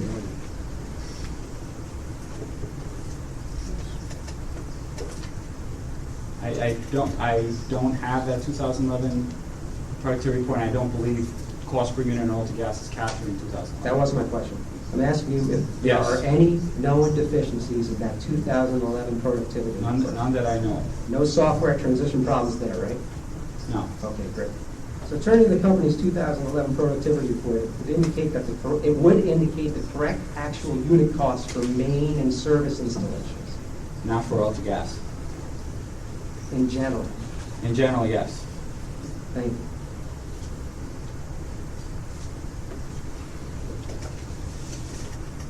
The company's updated capital expenditure forecast contained on pages 30 through 32 relate to oil to gas conversions. And it's based upon actual service installation costs for year-end 2012, and the actual main installation costs for only April 2013. Is that correct? And please take your time to read it.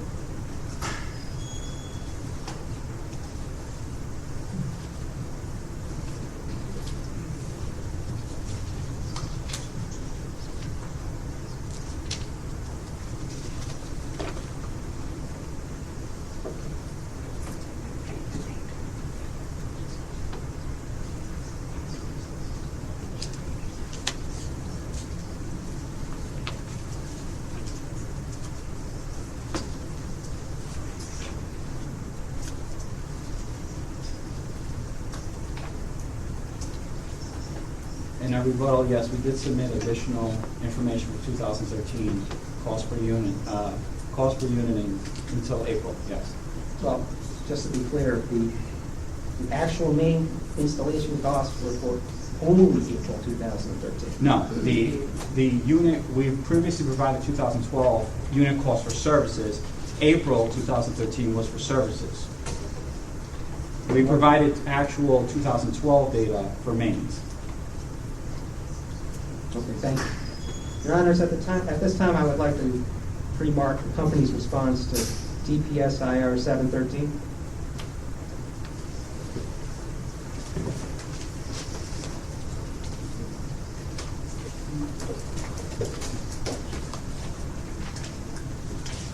Are you going to mark a number of things? Yes. Can we do them all at once? Mark them all at once? It would be difficult because they kind of span the entire scope of the panel's testimony. But Your Honor, there aren't a lot of questions associated with these documents, so it should move rather quickly.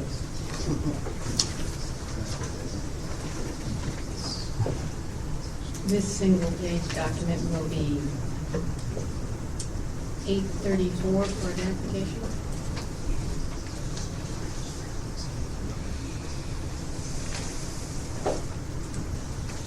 Panel, was the company's response to DPS IR 713 prepared by you or under your supervision?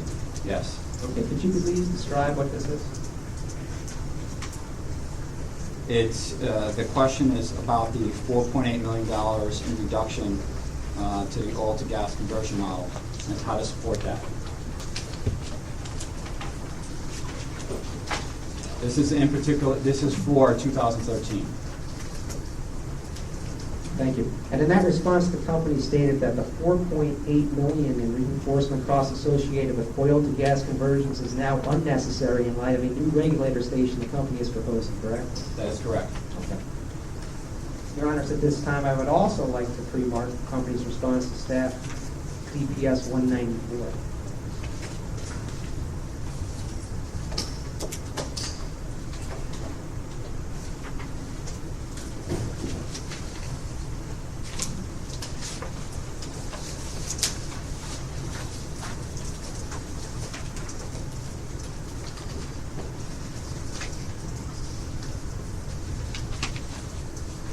Panel, was the company's response to DPS 194 prepared by you?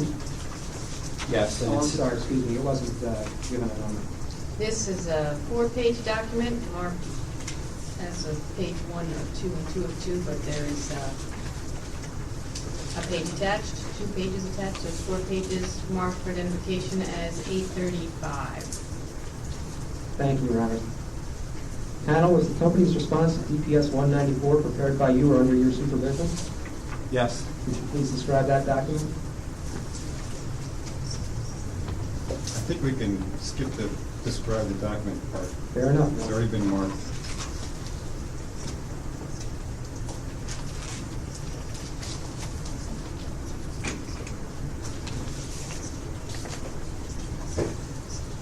Panel, I'd like to turn your attention to the O&M section of your testimony.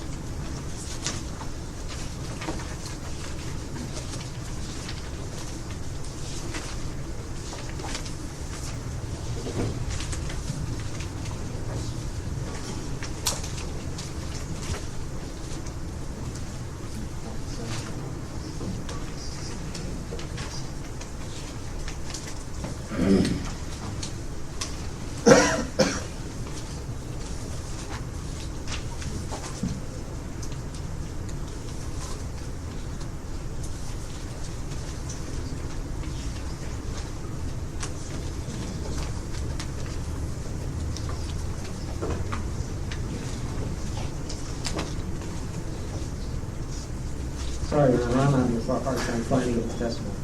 Page 47? Correct. Page 47? 47? Thank you.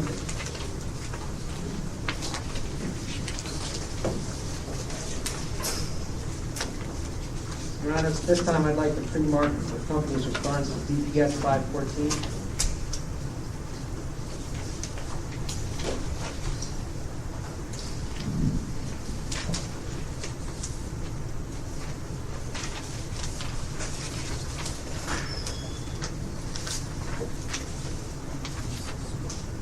This single-page document is marked for identification as 836. Panel, in the company's response to DPS 514, the company provided productivity reports to support its forecasted level for O&M expense in the rate year. Is that correct? Yes. However, in its rebuttal testimony on page 48, lines 7 through 10, the company claims that these reports should not be used as the basis for establishing the company's rate year O&M expense. Is that correct? Yes.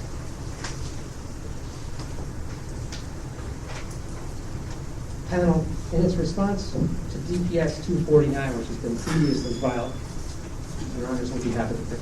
The company provided productivity reports to support its forecasted level of O&M expense. Are you aware of that? Yes. And isn't it true that when staff asked the company pursuant to DPS 514 to reconcile numbers in its productivity report and the element of expense report that was also presented to us in response to DPS 249, the company never mentioned water main breaks and never provided justification for the discrepancy in its O&M expense as requested by staff, correct? That I do not recall. Would you like to take a second and read the two IR responses? Well, I don't have the other one. I need the other 4-hour response. Just speak into the mic, please. I need the 249 IR response.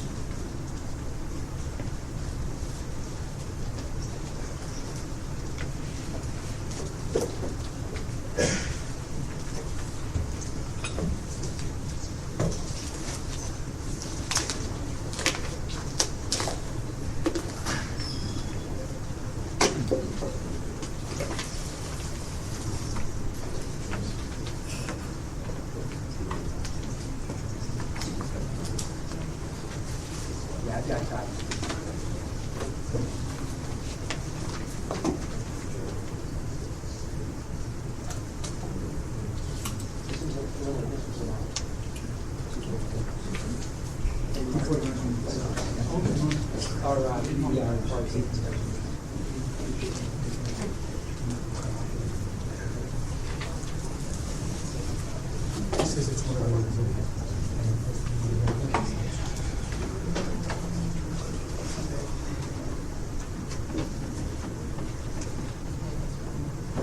Ryan, do you know what page? Hold on, Mark.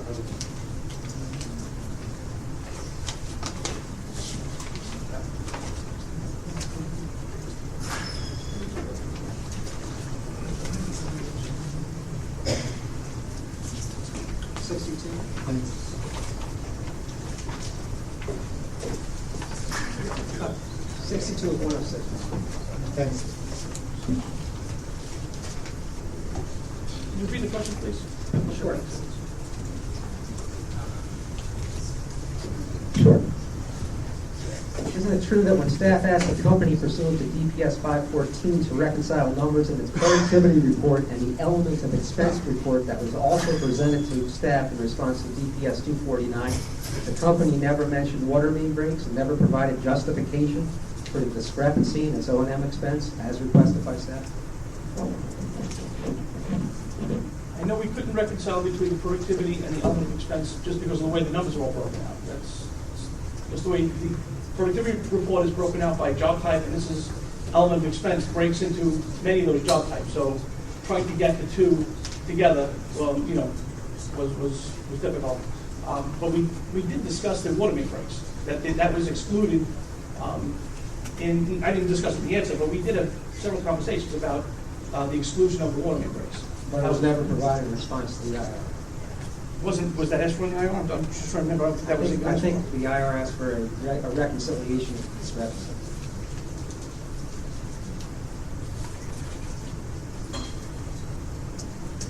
Provide an electronic spreadsheet containing and a detailed breakdown cost to support the calculations of each. I didn't see the request for the discrepancy. 514.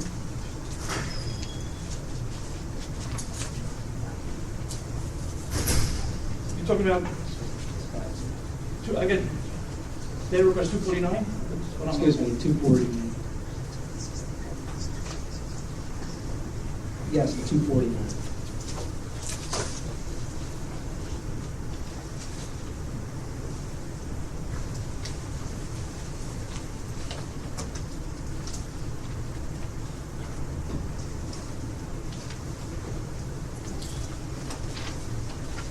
Provided the data that was requested. Sorry, I misspoke. It's in 514. Provide all supporting documents to justify the difference.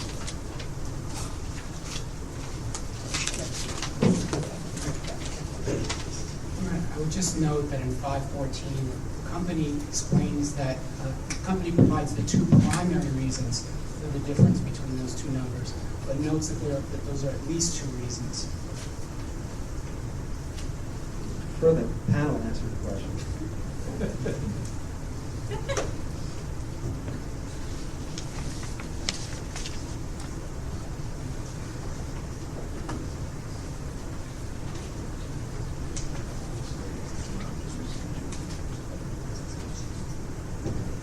Let me make it easy. Is there a mention of water main breaks in the response to DPS 514? No. Thank you. So in fact, the company's first attempt at justifying the additional O&M expense was not until its rebuttal testimony. Is that correct? For the water main breaks? Correct. Yeah. Thank you. Isn't it true that the company's historic year? Did the panel answer that last question? We discussed those water main breaks with members of the infrastructure investment panel prior to the rebuttal testimony. Thank you.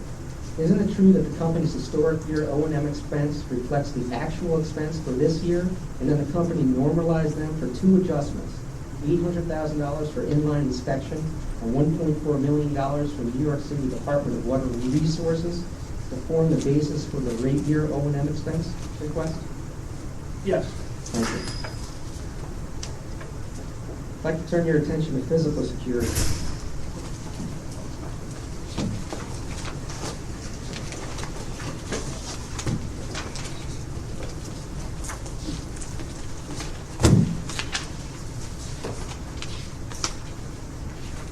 Your Honor, I'd like to have a document pre-marked.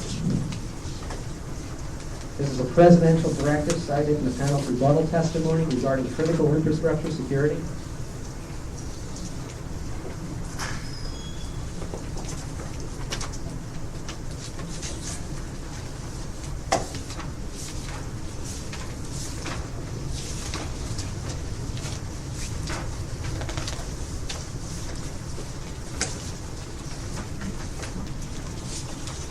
This 12-page document will be marked for identification 837. Panel, are you familiar with this document?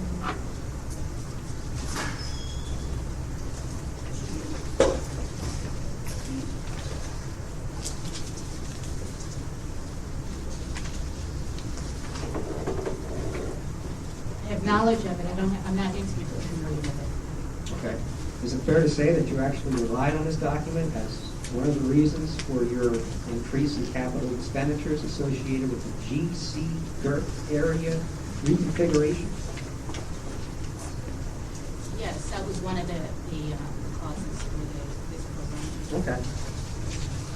Can you tell me if this presidential policy directive is intended to protect the company's facilities against company employees, or is it intended to protect against outside threats? Both, to the extent that unauthorized company employees might enter secured areas. So what I mean by that is that there are occasions in which company employees should not have access to areas such as gas control. Yet, the company employees referred to in, yet the company employees that you refer to in your testimony is the gas engineering staff, who, as I understand it, based on your testimony, all have key cards, correct? That is correct. Okay. And I don't believe I saw that the access with the key cards as part of the reconfiguration. Is that true? That will be part of the That will be. consideration, right? So, for example, we want to avoid piggybacking, and so we want to make sure that people with access don't allow others who don't have access, hard access into the secure areas. Does this directive that we've just been talking about address enhancing the functionality of the workplace? The President's directive? Correct. I'm not certain. I don't have detailed, specific information on this. Okay, thank you. Let's move on. Are there any cost estimates associated with this project? The cost estimates will be done once we get an architectural firm to develop the scope. Is there at least an order of magnitude for this project? We don't have an order of magnitude. Nothing. Nothing. Moving on to the gas capital program budget for traditional new business. Your Honors, at this time, I would like to pre-mark the company's response to staff's IR 337.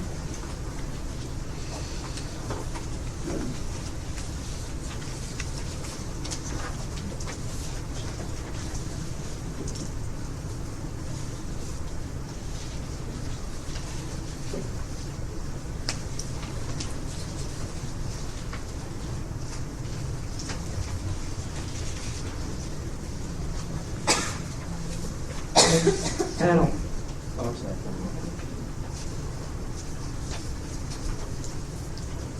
This is a total of 6 pages, although page 3 of 3 appears to be blank. And it will be marked for identification as 838. Thank you, Your Honor. Panel, was the response to DPS 337 prepared by you or under your supervision? Yes. And if I understand it correctly, it's an Excel file entitled Forecast of New Business Units demonstrating detailed annual capital expenditure for traditional new business? Yes. Your Honors, at this time, I would like to also pre-mark the company's response to TPS 714.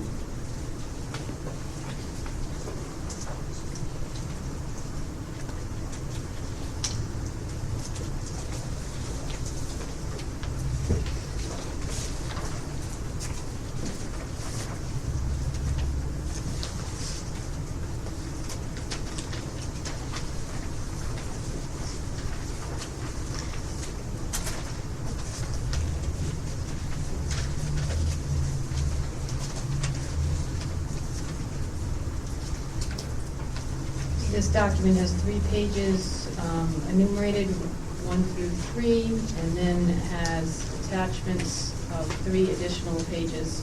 It'll be marked for identification as 839. Panel, I believe in this IR response, the company responded that Phase 1 of the West Village High Pressure Upgrade Project was included in the initial filing. Yes. Is it true that phase one, which is the installation of 2,400 feet of 16-inch high-pressure gas main from Leroy Street to Bethune Street was embedded in the total 5,000 feet of main for Manhattan as demonstrated in an Excel file entitled Forecast of New Business Units?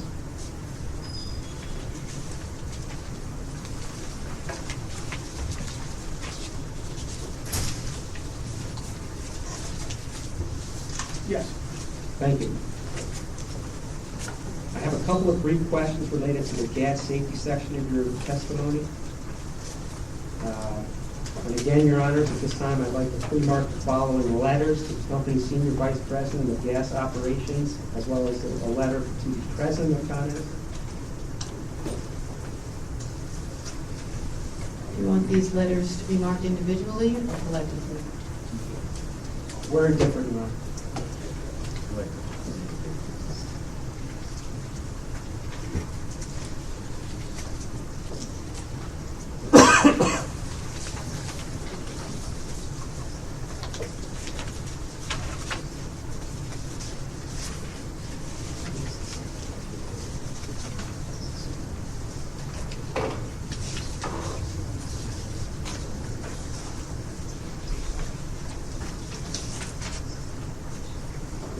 This collection of letters for a total of 8 pages will be marked for identification as 840. Thank you, Your Honor.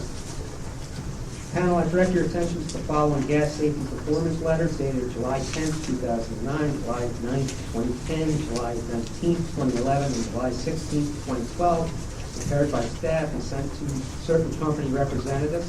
Are you familiar with these letters? Yes. Thank you. And getting close to the end, Your Honor, I'd like to pre-mark the following 2012 gas safety performance measure report.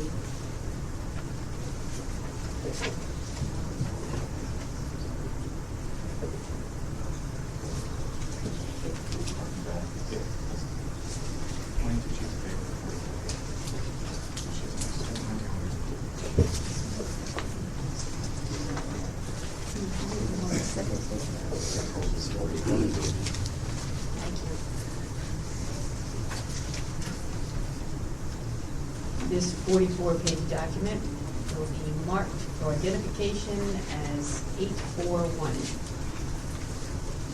Panel, I direct your attention to the following 2012 gas safety performance report dated May 30th, 2013. Are you familiar with this report? Yes. Thank you. Would you agree that this report summarizes an analysis of gas utility performance, including Con Edison, in the areas of damage prevention, emergency response, and leak management? Yes. Thank you. Your Honor, at this time, I only have one more exhibit that I'd like to get pre-marked, and it is the company's response to DPS 688.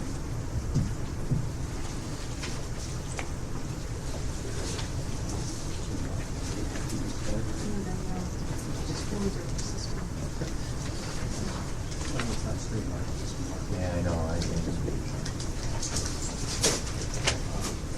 This 3-page document marked for identification as 842.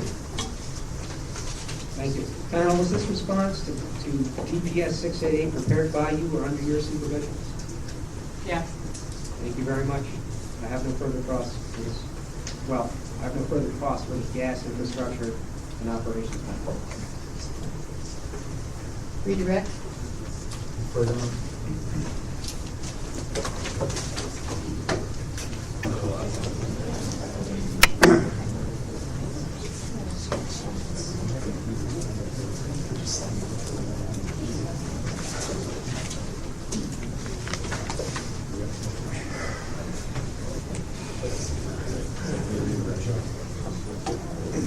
Any redirect? No. Yes, Your Honor, we just have a couple of questions on redirect. Panel, you were asked by Counsel for Local 1-2 about company's staffing plan. Can you elaborate on the process that the company was to determine staffing? Yeah, so we will look at our work going forward. And then we'll see, again, depending on the amount of work that's coming up. We will see if we have enough staffing and where we need to increase it. You were also asked by staff questions relating to company's response to DPS 337. That's been pre-marked, I believe, as 838, regarding the inclusion of 5,000 feet of main. Can you clarify that answer? To make clarification, the project on the west side is not included in that 5,000 feet. That 5,000 feet is the normal new business that we normally install throughout the year, but that's a specific special project that was not included in that figure. Thank you. That's all I have. Your Honor, can I just have a second? On those two questions? Just a minute. Hurry Just up. want to confirm with one witness.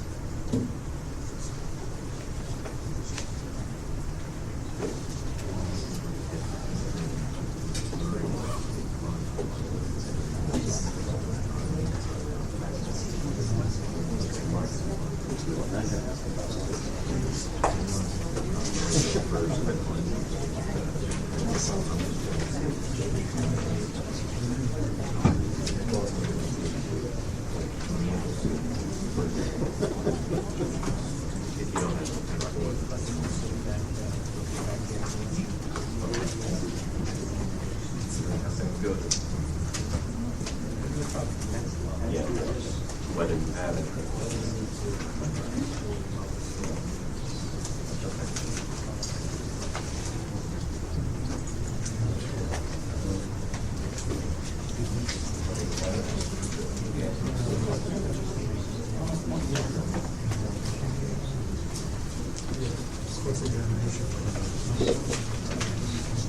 We're still off the record. While we're waiting, we blew through what would have been a lunch period. There's another 65 minutes of estimated cost to go. Is it the sense of the parties that they want to keep plugging away so that you get earlier trains, or do they want to stop and take a break? Staff would rather plug away. It's fine with the company's vote. Fine with AG. Okay, we're going to keep going then. If we could have a break between 5 minutes. Sure. We'll have a 5-minute break after this panel's done.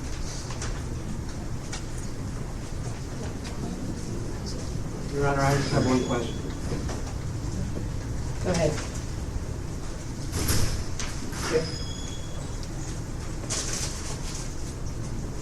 If this, the 5 million, excuse me, if the project is, you just identified a project. Yes. Could you just explain to me real quick what that project was? So we have a long-term project, multi-phase, to install the high-pressure main from approximately 20th Street down to, I don't think the exact, it's down on the west side of Lower Manhattan, to connect two of our high-pressure lines. Phase 1 is being done, it's planned to be done this year in conjunction with some public improvement work that was going on with the City Water Tunnel project. Took the opportunity to work with the city, get there one time and get that work done. We've gotten customers that were coming on that were asking to come on earlier than we anticipated. So we extended the project and accelerated phase 2 into this year. Okay. Is that not, and if I understand this correctly, and correct me if I'm wrong, it's 2,400 feet? Phase 1?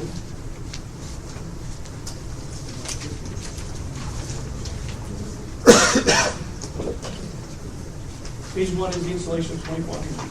Okay, is that phase 1, is that anywhere in GOP2 revised?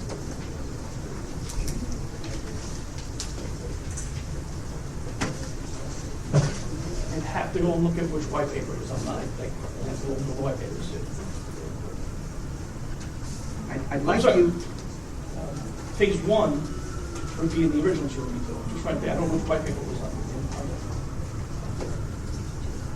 Page 1 of 2. Excuse me, page 1 and 2.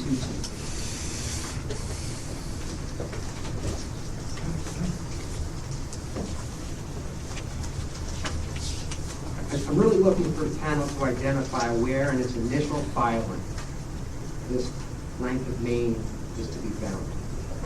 That's my only question.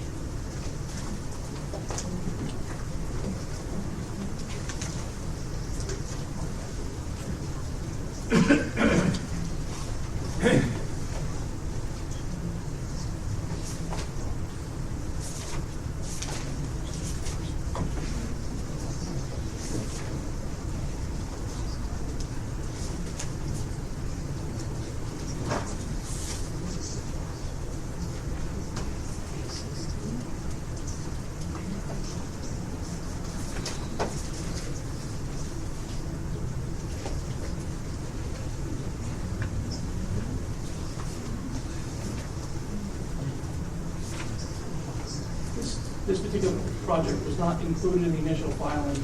It was actually, the phase one came up as part of the business afterwards. But the acceleration was included in the update.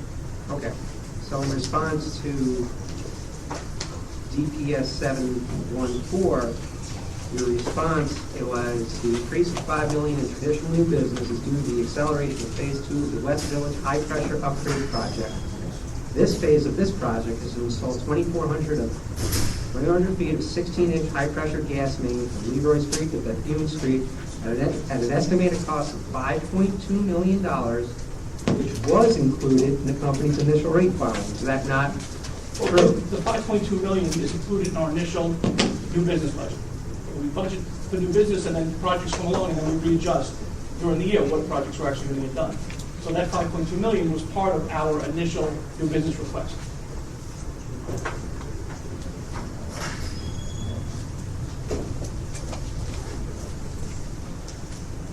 And why is the 2,400 feet not included in your answer?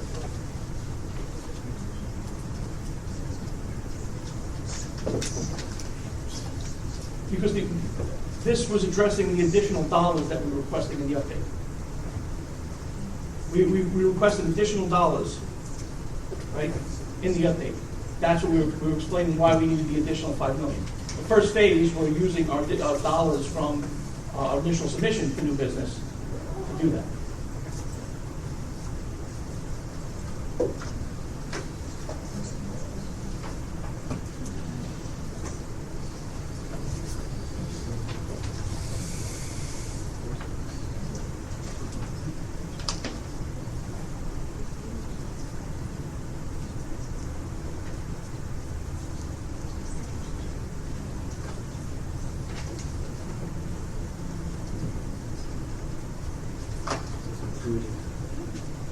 Okay, so to be clear then, the 2,400 feet, which is, as I understand it, is part of the first phase, yes, is included in the 5,001 footage.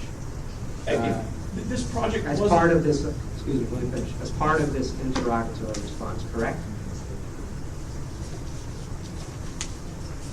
This was basically a forecast that we had given back in March.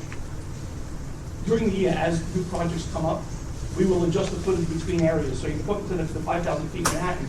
If more projects do come up, I can adjust footage and go to different areas. So the full 2,400, I don't want to knock off the 2,400 that says I only have 2,600 foot of main to install left in Manhattan. There's more main we may install in Manhattan because this project came up and that 5,000 feet should be larger.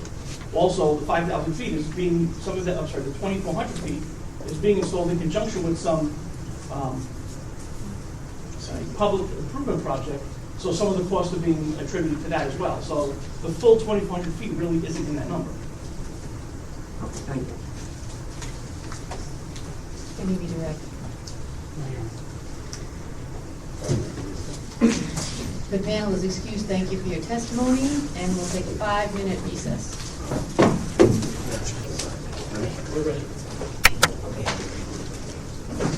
Okay, let's call the next witness. Your Honor, the company's gas pipeline facilities panel. Raise your right hand, please. Do you swear or affirm that the testimony you're about to give will be the truth, the whole truth, and nothing but the truth? Yes. I do. And you adopt your pre-filed testimony as your sworn testimony in these proceedings? Yes. Thank you. Panel, do you have any corrections to make to your testimony? members of the panel is available for cross-examination. Okay, to save a little time, DPS staff has presented 3 documents for marking for identification. The first is the response to question 0722, that's been marked as Exhibit 843. The second one is the response to question 0723, that's been marked Exhibit 844 for identification. And the third one is the response to question 0724, and that's been marked Exhibit 845 for identification. Thank you, Your Honor. So those have been pre-marked. Yep. So, panel, during the discovery process, scratch that. Panel, I guess I can get right into it. In response to DPS 722, question 2, you have that in front of you? Yes. Staff asked the company for backup work papers behind the proposed $3.8 million cost for odorization equipment. Is that true?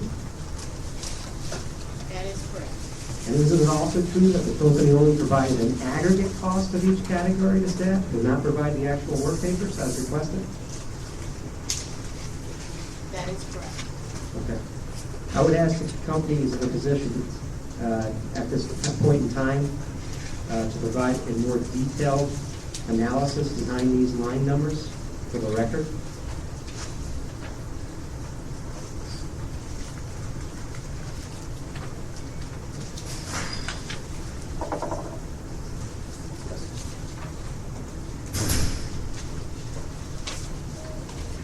Just to be clear, are you referring to 722 or 723? That was my mistake, I'm sorry, 723. Okay, that's correct. So can you repeat the question? Sure. I believe in response to 723, the company was asked to provide backup work papers behind the proposed $3.8 million cost for the odorization equipment. And I also believe that the company only provided an aggregate cost of each category to staff and did not indeed provide the actual work papers. Is that correct? That is correct. Okay, and again, my follow-up question was, is the company now in a position to provide the more detailed analysis that was requested as part of the EIR to support the line numbers for the record in this case? Backup work papers are not available because the authorization system has not been designed. We're still reviewing. Can you speak up? I'm sorry. Okay. Start all over again and speak a lot louder. Backup work papers are not available. We're still reviewing transfers estimates for the authorization equipment. The authorization system has not been designed yet, so we're still evaluating with Transco their estimates for the authorization system. Does that complete your answer? That is correct. Okay. So I'm looking at your response to DPS 723, and on number 2 in the bottom, provide a breakdown that shows the category of costs. Material, $1,570,000. Transco labor, $200,000. Contractor construction, $1,900,000. Land, $5,000. Other, $6,000. And it goes on for a couple of more categories. How did you come up with these costs? These were costs that were provided by Transco, and we are evaluating those costs, these estimates. Transco has not engineered the authorization system, and so we have ongoing discussions with Transco on these estimates.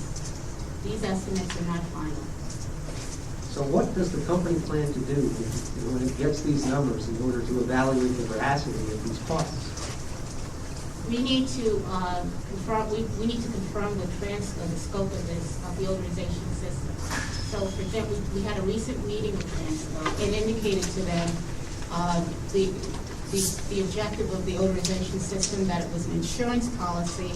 We weren't looking for the same kinds of attributes that they have in their primary systems.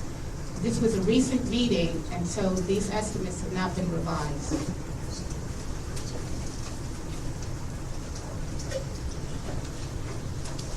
So these numbers are subject to change? These numbers are subject to change. We are still reviewing these numbers. Is your review going to follow the same format that you provided the staff in this IR response, or are you going to provide us a more detailed analysis? We can have more detailed analysis when it becomes available. When do you think that's going to become available? Again, we had a recent meeting with Transco clarifying the objective of this odorization system. It was a recent meeting. The estimates that they've developed have not been revised from that meeting. And so we are awaiting revised estimates from Transco. What we have is the latest information that they gave us. It sounds like they're waiting for the same work papers you're waiting for. That is correct. Sounds that way, Your Honor. The company states in its response to DPS 722, Part C, that it plans to install the first bank of heaters for fall 2013. Can the company provide more detail behind the line numbers for costs to be provided in Part F of this IR response?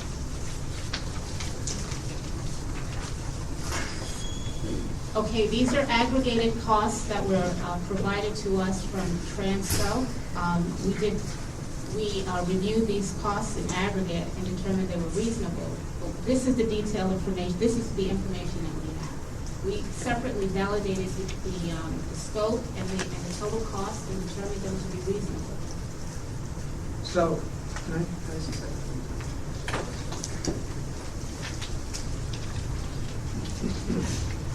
So, are you planning on doing any additional evaluation for these categories that are listed in DPS 722? We've done detailed evaluation. But these are aggregated buckets that were provided to us from Transco. Again, the proposal is for Transco to own, operate, and maintain these heaters. So the same buckets that are reflected in 723 are also reflected in 722, but you're telling me now that in 722 you've done a detailed analysis. That is right. That is correct. Has that analysis been provided to staff pursuant to the request?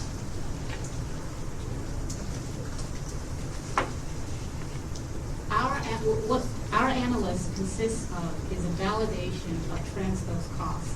We separately validated their costs based on our own analysis. What you have here are costs that were provided to us from Transco. And again, the proposal is for Transco to own, operate, and maintain these heaters.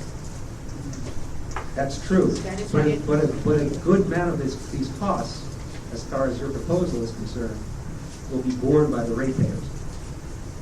70% of the costs, 70% of the heater costs will be paid for by Con Edison pursuant to the proposal that we developed.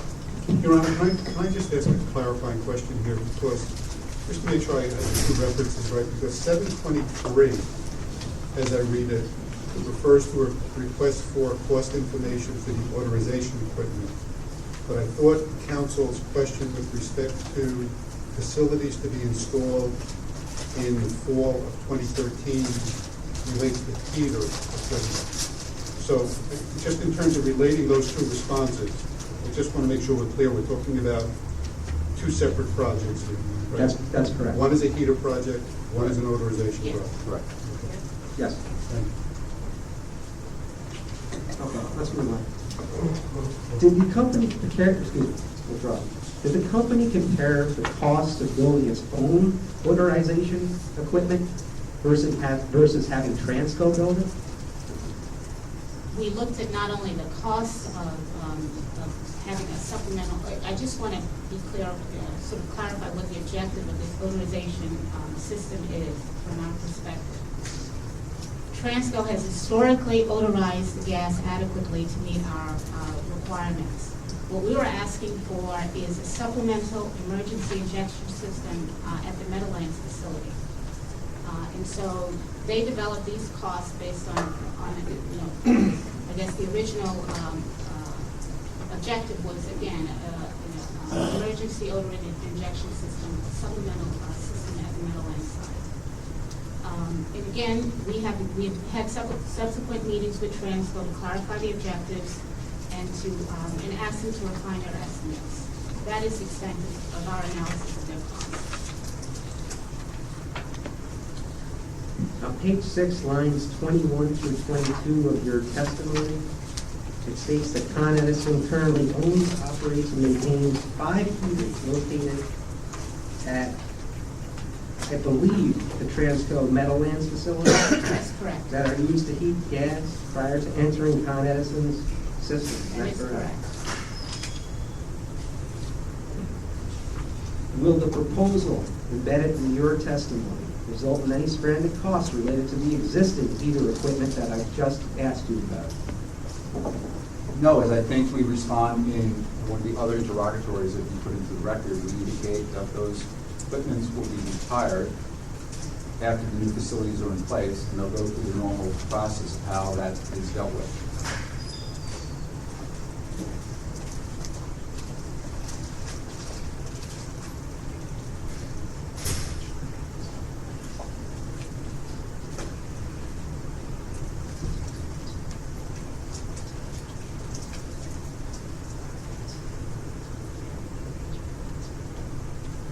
Your Honor, I have nothing further. Thank you, ma'am. Any redirect? Just a moment, Your Honor.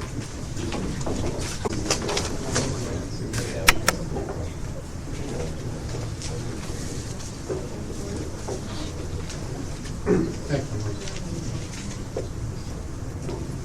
Your Honor, we just have some very brief redirect. Panel, you were asked a question or two earlier about facilities that Transco is going to be installing in the fall of 2013, several months from now. Can you please provide some additional perspective with respect to those facilities to clarify the record with respect to that additional heater equipment? Correct. The 3 heaters that were referred to in the questioning are 3 new heaters that Transco will install this year that really are costs that Transco would incur as part of the total project. So Transco will be responsible for all those costs. If this, for whatever reason, if this project were not to go forward, Transco still would be responsible for 100% of those costs. The 3 heaters are being installed. Because Transco is installing those heaters as part of projects for other parties, and it's going to include those costs in their total cost. Correct. Right. You know, with respect to those projects, as opposed to the projects that the company is negotiating with Transco for specific company needs going forward. Correct. Thank you, Your Honor.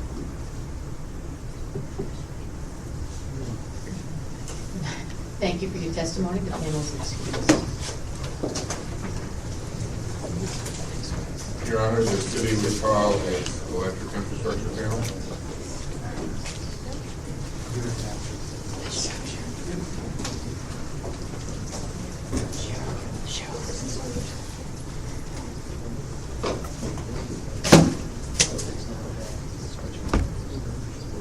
And Your Honor, to save a minute, there are no changes to their testimony, so once sworn, they will immediately be available. Thank you.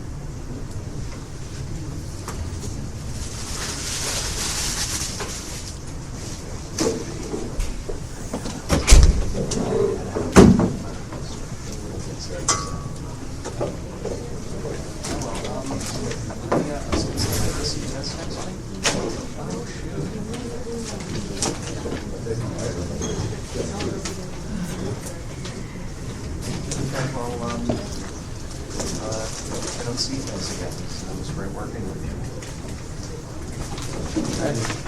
This your last week, next week? Yeah. Good luck. Thanks, you too. Raise your right hands, please. Do you swear or affirm that the testimony you are about to give is the truth, the whole truth, and nothing but the truth? Yes. And do you adopt your pre-filed testimony as your sworn testimony in these proceedings? Thank you.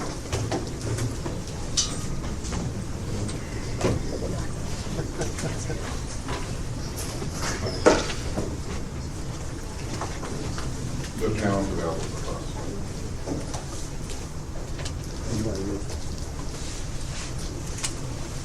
Who are you?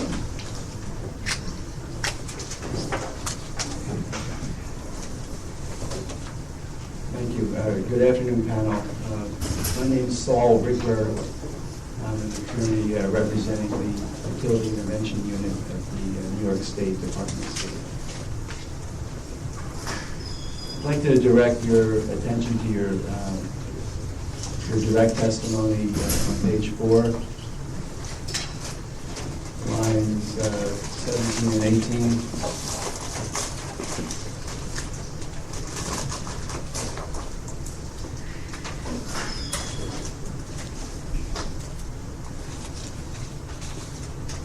Do you see where you say that it also appears that many of the proposed projects are not supported by a cost-benefit analysis?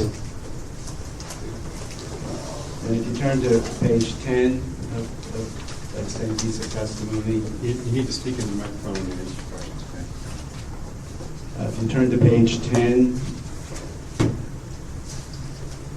line 6 of your testimony, you say, in fact, it is not clear that the company's proposals are supported by any cost-benefit analysis.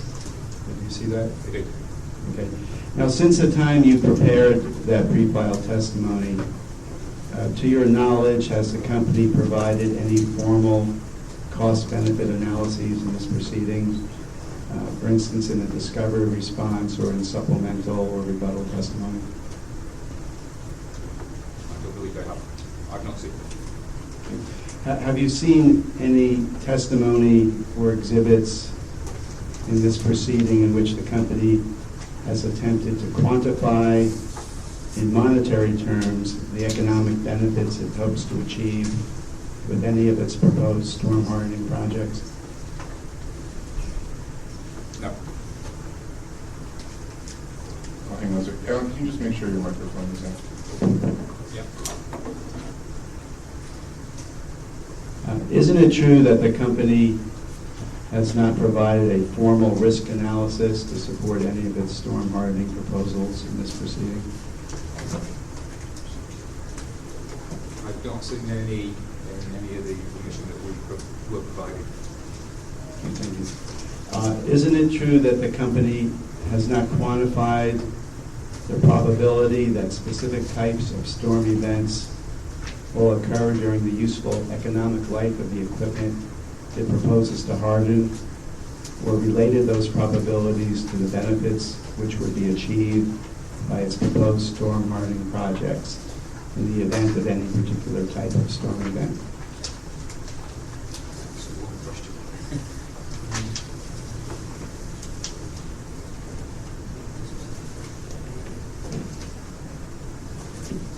I do recall seeing information that they've used on what they think the probabilities are of future storms. But I've not seen anything where they've used that information. Thank you. Can you point me to any place in the company's direct or rebuttal testimony where it quantified and compared the cost of any of its proposed storm hardening projects to the potential benefits of the project? Excuse me, Your Honor, but this seems to be cross-directed not at what this panel testified to, but at what the company testified to. No, Your Honor, I'm referring to this panel's comments about the company's testimony that we referred to on pages 4 and 10 of their direct testimony.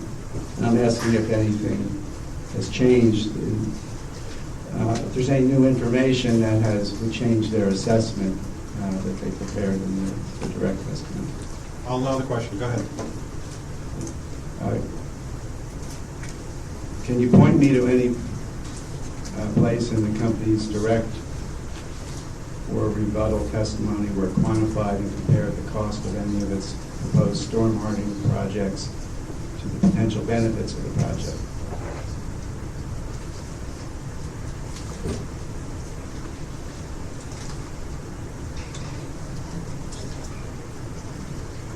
From an economic standpoint.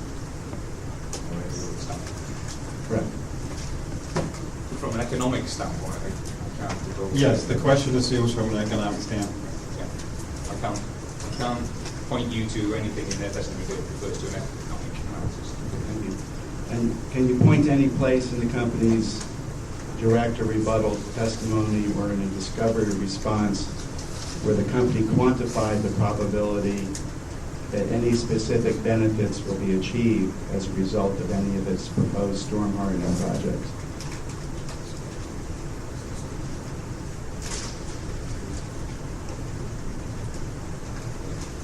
I can recall one example in IIP6, exhibit IIP6, where they may have been in response to an IR, they quantified the benefit as a 10% improvement.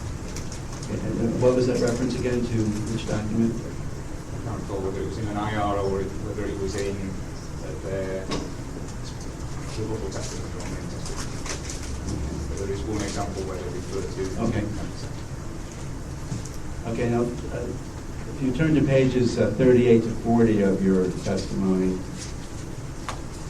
where the panel suggests that Con Edison should expand its smart meter program by installing more meters and activating the meters' two-way capability. Do you see those pages? Yes. Okay. Isn't it true that in your testimony and exhibits, you have not provided any estimates of the cost of making these recommended improvements? That's correct. And isn't it also true that the panel has not quantified in monetary terms the economic benefits it hopes would be achieved if the company makes these improvements to its smart metering system?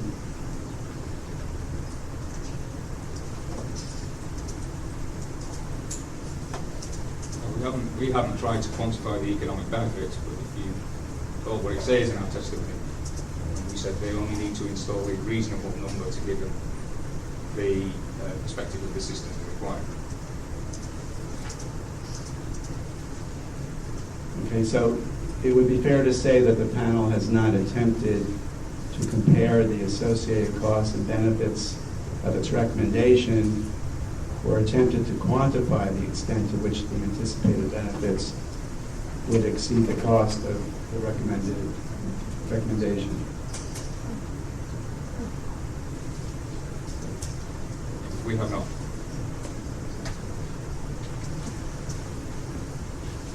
Now,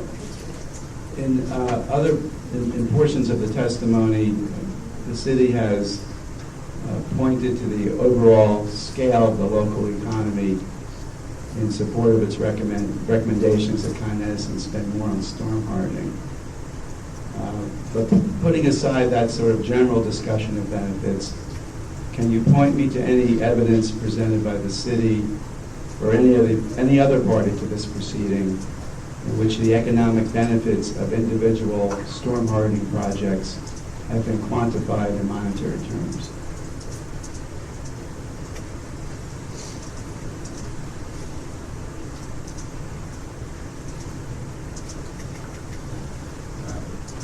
I can't point you to a specific example, but that's not our area of expertise.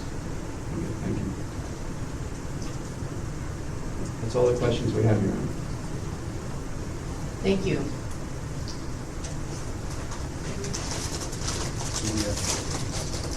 Environmental defense fund. Hi, my name is Elizabeth Stein. I'm an attorney with Environmental Defense Fund. I'd like to draw your attention first to page 5 of your direct testimony, where you define resiliency as the ability of the electric system to withstand extreme climatological events and for electric service to be restored expeditiously when outages occur, whether planned or unplanned. You primarily speak of resiliency in terms of generation, transmission, and distribution. Does your concept of resiliency reach actions that customers can take on the customer side of the meter?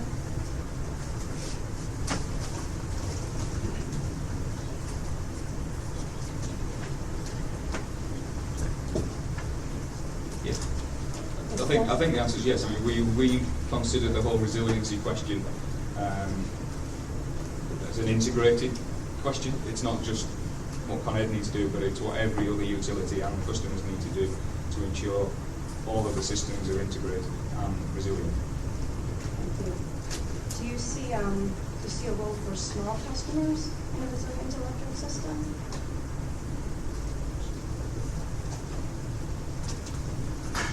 Yes, I think I see a role for all customers. Can you describe the role for small customers? And for big customers?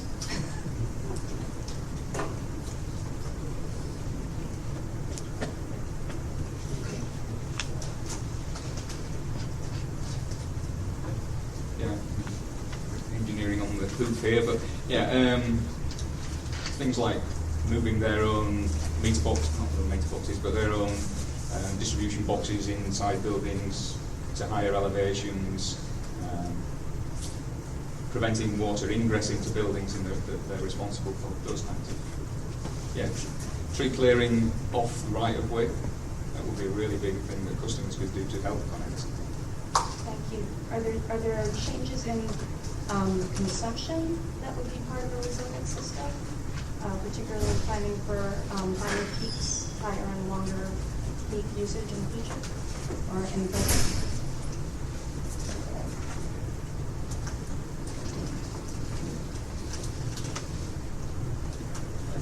Yeah, it's a good question. There's a role for the demand response, but I guess the question is, should the system be completely resilient to all demands? Why should customers have to reduce demand to ensure resiliency if they want to use electricity at that particular time? Shouldn't the system be there to provide that? Thank you. So do your plans include ways that small customers can play a role in changing their demand when needed? I think the simple answer is we don't have any plans. And it's with Edison to Right, I'm sorry, yeah, so you're thinking about how the utility should, do your proposals for what the utility should be doing include things that would give small customers a way to modify their load.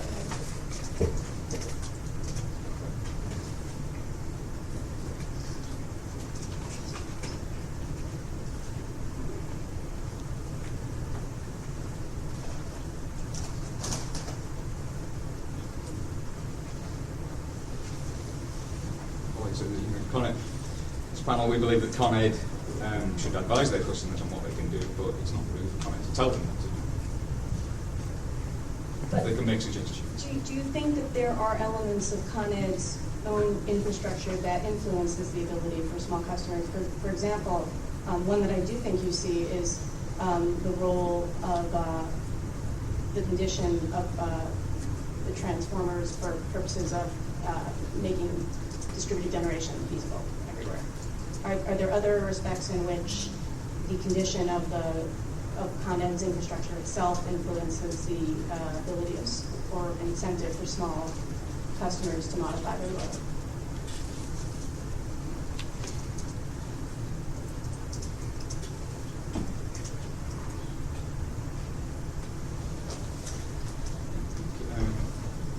It's appropriate that Con Ed should encourage distributed generation and or reduced demand response type activities. Thank you. And one other question, which is along the same lines, when thinking about how Con Ed should plan for the long term for resiliency, should that planning include assumptions about technology changing over time?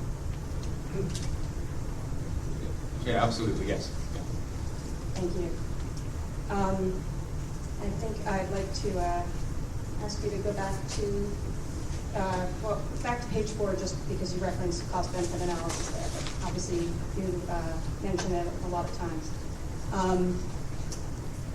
What is your understanding of how you would like Con Edison to use cost-benefit analyses in the context of resiliency planning?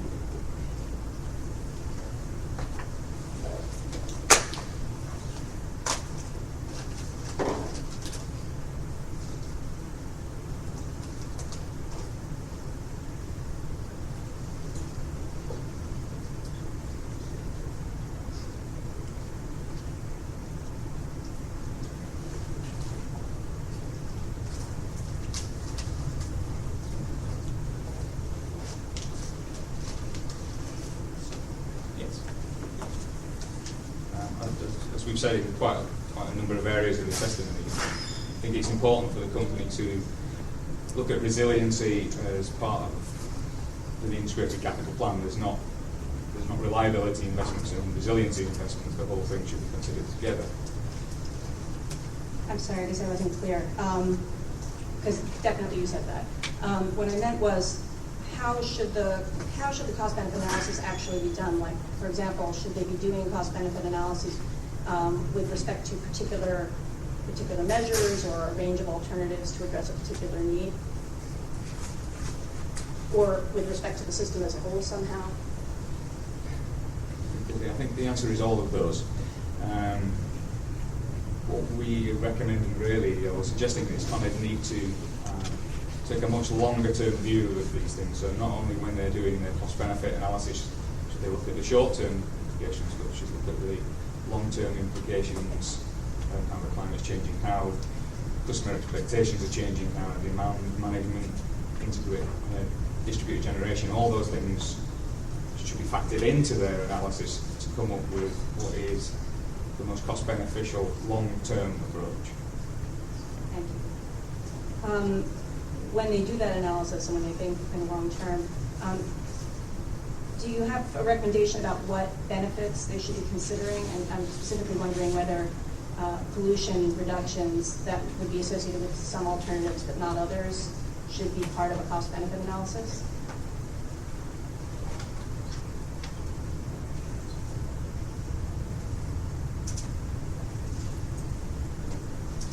Yeah, it certainly should be considered, but it may not be an overriding component.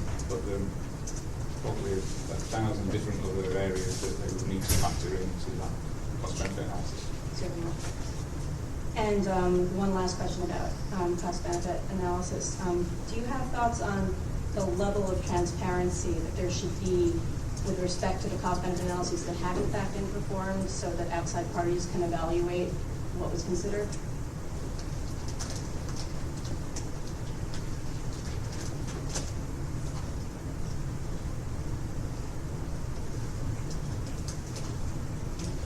Yeah, I think as part of the collaborative that's being proposed, maybe the idea would be to come up with a methodology, but I don't necessarily need to see transparency of the cost-benefit analysis. If the model's transparent and the goal's transparent, then turning the handle doesn't necessarily need to be that transparent.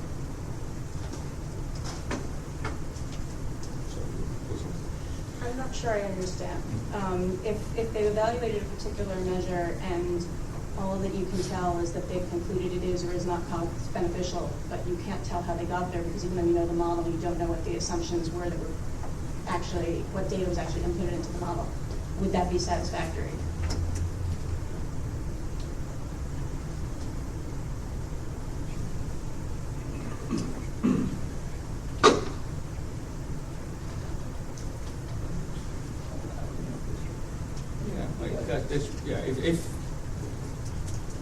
If somebody else was able to use the same model using the same input parameters and assumptions, then they should be able to generate the same results. So you would know what the inputs are, is what you're saying? Yes. Okay. Yeah. Thank you. I'd like you to refer please to page 32 of your direct testimony. Where it says,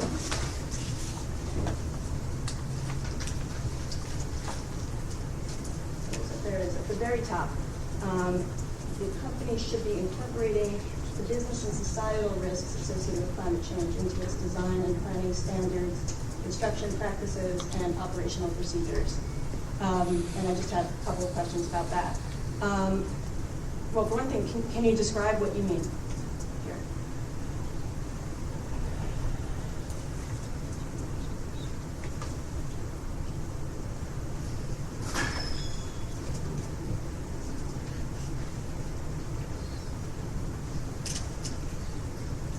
I think it tries to summarise what we tried to say throughout the testimony, that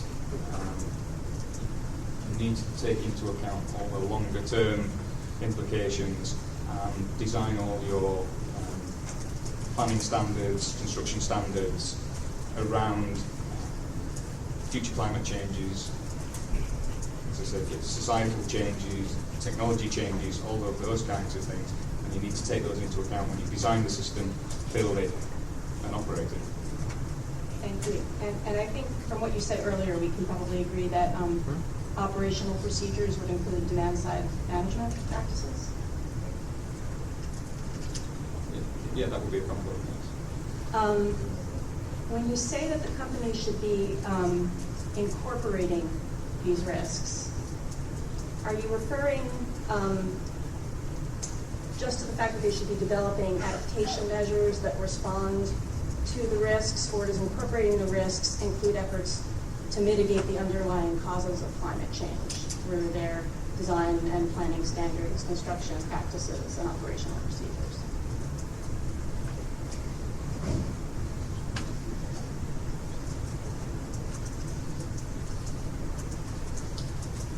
To the extent that technology is available to Con Ed to be able to reduce their impact on the climate, I have to say we looked at this mainly from the impact of climate on Con Edison's ability to serve their customers rather than Con Edison's impact on the system. Okay, thank you.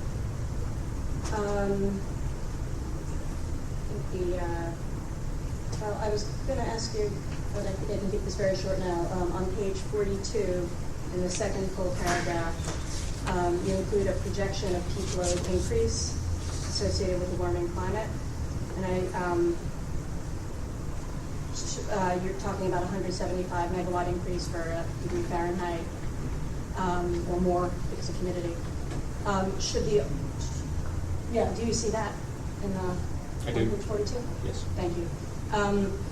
Should system planning for such a projected increase include alternatives that would avoid some portion of the increase by decreasing the peak? Or does the increase just get taken as an input and then you respond to it?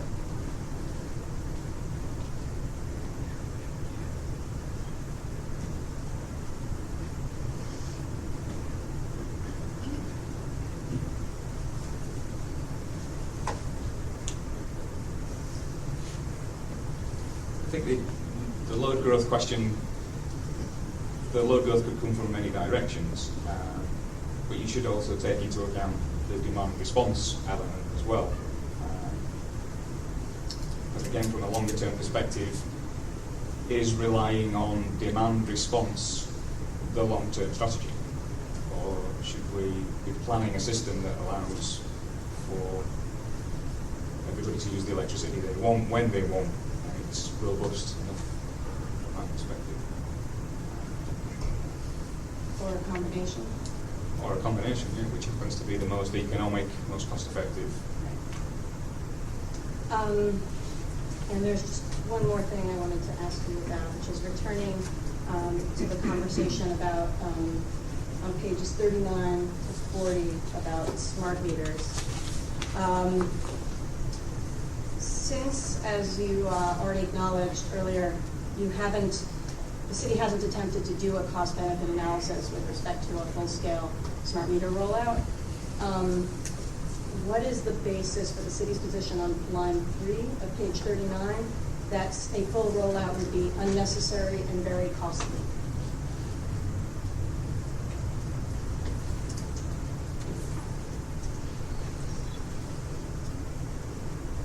In the context of what we were looking at here, which is to provide visibility of the system in terms of storms, then you don't need a smart meter everywhere. You just need sufficient, and they don't have to be smart meters, but there just needs to be sufficient two-way information flow to give you that indication of the system's like performing. So actually, that's very helpful for my one remaining question, which is at the top of 40 at line 4, you describe a cost-benefit analysis that the company should do with respect to meters that is limited to that one attribute, the outage awareness.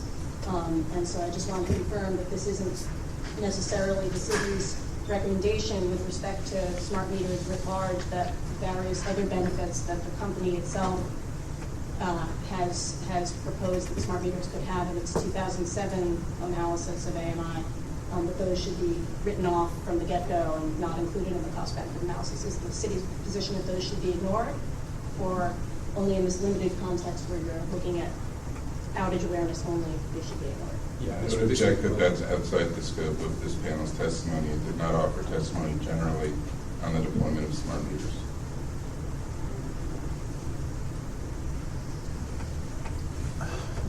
No, I think it's a legitimate question. She's asking whether the panel was intending to foreclose the consideration of benefits other than the system resiliency and transparency of what's operating and what's not. So I think they should answer the question.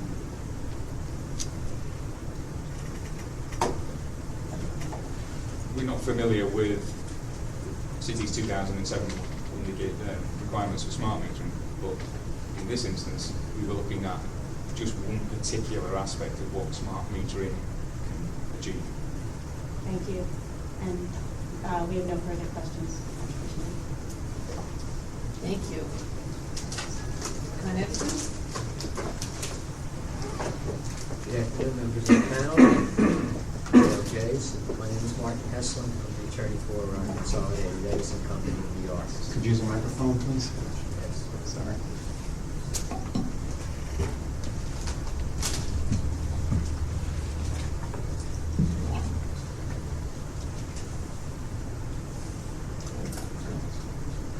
In your testimony in response to questions this morning, you've discussed or you've responded to questions about cost-benefit analysis.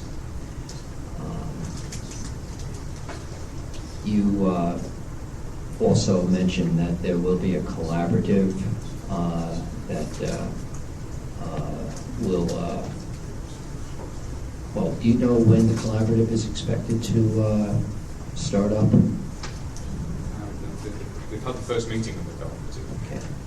And is it your understanding that after these hearings are over, additional collaborative meetings will be scheduled? Okay. You pointed out that Con Edison has not presented a cost-benefit analysis to support its storm hardening programs. Are you aware whether Con Edison has a cost-benefit model that could be used for that purpose?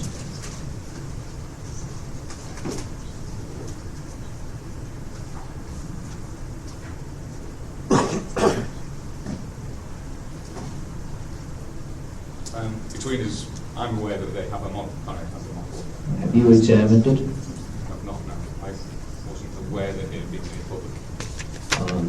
So you don't have an opinion on whether that cost-benefit model is suitable for the purpose you're proposing in your testimony? Having not seen the model, I don't. And you're familiar with the testimony of the New York City Policy Panel, where they state concerning a model in development by the city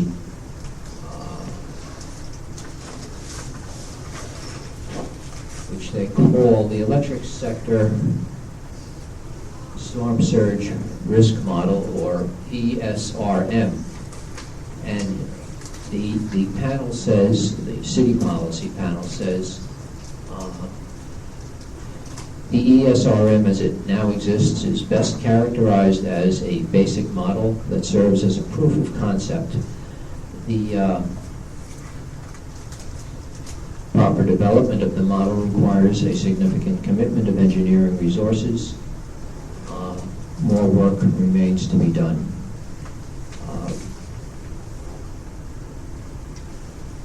What is your understanding as to the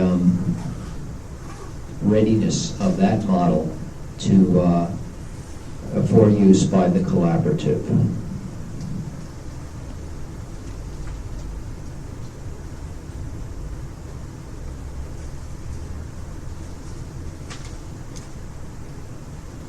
You're aware of the policy panel's testimony. I think you might need to ask the policy panel to elaborate further on that question. Do you know anything about that model?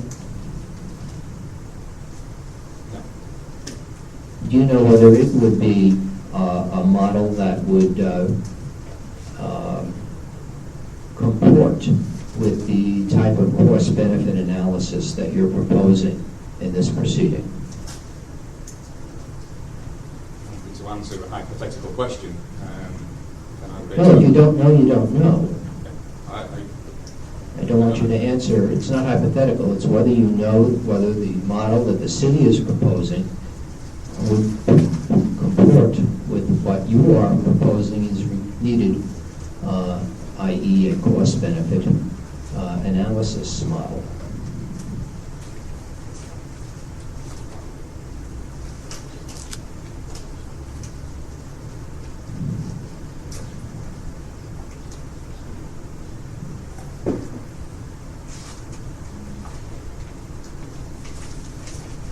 We're not trying to, in our testimony, recommend a specific model. We're just saying that a longer-term cost-benefit analysis is required. And the city's model may contain elements of that. On its existing model may contain the right elements as well.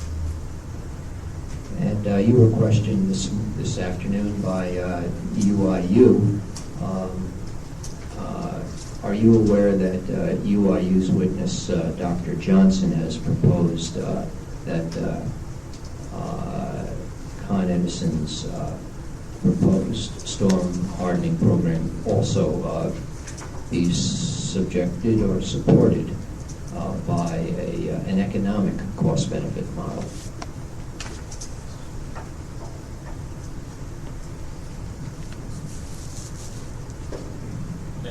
We're aware of his testimony. Were you aware that Dr. Johnson testified that UIU has not developed such a model as of yesterday?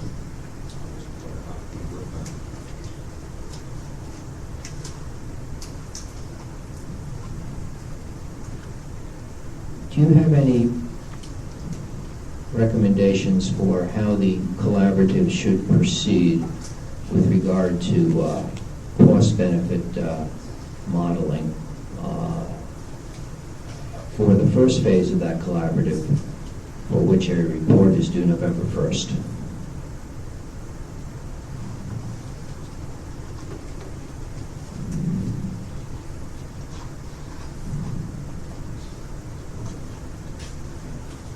I think for the first phase, the collaborative should be working on what the methodology is, not what the specifics of the model are. And given that guidance for the collaborative, how would do you suggest that the collaborative evaluate storm hardening resiliency projects to be undertaken in the year 2014, which is the rate year in this proceeding?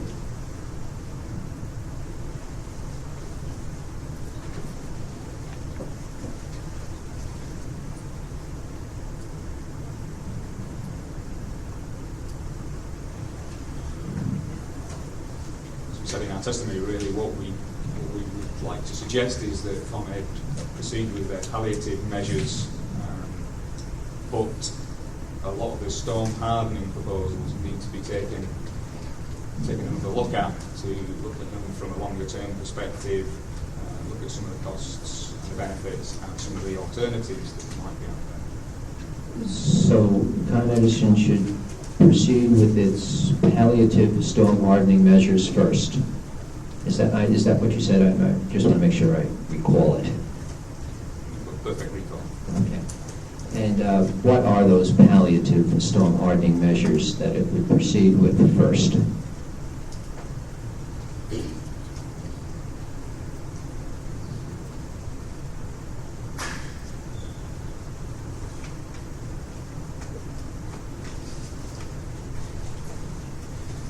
So some of the work that they've already done, for example, building barrier walls in substations around control equipment, those should be completed, sealing openings, those kinds of things. Those are very short-term, quick fix measures, but may potentially cause other problems. So you need to sit back and think, are these short-term measures really the right thing to do for the long term?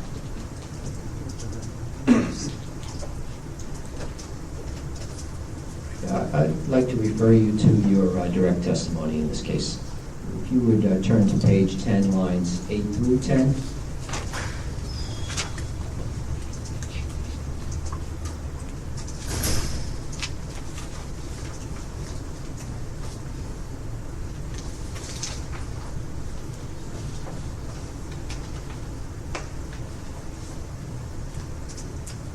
there you say, quote, "A number of storm hardening projects appear to be repackaged projects that were originally planned for other purposes, such as replacement of equipment at the end of its life." Assuming that's true, what point are you making?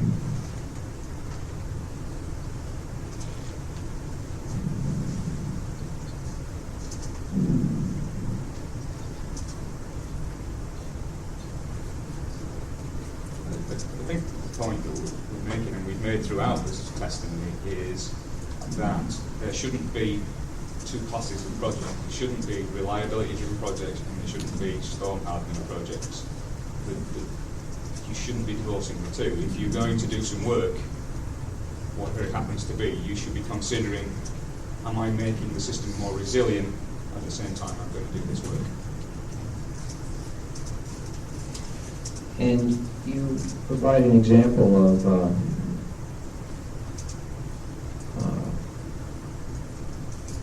or you refer to an example, you say, such as replacement of equipment at the end of its life. Can you be any more specific about what kind of equipment that is? Is it distribution level, transmission level?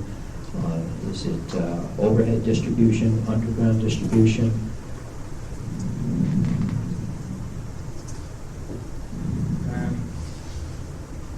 I'll give you one particular example.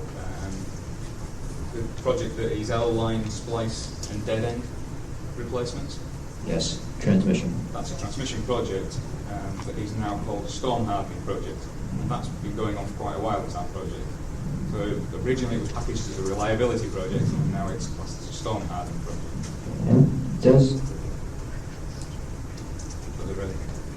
So there are distribution examples. Does the repackaging, to use your term, have an impact on the revenue requirement in this proceeding?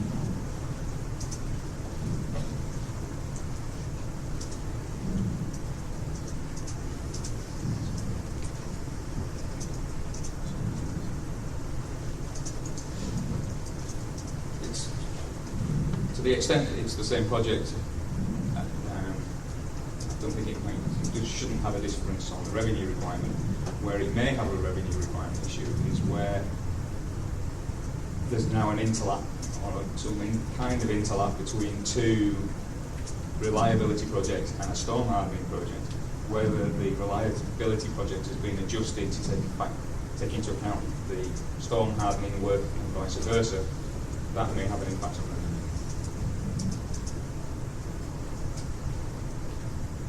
Could you explain that in the context of the L-Splice example? That's not an example of where those kind of things come into play.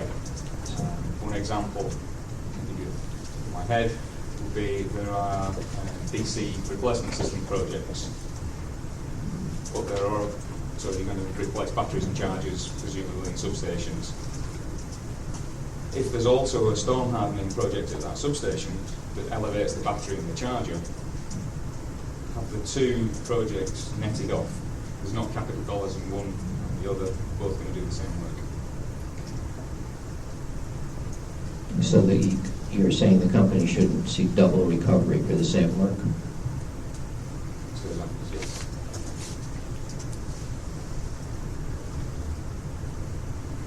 Is that your point, that the company is seeking double recovery for repackaged projects?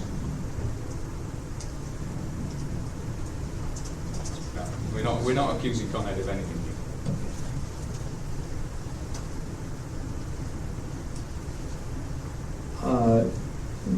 Would you turn to page 21, lines 15 to 19 of your testimony?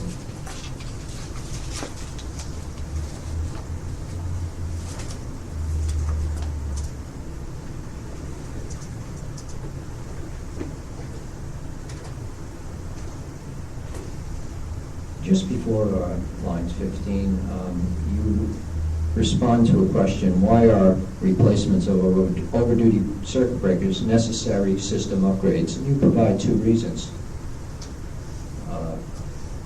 First is to operate within certain parameters, And then you give an example on lines 16 through 19 of problems at the Astoria East substation a few years ago.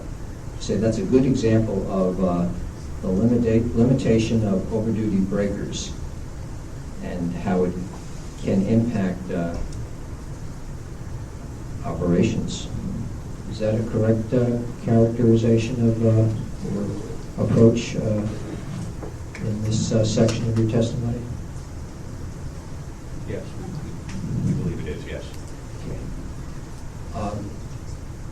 What is the operating problem that you were describing, or you are describing, at the Astoria East-West substation a few years ago? There are certain generating units in Astoria which can only be connected to either Astoria East or Astoria West, but never together. Basically, the dispatch of units in that complex needs to be managed so that fault current levels can be managed. And what is the size of the transmission feeders emanating from those substations? When you say size, what do you mean? Let me put it another way. What's the size of the breakers in those stations? I guess, again, when you say size... Are they 27 kV, 13 kV, 345, 69, or 345? The voltage is 138 kV in Astoria East and West. Okay. And so the breakers would be designed for 138 kV breaker service. They would be designed for operation at that voltage within other parameters such as continuous current and short circuit interrupting capability. Would you agree that the overduty circuit breaker program pertains to the replacement only of 13 kV and 27 kV breakers?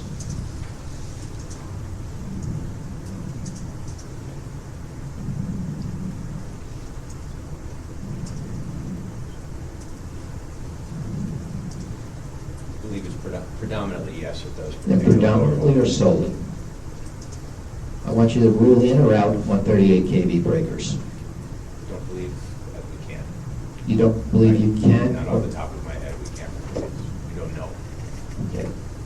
So then, are you now sure that the 138, that the Astoria West problems a few years ago are a good example of the overduty breaker limitation that this metric is designed to address?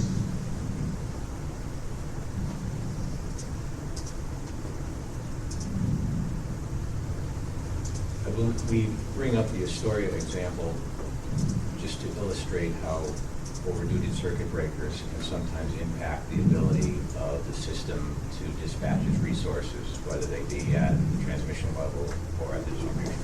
Okay, now would you provide an example at the distribution level where we've had a similar problem caused by overduty breakers?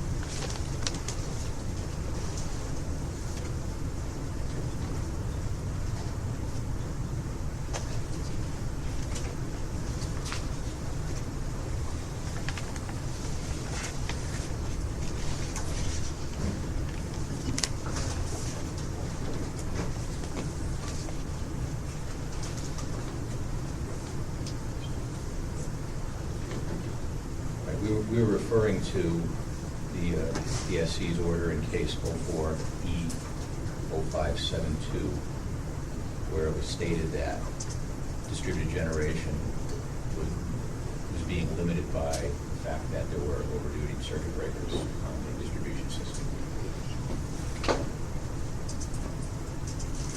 And that's what you meant by a limitation on Con Ed's ability to properly operate its electric system.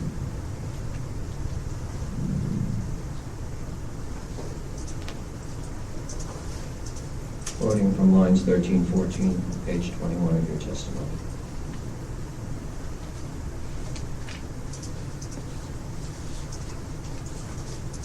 If circuit breakers are over-duty, as I said, they can potentially limit the ability to perhaps utilize resources, but they also can cause issues with being able to operate the system, as well as it's simply not good practice to operate equipment above its rating.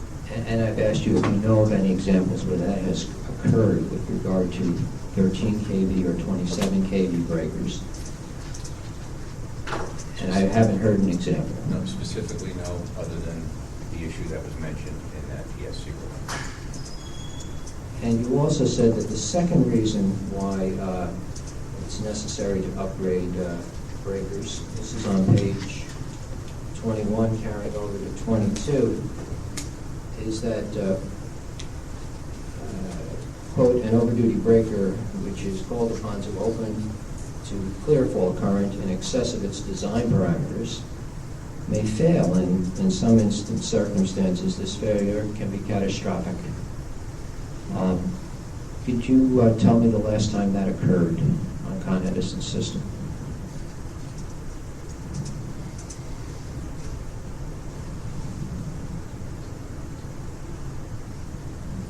I don't know. Can you tell me any time that occurred on Con Edison's system?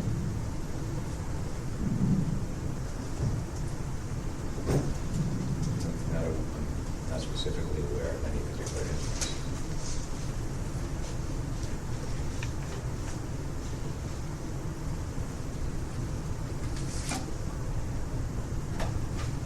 Referring now to page 25 of your testimony,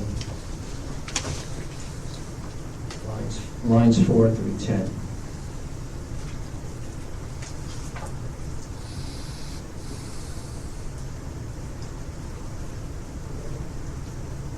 There you talk about one of Con Edison's storm hardening initiatives regarding sealing openings of troughs and conduits, etc. You state part of Con Edison's storm hardening initiative is targeted at sealing openings of troughs, conduits, panels, and cabinets, as well as redesigning louvers to prevent water intrusion at substations. While this work is important to protect substation equipment during flooding events, it potentially reduces air movement around equipment. As a result of the restricted airflow, the natural cooling needed by substation equipment is reduced, leading to diminished thermal capacity and shorter equipment lives. Now, with regard to that statement, are you asserting that Con Edison's engineers are unaware of the need to maintain adequate airflow for equipment in substations? No. You're pointing out something that you know Con Edison knows, then. I'm pointing out something as an example where you can do a short-term response to a particular event, Hurricane Sandy, and those were put in place very quickly. You really need to think about what the longer-term consequences might be for those actions. You have no reason to believe that Con Edison has not thought about such longer-term consequences, do you? I've seen no evidence to suggest that they've thought about it or not. Okay. So you...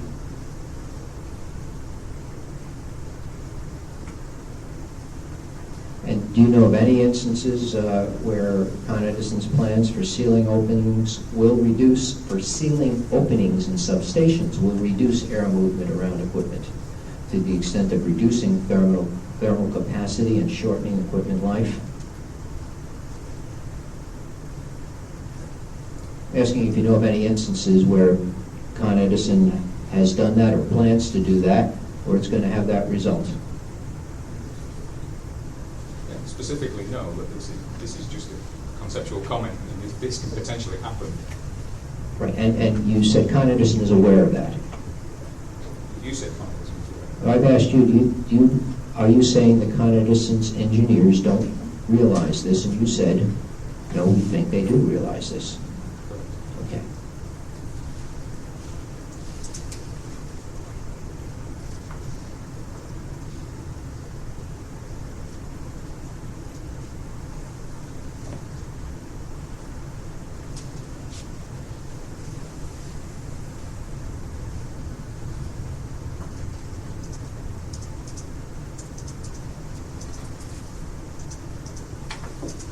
Turning now to page 26 of your testimony, lines 1 through 4.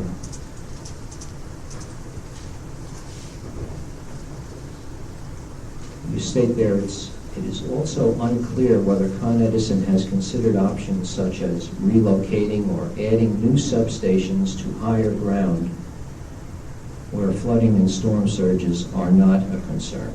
An example would be Goethals, where there is high ground almost adjacent to the existing station. What analysis have you done to put you in a position to say it's not clear, etc.? We've not seen it in the testimony or the exhibits associated with it. So you would have expected in the testimony that Con Edison would have discussed the option of relocating Goethals to higher ground, and you haven't.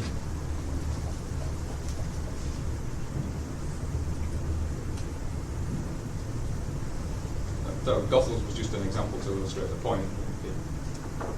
So your point is that based upon the testimony that you read, you have this this lack of clarity as to Con Edison's review of or consideration of relocating substations to higher grounds, just upon your reading of the testimony. And the exhibits. And the exhibits, right. Have you made any additional inquiry with Con Edison with regard to its consideration along those lines? No, we did not ask that. On page 29,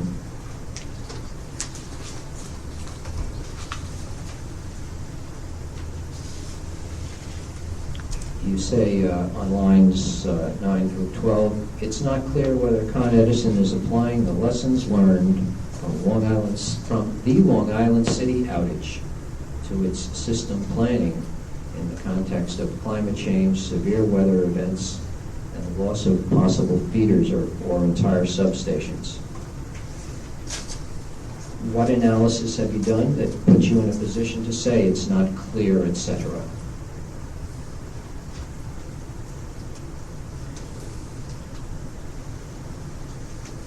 Based on the testimony and the exhibits provided.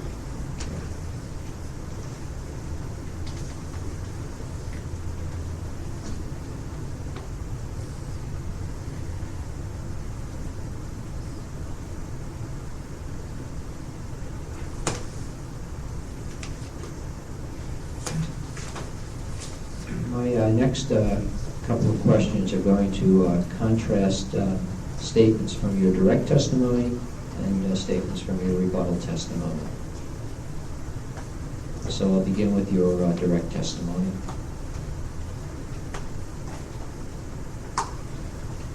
On page 36 of your direct testimony,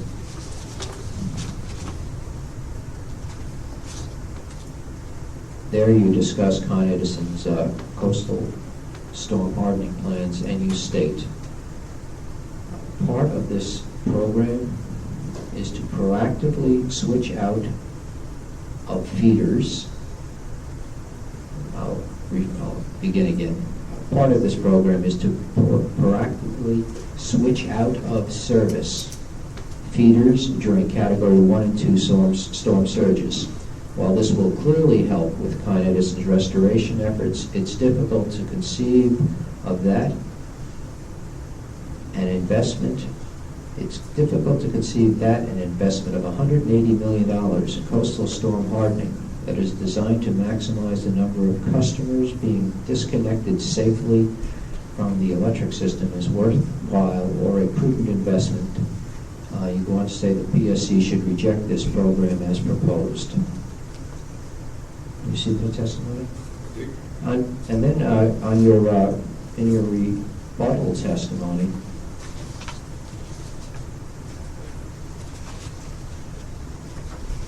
on page 7, line 19.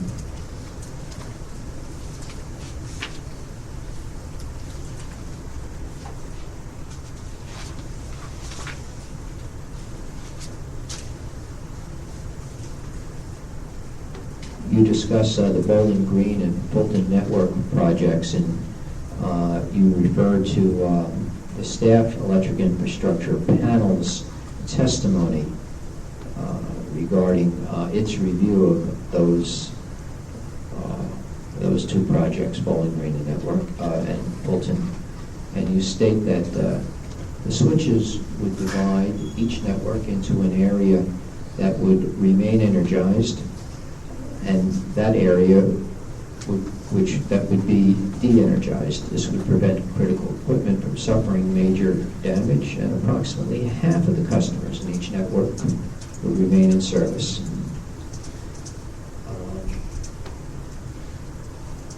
Staff seems to concur with the company that it is inevitable that half of the customers in each network would be de-energized during a flooding event, even after an investment of some $21 million.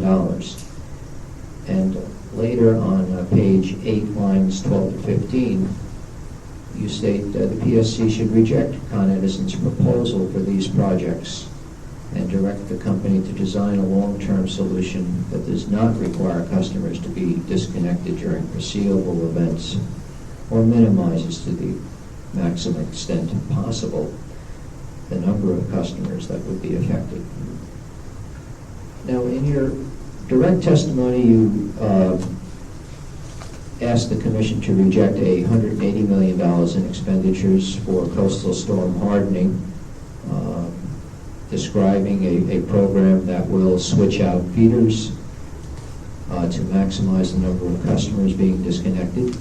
And in your rebuttal testimony, responding to staff's analysis, you asked that the Commission reject a $21 million program involving switches to divide those two networks into an area that would remain energized and one that would be de-energized.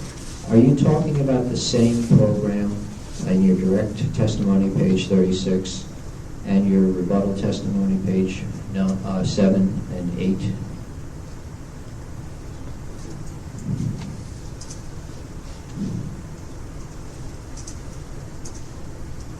Yes, the 180 million refers to the total storm hardening program for transmission, whereas the 20 million is that specific project that is associated with the Fulton networks that makes up part of that 180 million. And so is your recommendation for the Commission to disallow $180 million or $21 million?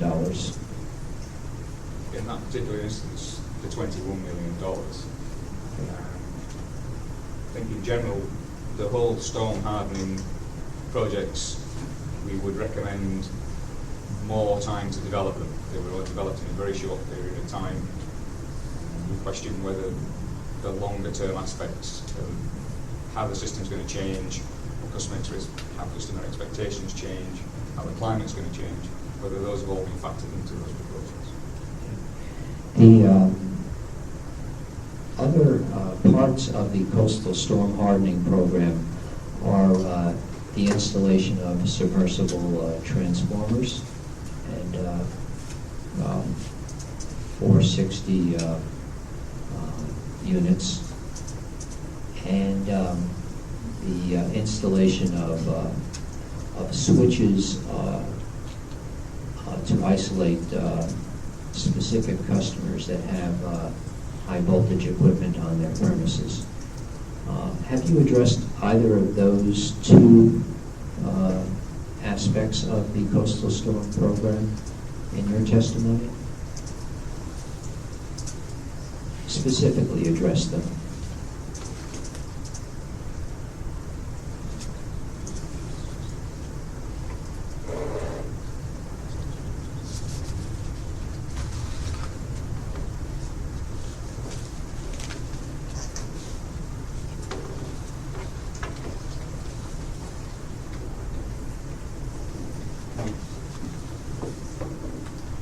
rebuttal testimony, we touched upon the installation of isolation switches.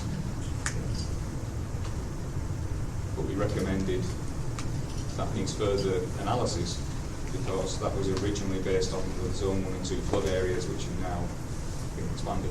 And to the extent that Con Edison bills to the expanded flood zone areas, do you have a problem with that program? No, I think that's a very good thought. And to the extent that Con Edison builds or installs submersible equipment, transformers and 4 kV units, using the latest FEMA maps, flood zones, do you have a concern of that program?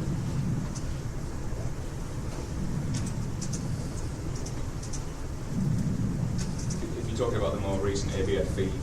Yes, I'm talking about the preliminary firm maps that were issued by FEMA in June of 2013. The ABFEs were issued earlier in the year in January. One of those projects we have some concerns over is the deployment of the 460 volts submersible network protectors. Kind of describes them in their testimony as first of the kind. I would be cautious about rolling out the first of the kind of anything in large numbers without evaluating them first. Have you sought to obtain any information about Con Edison's evaluation efforts in that development process? I don't believe we requested that.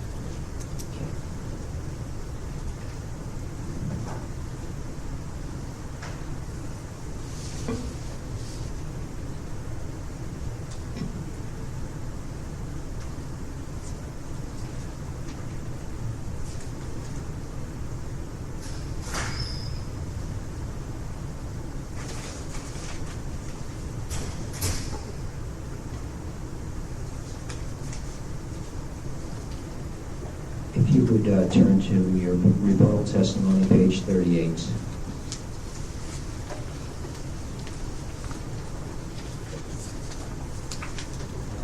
It only goes to page 21, doesn't it?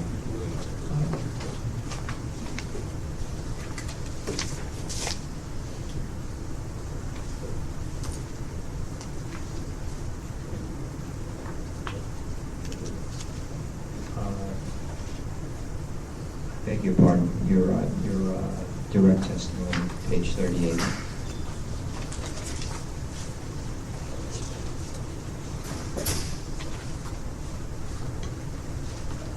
There on lines 10 through 15, you state, presently Con Edison has very minimal capability to determine its control center, determine in its control center the extent and location of any outage. Rather, it relies on reports from customers, news media, and its own inspections and feedback from its field crews.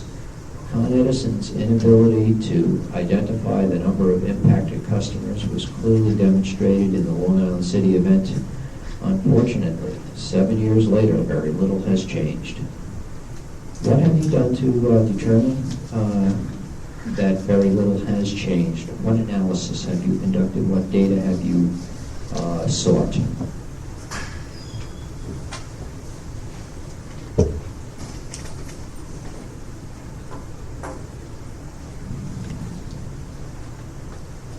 That's just really a general comment on the whole of the utility industry, that we're not making best use of the two-way feedback. Are you familiar with the following applications?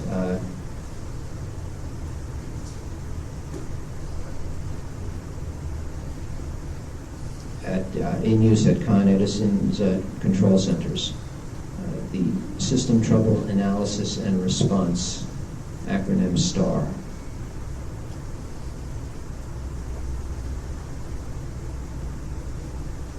No.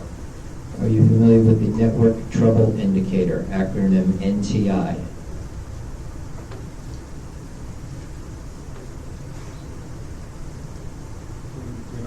that specific application, but we're aware of similar applications in other utilities. And similar applications that do what?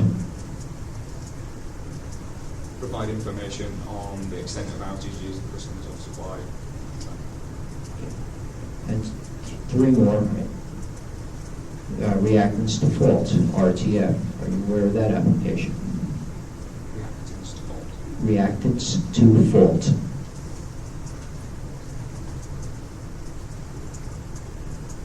Sounds like an application that we're familiar with context. And contingency analysis program. Have you come across that? Yeah,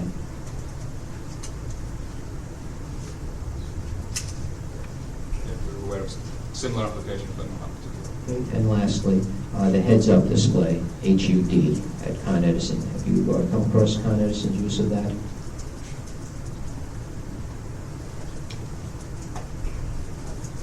No.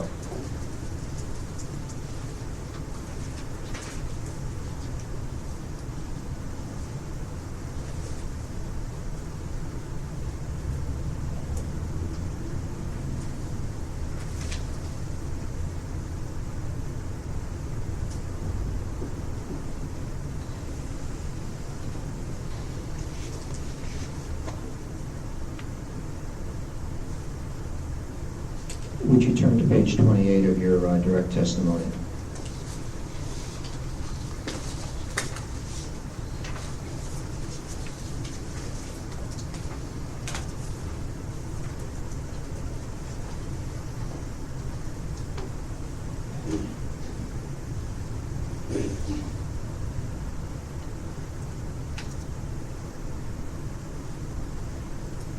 There, beginning on line 11, you state, rather than recognize the problems inherent in the reliance on a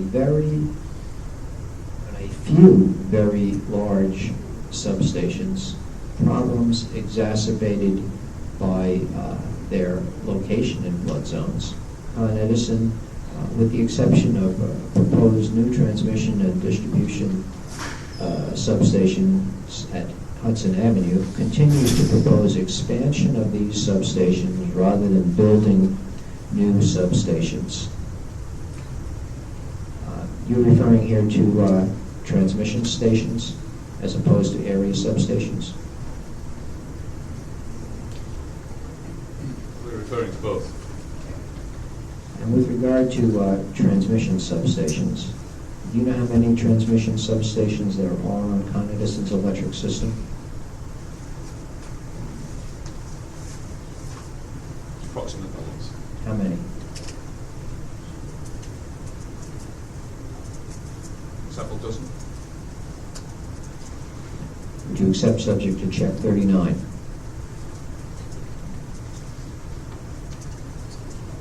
Sounds about right. Are you saying that that constitutes a few very large substations? Would you say that constitutes reliance on a few very large substations?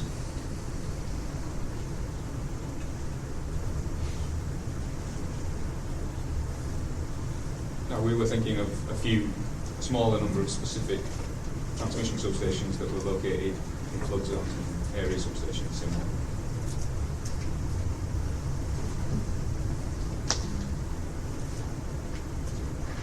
Now, when you say Con Edison continues to propose expansions of these substations, when was the last, does Con Edison have any pending proposals to expand any of the transmission stations that you have just expressed concern about, i.e. those in coastal flood areas?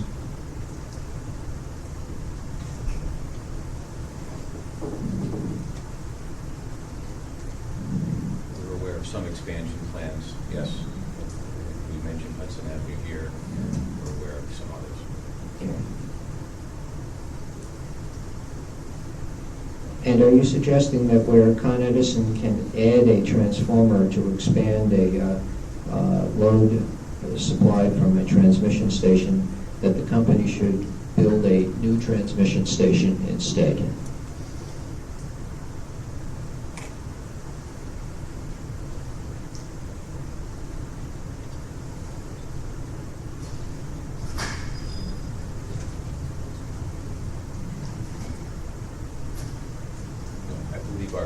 position as stated in our testimony is that instead of perhaps planning the system based on the way it's been planned and built out so far, that if there is an opportunity to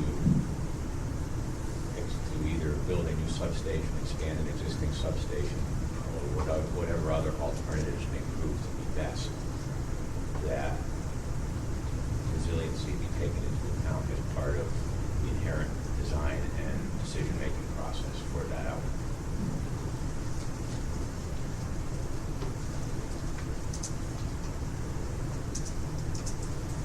I have no further questions, if your honors. On page 9 Thank of you. your testimony.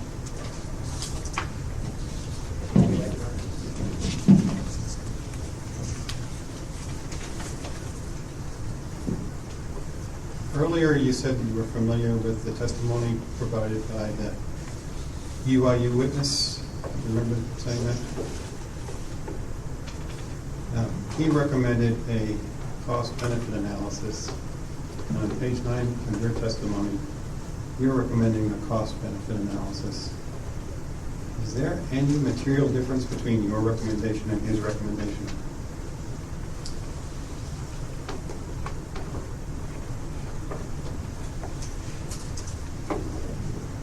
At the high level, no. I think my reading of his testimony is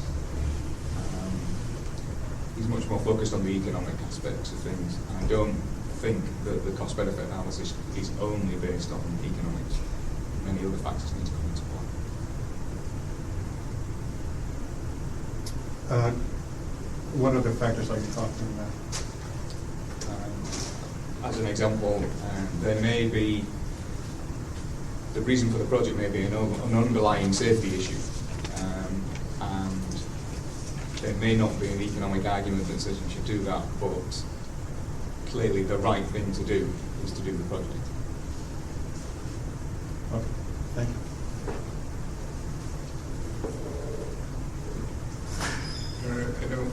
I don't believe there was any other cross. I mean, we had a moment, so.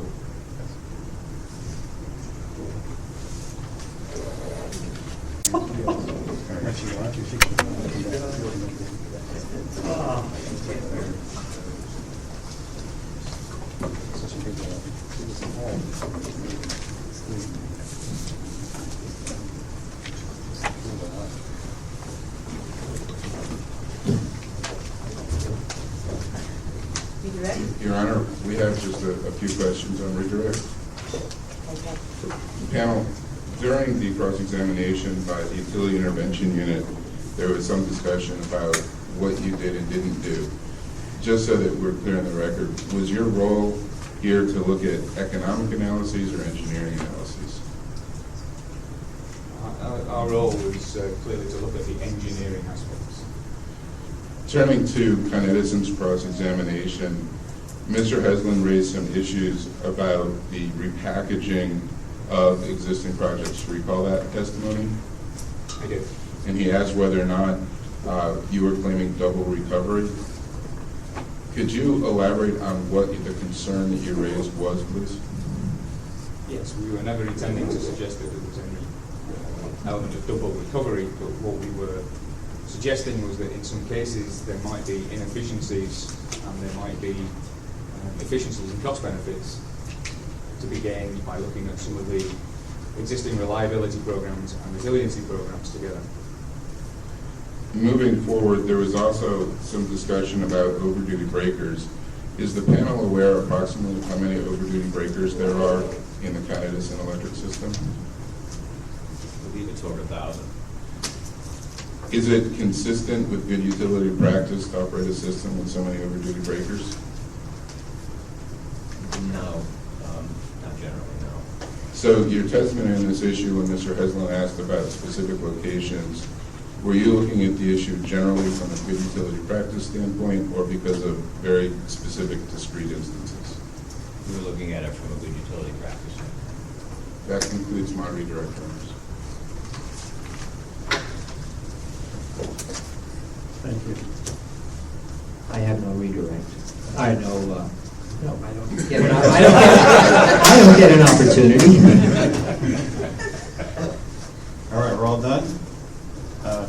testimony, you're excused. I have one housekeeping matter. On Monday, the DPS witness Murray is excused, and on Thursday, the Astoria Generation witness Baker is excused. Are there any other procedural matters anybody wants to discuss at this time? Hearing none, we are in recess until Monday at 10:30 a.m. Thank you.